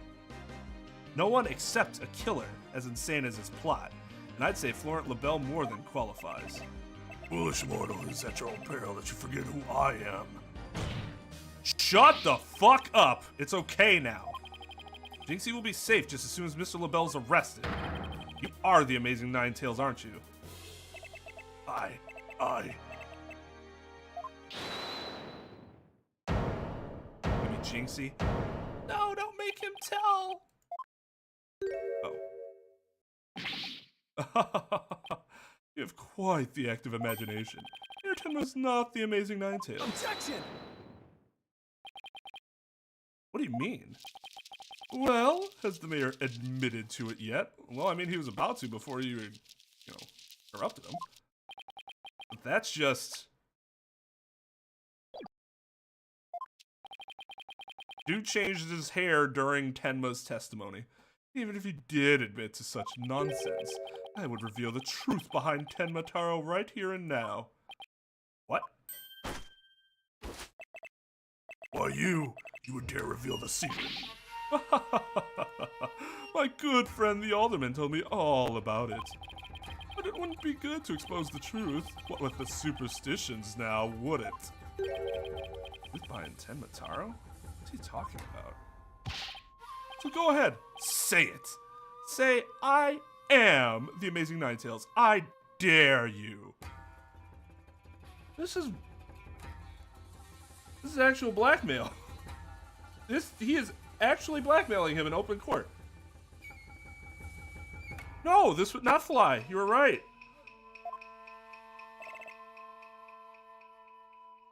Ugh. Objection!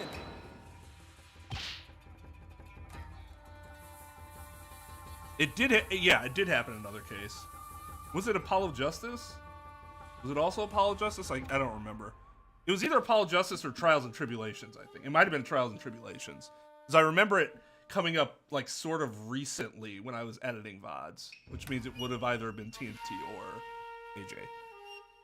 Wait, will someone please explain what's going on here? Mayor Tenma will do anything to keep the truth behind Tenma Taro's secret. A dark, terrible truth that has been kept secret by the village superstitions.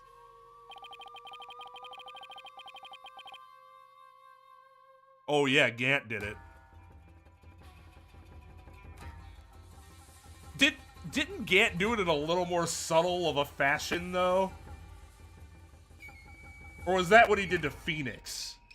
Whereas like he never straight up said anything, but he was just like, accidents will happen or something like that. Some like implied, as opposed to this guy who literally said, if you do that, I will tell the secret.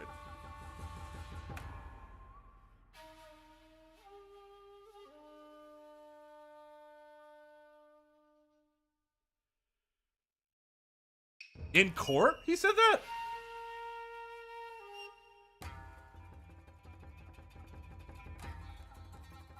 No. Well then, there you go.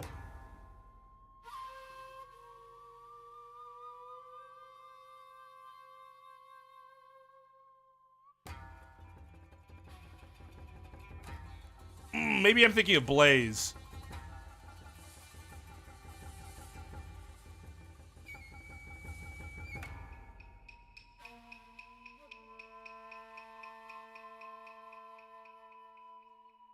Yeah. Right. Still blackmail, but one's like just a bit more brazen than the other. And if the mayor admits to being the Amazing Ninetales, you expose the truth, let me confirm that you are blackmailing him right now. Right, I won't have him walking free because of some nonsense you made up.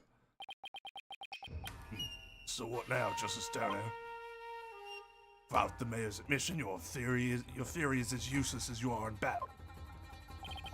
I'll show you who's useless. Apollo, don't you dare give up now. I know. Fine, this is fine. Your Honor, I believe Mr. LaBelle's statement warrants a thorough cross-examination. After all, the true identity of the Amazing Ninetales is the cornerstone of this case. You have a point there. Jesus fucking, are you kidding me?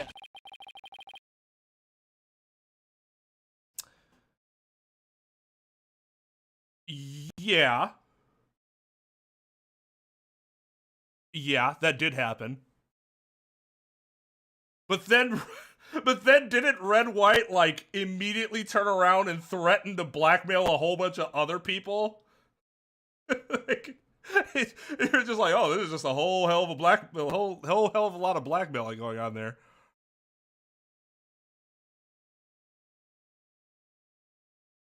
Please answer this court, Mr. LaBelle. Is the defendant the Amazing Ninetales or not?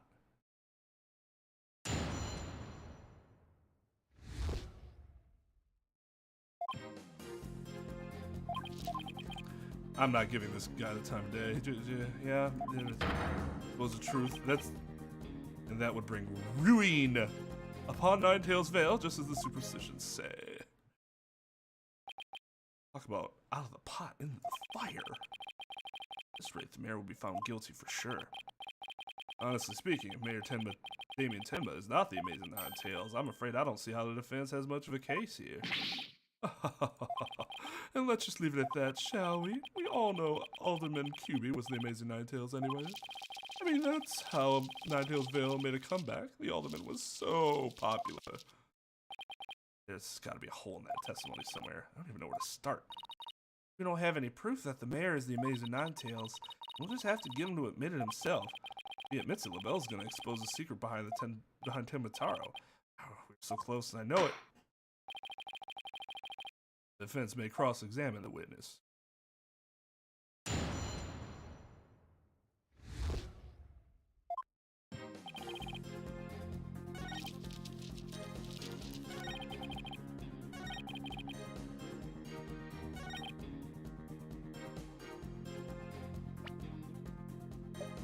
Oh, we don't have the superstitions thing.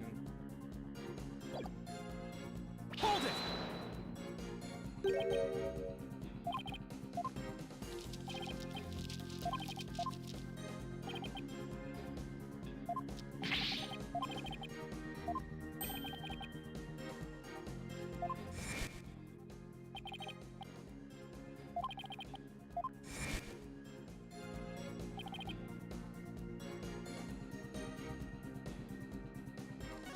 It's the chamber treasure. One of the villagers that Tenmataro is a terrifying yokai is what has scared them away from the forbidden chamber and the treasure within. That's how the treasure's been kept secret all this time. Well. The Ace Attorney here has uncovered the truth that must not be revealed. Mayor Tenma looks like he wants to keep the truth in as much as I do. Tragedy is doomed to repeat itself as long as Tenmataro exists. That's why the secrets must be protected. As long as Tenmataro exists, huh? Mr. LaBelle, please add that statement to your testimony. It is odd that it's him that said the Ace Attorney thing too. Like he's actually complimenting him, which is, well, like he could have been doing it sarcastically, but given that he actually like praised him for figuring it out, or he acknowledged that he figured it out without ever actually being told, you would think that's like an actual compliment, right? It'd be a weird backhanded compliment, though.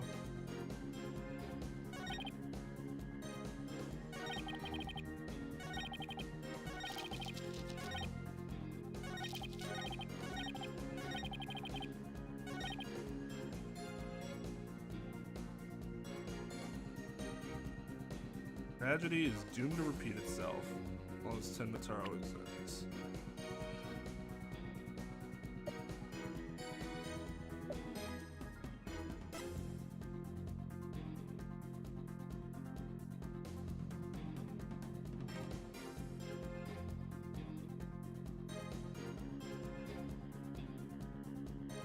Objection! Miss LaBelle, what if Tenmataro no longer existed? Revealing the truth would no longer be an issue, would it? If Tenmataro no longer existed? What on earth are you talking about? Well, apparently you haven't heard. Tenmataro no longer exists. I guess you didn't get to do a thorough search after the key was taken from you. Because when we searched the Forbidden Chamber, there wasn't any treasure there. Source, trust me, bro. Really? Well, maybe you weren't looking in the right place. Sorry, but I have proof that Tenmataro no longer exists. Take a look at this figure. What do we have here? It looks like some sort of creature. We found this in the Forbidden Chamber. It's an Azuki Kozo figure. The great thief Azuki Kozo used to leave them at the scene of his crimes. Are you suggesting that Tenmataro has been stolen? Yep, Phineas Filch's grandfather, a master thief, was the culprit. And by that hideous moronic caretaker's grandfather, no less? You know, my beautiful golden Tenmataro was... The greed inspired by Tenmataro can no longer bring ruin upon Ninetales Vale. Isn't that right, Mayor Tenma?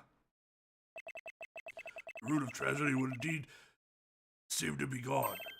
In fact, I now recall the alderman revealing the secret to me on the day of our meeting. You must have been speaking of Tenmataro, where he said to me the gold ingot was gone. Gold ingot? You mean the treasure that is Tenmataro's true form? Call if you will the scroll of the Forbidden Chamber. Tenmataro is the yellowish object shown there. Giant gold ingot that my nomadic ancestors bestowed upon Ninetales Vale. In return for that gold, my ancestors did receive from Ninetales Vale, land that would become Tenmatown. But drive the villagers mad with greed did that great fortune. Bitter was their greed-fueled battle. It was as if they were possessed. My ancestors' gold became as a curse upon their village, a curse of ruin. Thus it was that the yokai Tenmataro came to be. So Tenmataro and the village superstitions were merely fairy tales to scare people away. As most of them are. Fairy tale or not, Tenmataro made quite the mess of things. Yes, indeed, for there is no greater monster than a mortal man's lust for gold.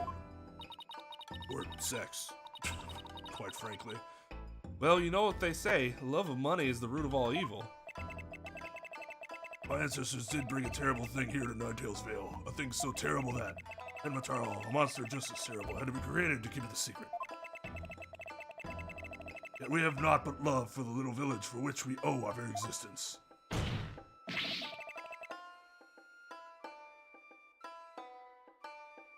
Yeah, I don't. This little bit of lore is actually nice. I like it. And like it was set up nicely in terms of like, yeah, we saw the scroll. That makes sense that they had this gold that then it was huge and they fought over it.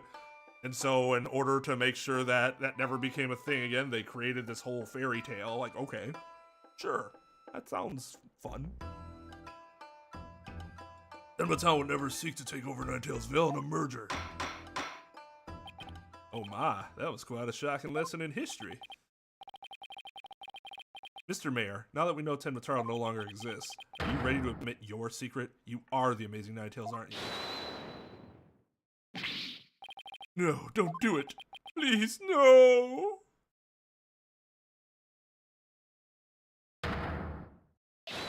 Be gone, you demented demon. Now, where was I? The Golden Lord of Yokai, the Amazing Ninetales, is indeed me, Dio. And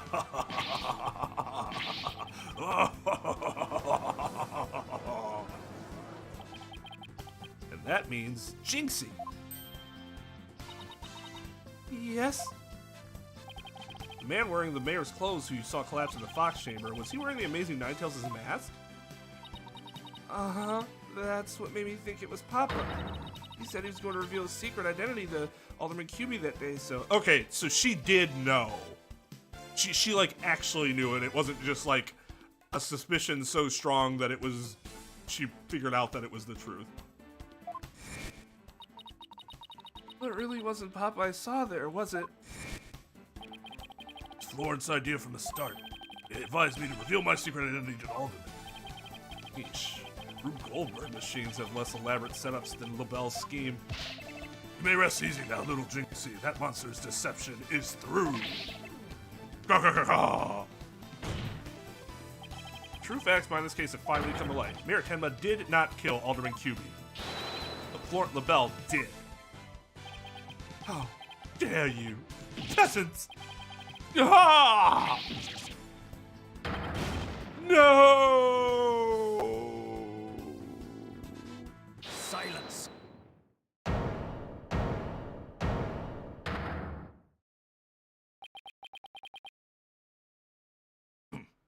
Justice Stoner, you should at least have a real blade in your hands if you desire to cross swords with me. Or have you mistaken this battlefield for a training ground? What's guy want now? Evidence is like a razor-sharp blade that cuts through bone as though it were butter. If you have only blind guesses, a dull blade incapable of cutting even a cake. He has you there, Mr. Justice. After all, evidence is everything in a court of law. We have testimony. That's actual evidence. Yeah, of course, they couldn't just let it be over at a time for it to be over. Right, let's see some evidence. Of course, a perfect being like me could never leave any incriminating evidence behind. I did it. But none of you in this court of law will be able to prove it was me. Except for this, you know, testimony I'm giving out the stand right now.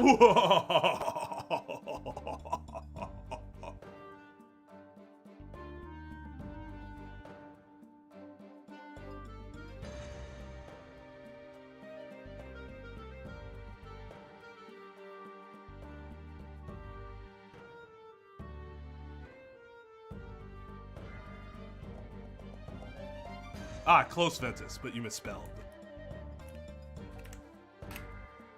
Okay.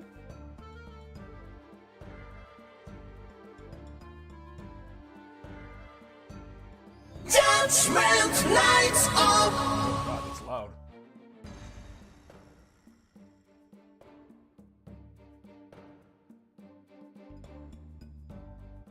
Ow, my freaking ears! My bad, I didn't realize it was... I don't know why, it's not as loud on the, when I'm using slobs. I gotta figure out why one's louder than the other.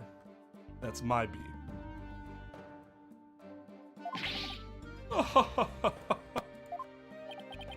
This is the final battle. Just as a samurai must live and die by the sword, you live and die by the evidence you hold. My swift blade of judgment awaits. Now, present your conclusive evidence, or don't you have any? Oh, crud. Crud! Do I have anything conclusive? Of course I do.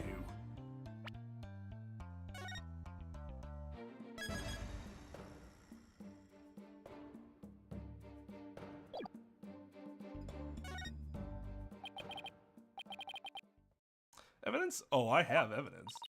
You do? Of course. It's the conclusive evidence we need, too. I want to finally prove Mayor Tenma innocent. Here comes justice.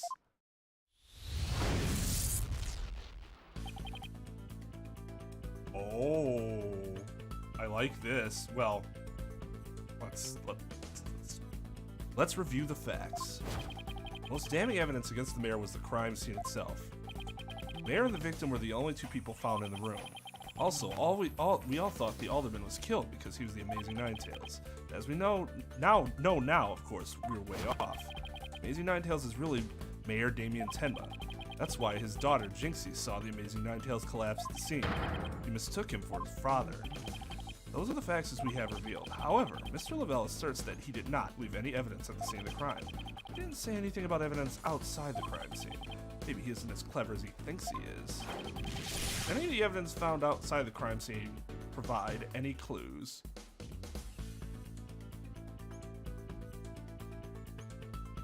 was gonna say the mask.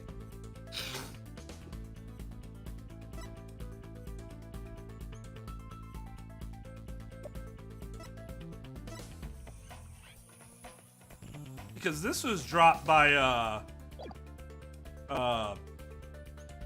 Filch. So I don't know why what that would have to do with.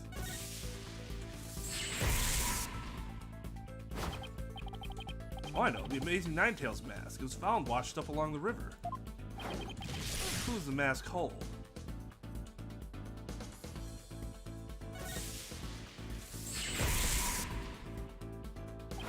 What about the hair left in the mask? Who does it belong to?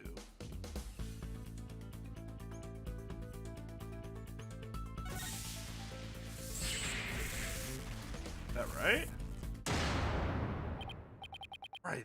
That hair is Fort LaBelle's. Yes, now that's what I could call conclusive evidence. Well, Mr. Justice, do you have any conclusive evidence to present to this court? I have no idea if this is right. Of course I do. Observe this mask, if you will. That mask? How is that conclusive evidence? Not the mask itself, but the white hair inside it. Originally thought it belonged to Alderman Rex Cuby. Yes, the Amazing Ninetales, as we now know, is Mayor Tenma, so... That is correct. So the question is, whose hair could this be?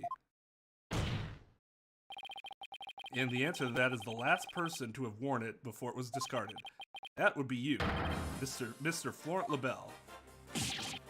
What are you talking about? I never had any hideous white hair like that. Silence. Is his hair always white? Like that's the thing? Your coup de grace failed to hit its mark. This freakish fault is not the white hair type. Because he's busy being one ludicrously garish color or another. Objection. But it washed off. No, Prosecutor Blackwell. It is you who has made a fatal error. What? Remember where this mask was found? It was washed up by the side of the river. With that in mind,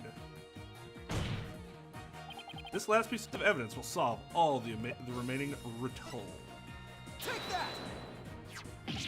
Oh, that's... What is that? This is Mr. LaBelle's own private brand of hair color. It washes out with just water. The court will also recall that the Amazing Ninetales mask washed up along the side of the village river with white hair inside it.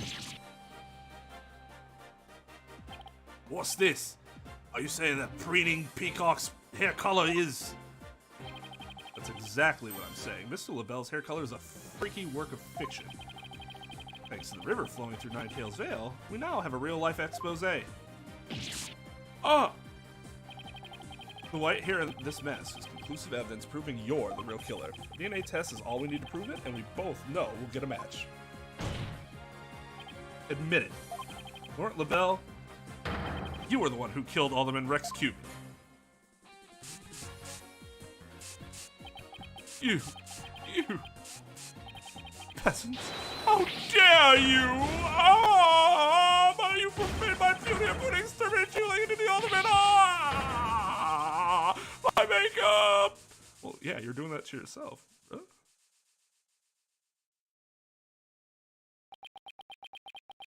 Ah! I took that personally.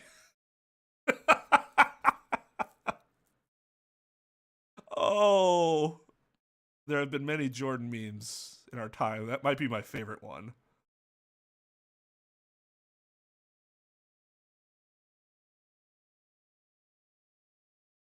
I mean, yeah, they influenced each other's work, right? Like first he influences Danganronpa, and then it would make sense that he would then, I should say, would then subsequently take influence from Danganronpa.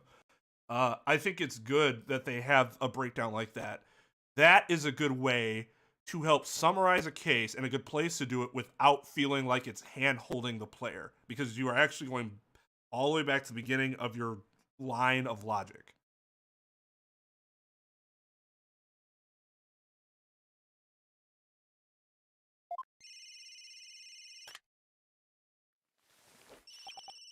Hello, this is LaBelle. What?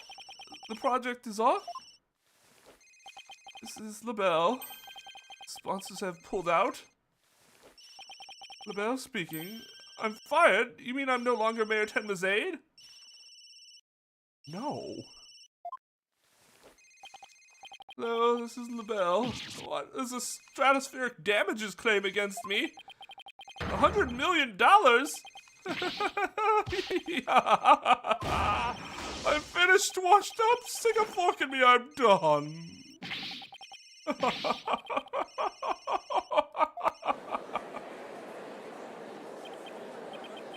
This is preposterous.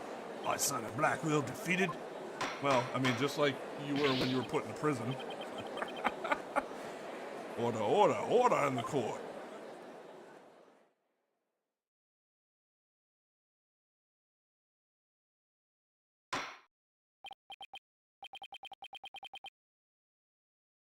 Yeah, they did.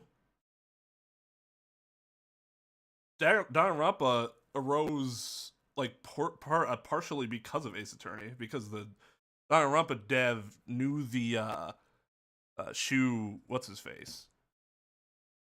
They're like good friends or some shit. So then, knowing that, I don't think it's then a stretch to then have whatever dev team was working on Ace Attorney look at Danganronpa and go, that might be some good idea.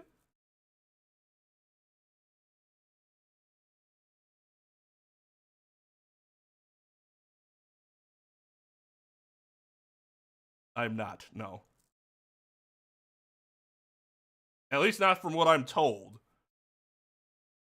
To be fair, I have never looked into this myself. This is just what people in chat have been saying.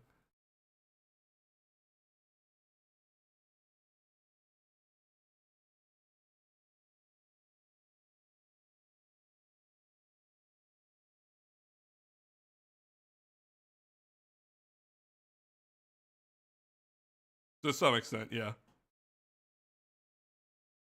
This is about how derivative. How derivative. And then again, it doesn't even really matter as long as it's executed well.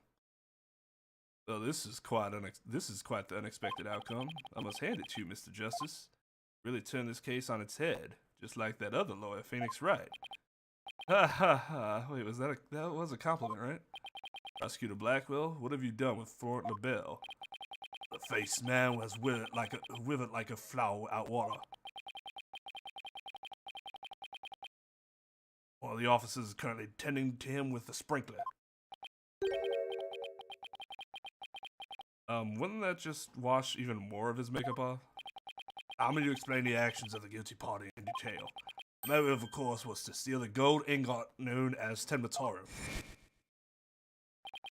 However, if you are allowed into the manor due to its cultural ties to Ninetales Vale, LaBelle set in motion plans to gain access to the manor that go within the merger. Via the merger, the efforts of the Amazing Ninetales saw those plans come to a halt. Thus, LaBelle murdered the alderman and attempted to pin the blame on Mayor Timber. I see. What I still can't comprehend is why he would go after the gold in the first place. Mr. LaBelle doesn't look like someone who is in need of financial aid. Well, it is passed well, much like he hid his beauty within his makeup. He's mired in debt. Debt due to pouring money into a brand only he could love. Which is why he sought to go with such voracity. Oh, but it got worse before it got better. Arguably. Bad for him, someone else had gotten to it first anyway. I mean, the ending was fine. Do I call it satisfying? I don't know. I'm not sure anything could be satisfying with how bad this case was. Again, the best thing isn't proving LaBelle guilty, because it's been so telegraphed that it's just like that was just going through the motions. But it's more about proving Tenma innocent. That was more satisfying. I see. Very well then. I believe it's time I declared a verdict. This court finds the defendant, Damien Tenma, not guilty.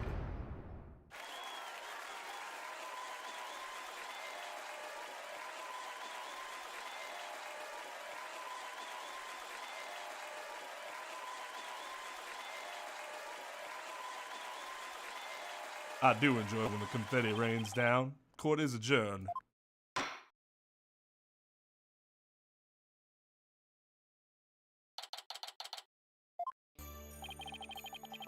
That was some seriously good lawyering, Apollo. Even I didn't see that coming. Just got lucky, I guess. Of course you didn't see that coming. You didn't have access to the evidence. You banished Tenmataro from Ninetails Vale like you were some kind of exorcist. There's still one thing I don't understand. How come Mr. LaBelle didn't kill Mayor Tenma too? Damn it.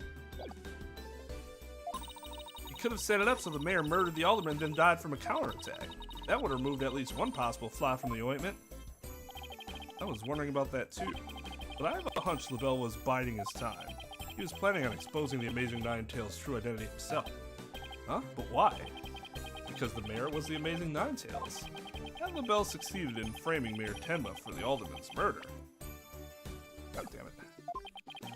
The rest of his popularity would have plummeted once his true identity was revealed. Oh, I get it. Amazing Ninetails was just killed, he'd die a hero, but if he was proved a villain, his fans would abandon him, making the merger that much easier. Right. When the merger was complete and everything cooled down, he'd be able to search for the Forbidden Chamber at his leisure.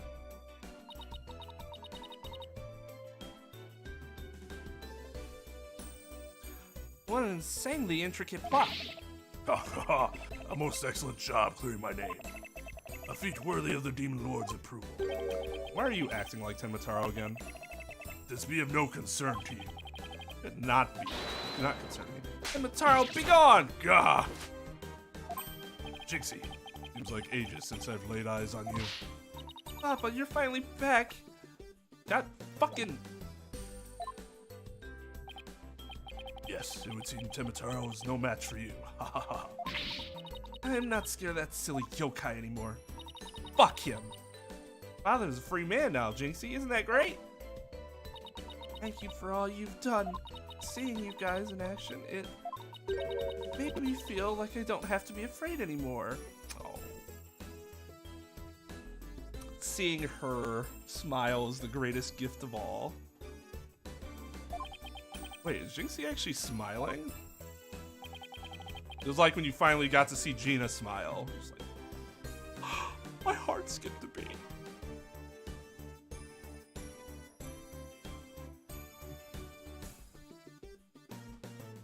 It's all thanks to you two. Too bad the Amazing Ninetails will have to retire, though.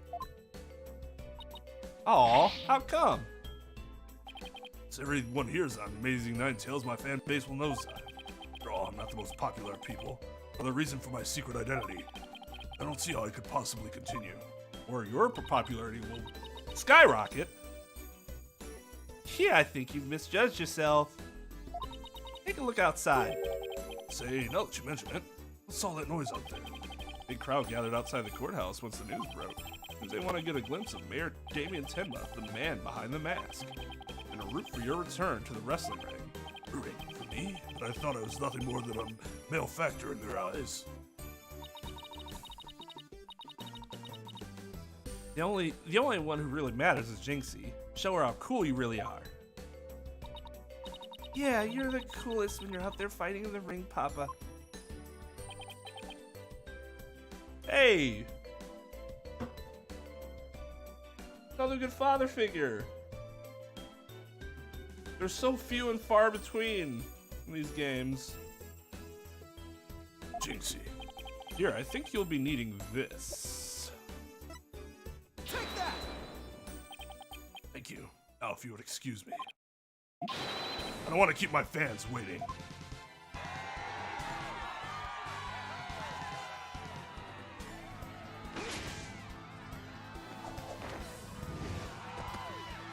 That was impressive. The tails as a cape is really cool.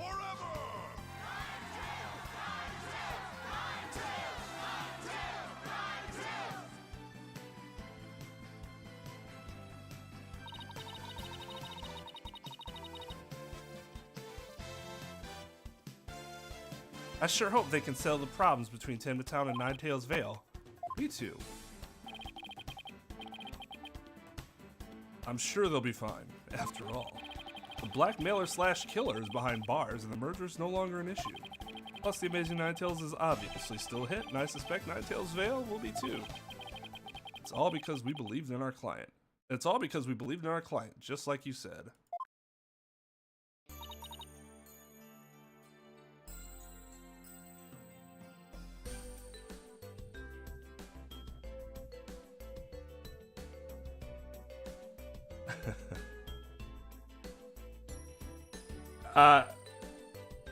I was not deathly tired.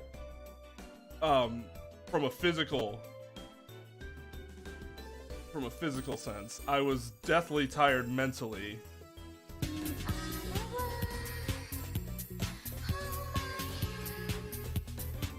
If you get what I mean.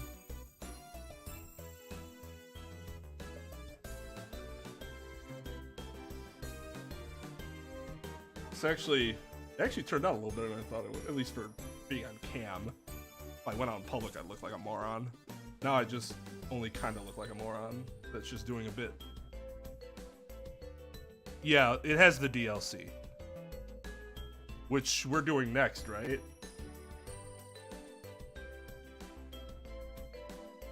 Yeah, you know what? That's funny, Ventus. That's what I was thinking too. Like, well, Jinxie's kind of a victim here because she's out of a job. Ugh.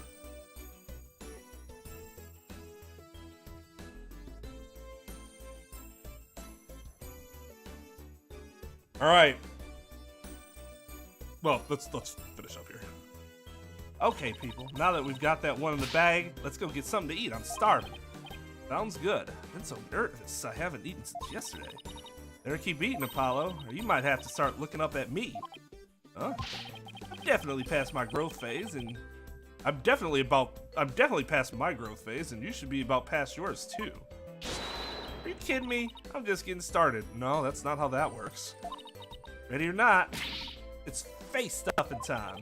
I mean, you could grow, but it's going to be more of a horizontal than vertical fashion. Keep eating like that, and the only direction you'll grow is sideways. Again, just hire me. Hire me. Just do it. Very funny. But I've got a hollow leg. I can eat as much as I want without gaining an ounce. I hope this actually becomes a plot point later, and she actually does have a fake leg. Really? Wow, I can't wait to see this. Calories? Just let them try to stick on me. Alright already, you two. Let's get going before the old man closes shop. Eldoon's Noodles isn't an all-night stand, you know. Especially after that one time. I'm with Mr. Wright, let's go. Been waiting to have a bowl from there ever since Mr. Wright told me about him. Well, what are we waiting for? Noodles are on me today, so I expect some serious eating from you two. Wait. Didn't we establish that he got the water for the noodles from, like, rain? And he just, like, has a reservoir?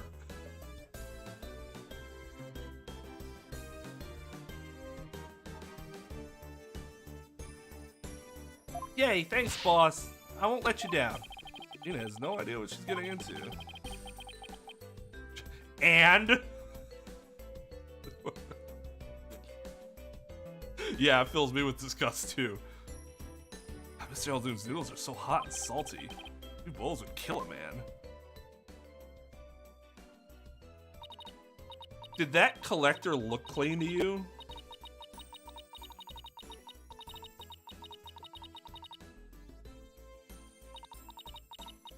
The dark age of the law seems so distant, so irrelevant to our small, cozy office. But little did I know, it had been lurking all along, right there behind us. The dark age of law, that was one case! First time it made itself known was during the murder at Themis Legal Academy. That case would mark the twilight before the dark, cold night that was to come. I'm assuming that's not the DLC case.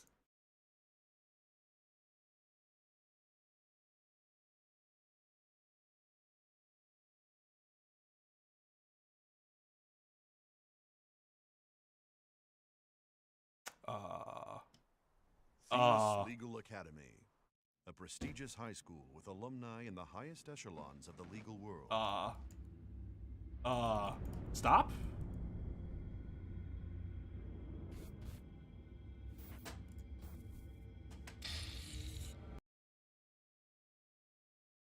Nah.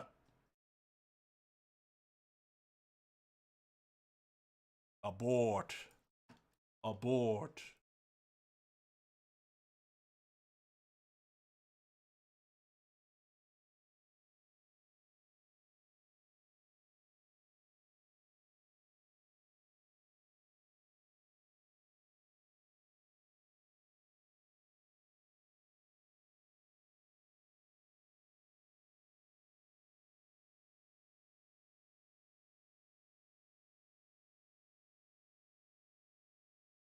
That was rude.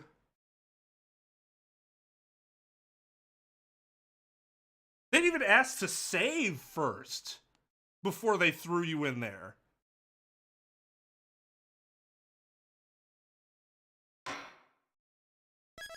Costumes. Also, man, I'm kind of disappointed Trucy wasn't there too, because that was Jinxie's friend. I feel like that's kind of important.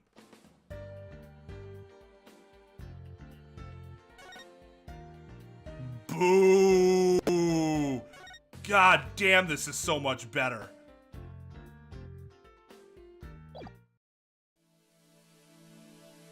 We only have the one.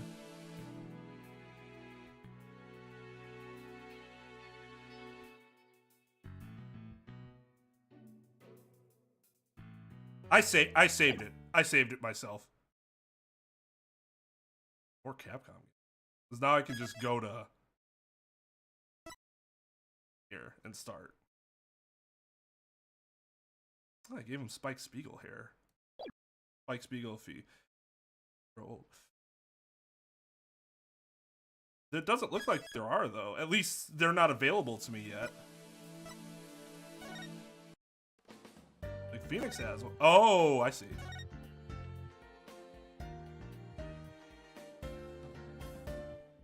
Oh, that's cute.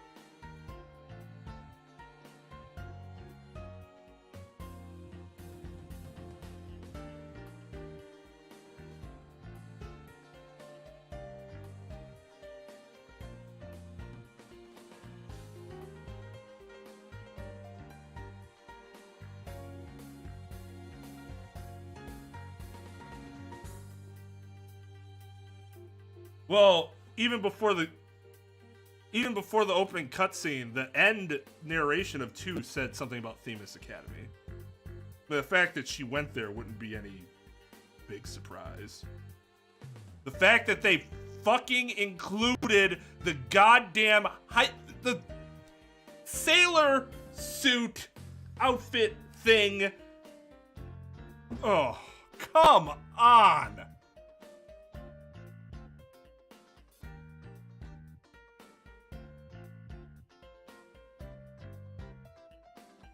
Yeah, her shoes are cool. I agree. No, it has no personality. It's super generic, and if you wore this in court, it would look absolutely ridiculous.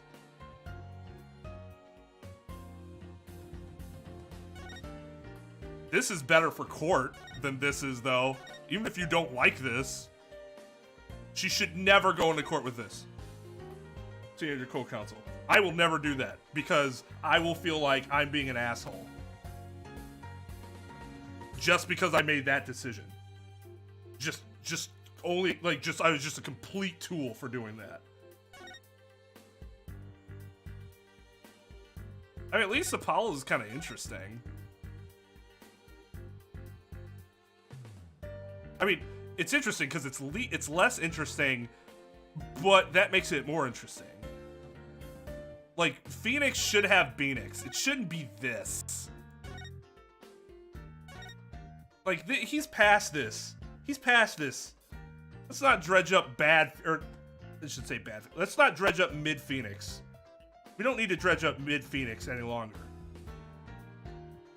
It should be Phoenix and this.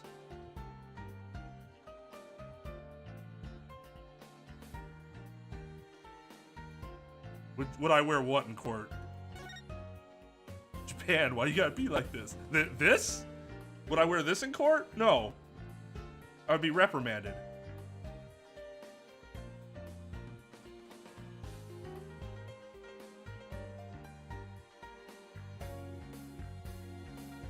I mean, yeah, it's fan service. Now, don't get me wrong, I don't dislike... Well, okay. I generally don't like fan service. But fan service can be done very well. The problem is that this is lazy. This is so lazy.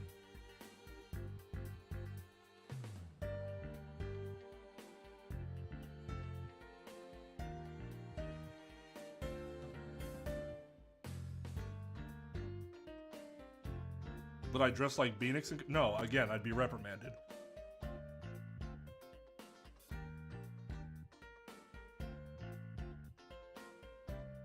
Yeah, the only thing cool is the shoes, and I'm pretty sure she has those shoes here anyways, right?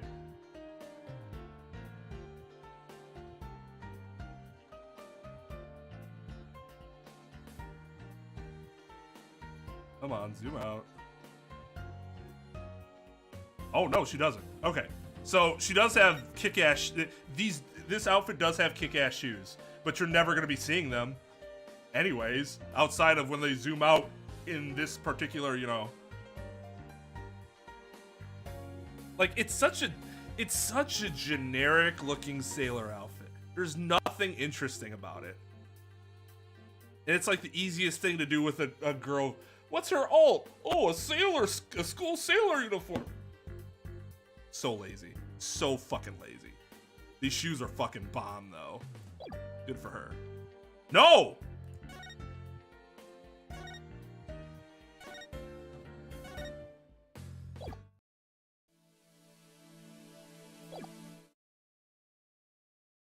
Well, first of all, I wouldn't use a sailor outfit because the concept is lazy. Overused. Uninteresting. But if I did do something with the sailor uniform, I would adjust it to fit more of her personality.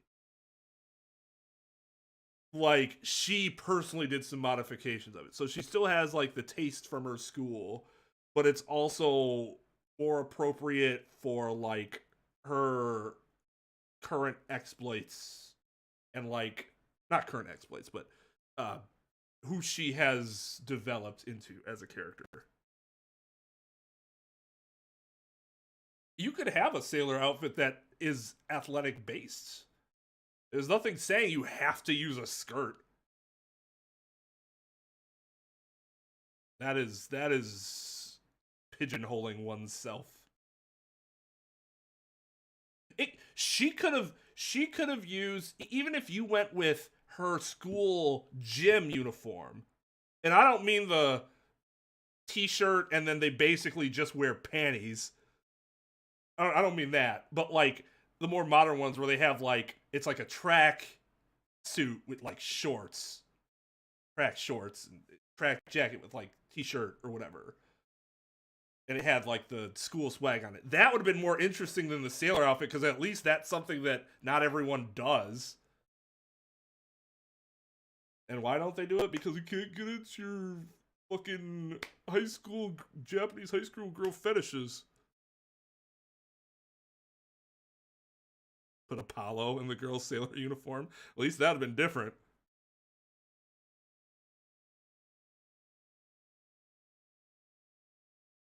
I think all three of them should have just had a more casual outfit. That would have been my choice. I mean, look what they did in Great Ace Attorney. It was more uniformed, right? And it was still nice. Like you had Rinosuke.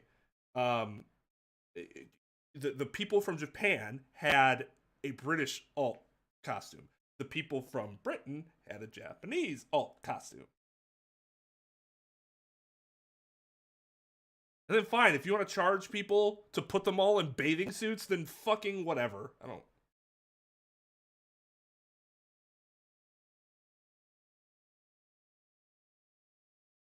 Oh, she'd be sick in a Letterman jacket. That'd be awesome. Yeah, we'll be streaming earlier than Friday. I don't know which day yet, though.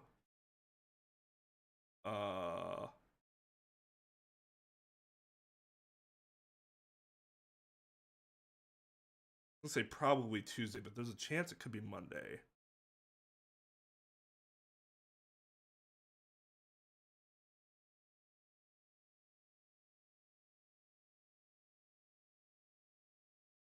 I mean, whoever developed the Great Ace Attorney learned the lesson. I will not be wearing a girl's sailor uniform. Twain will become unbroken, though, as of the end of this stream.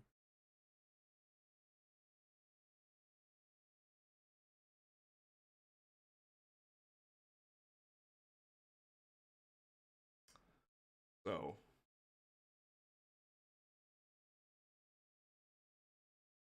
we'll get back to wearing what we usually do on the next stream. Makeup will be... My despair makeup will be... So yeah, this case sucked. It was really bad. Is it better than Big Top? No. Or, yes. Again, for one simple reason. As bad as a lot of shit was in this case, the characters were still... I still like the characters.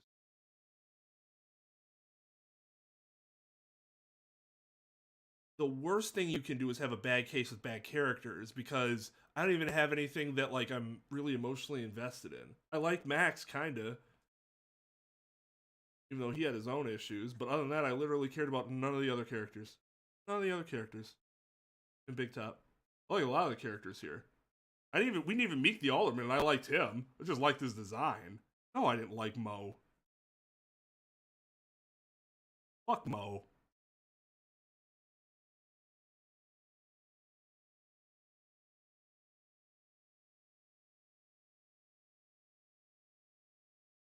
So yeah, still worse than Turnabout Serenade, though. 100%. Yeah, right? Like, not even an exaggeration. The most unlikable characters in the Ace Attorney universe.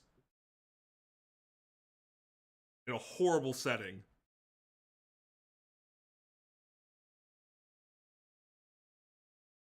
Oh, so that's my thoughts on this case. I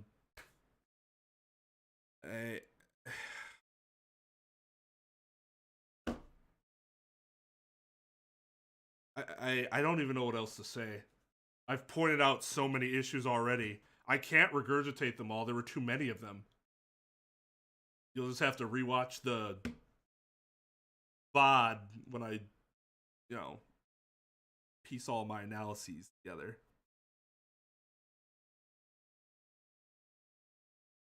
No, I shan't.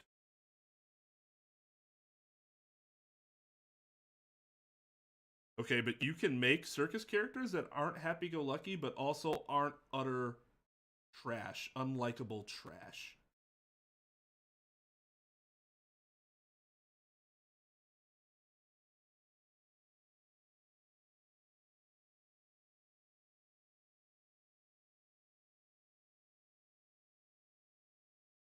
All right.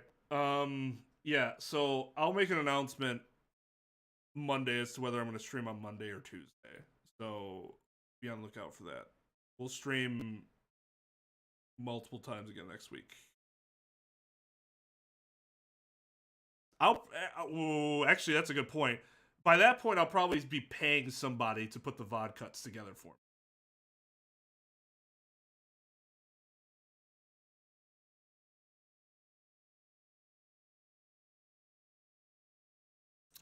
Because, yeah, this would not be a great... This would... Turnabout Serenade was difficult to VOD cut. I just...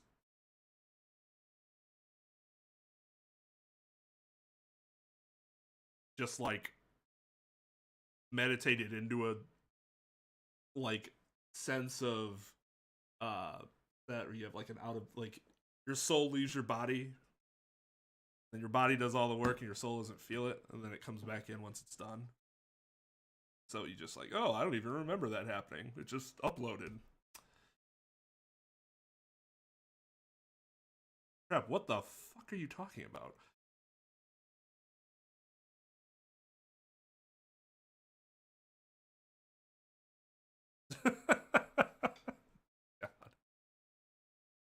He's saying, no, look away! It's like, dude, we've been way past that cutscene. Alright, everyone. Thanks for watching. Enjoying this. I hope Broken Twain was able to help you understand, emotionally connect with my state of mind while playing this case. Hopefully we won't need to bring Broken Twain back again. That's the... That's what we hope, right? So yeah, be on the lookout on Monday for the announcement as to whether I stream Monday or... I'm just not sure. Tuesday is more likely, I think. Yeah. Alright, everyone, take it easy. I'll see you guys next time.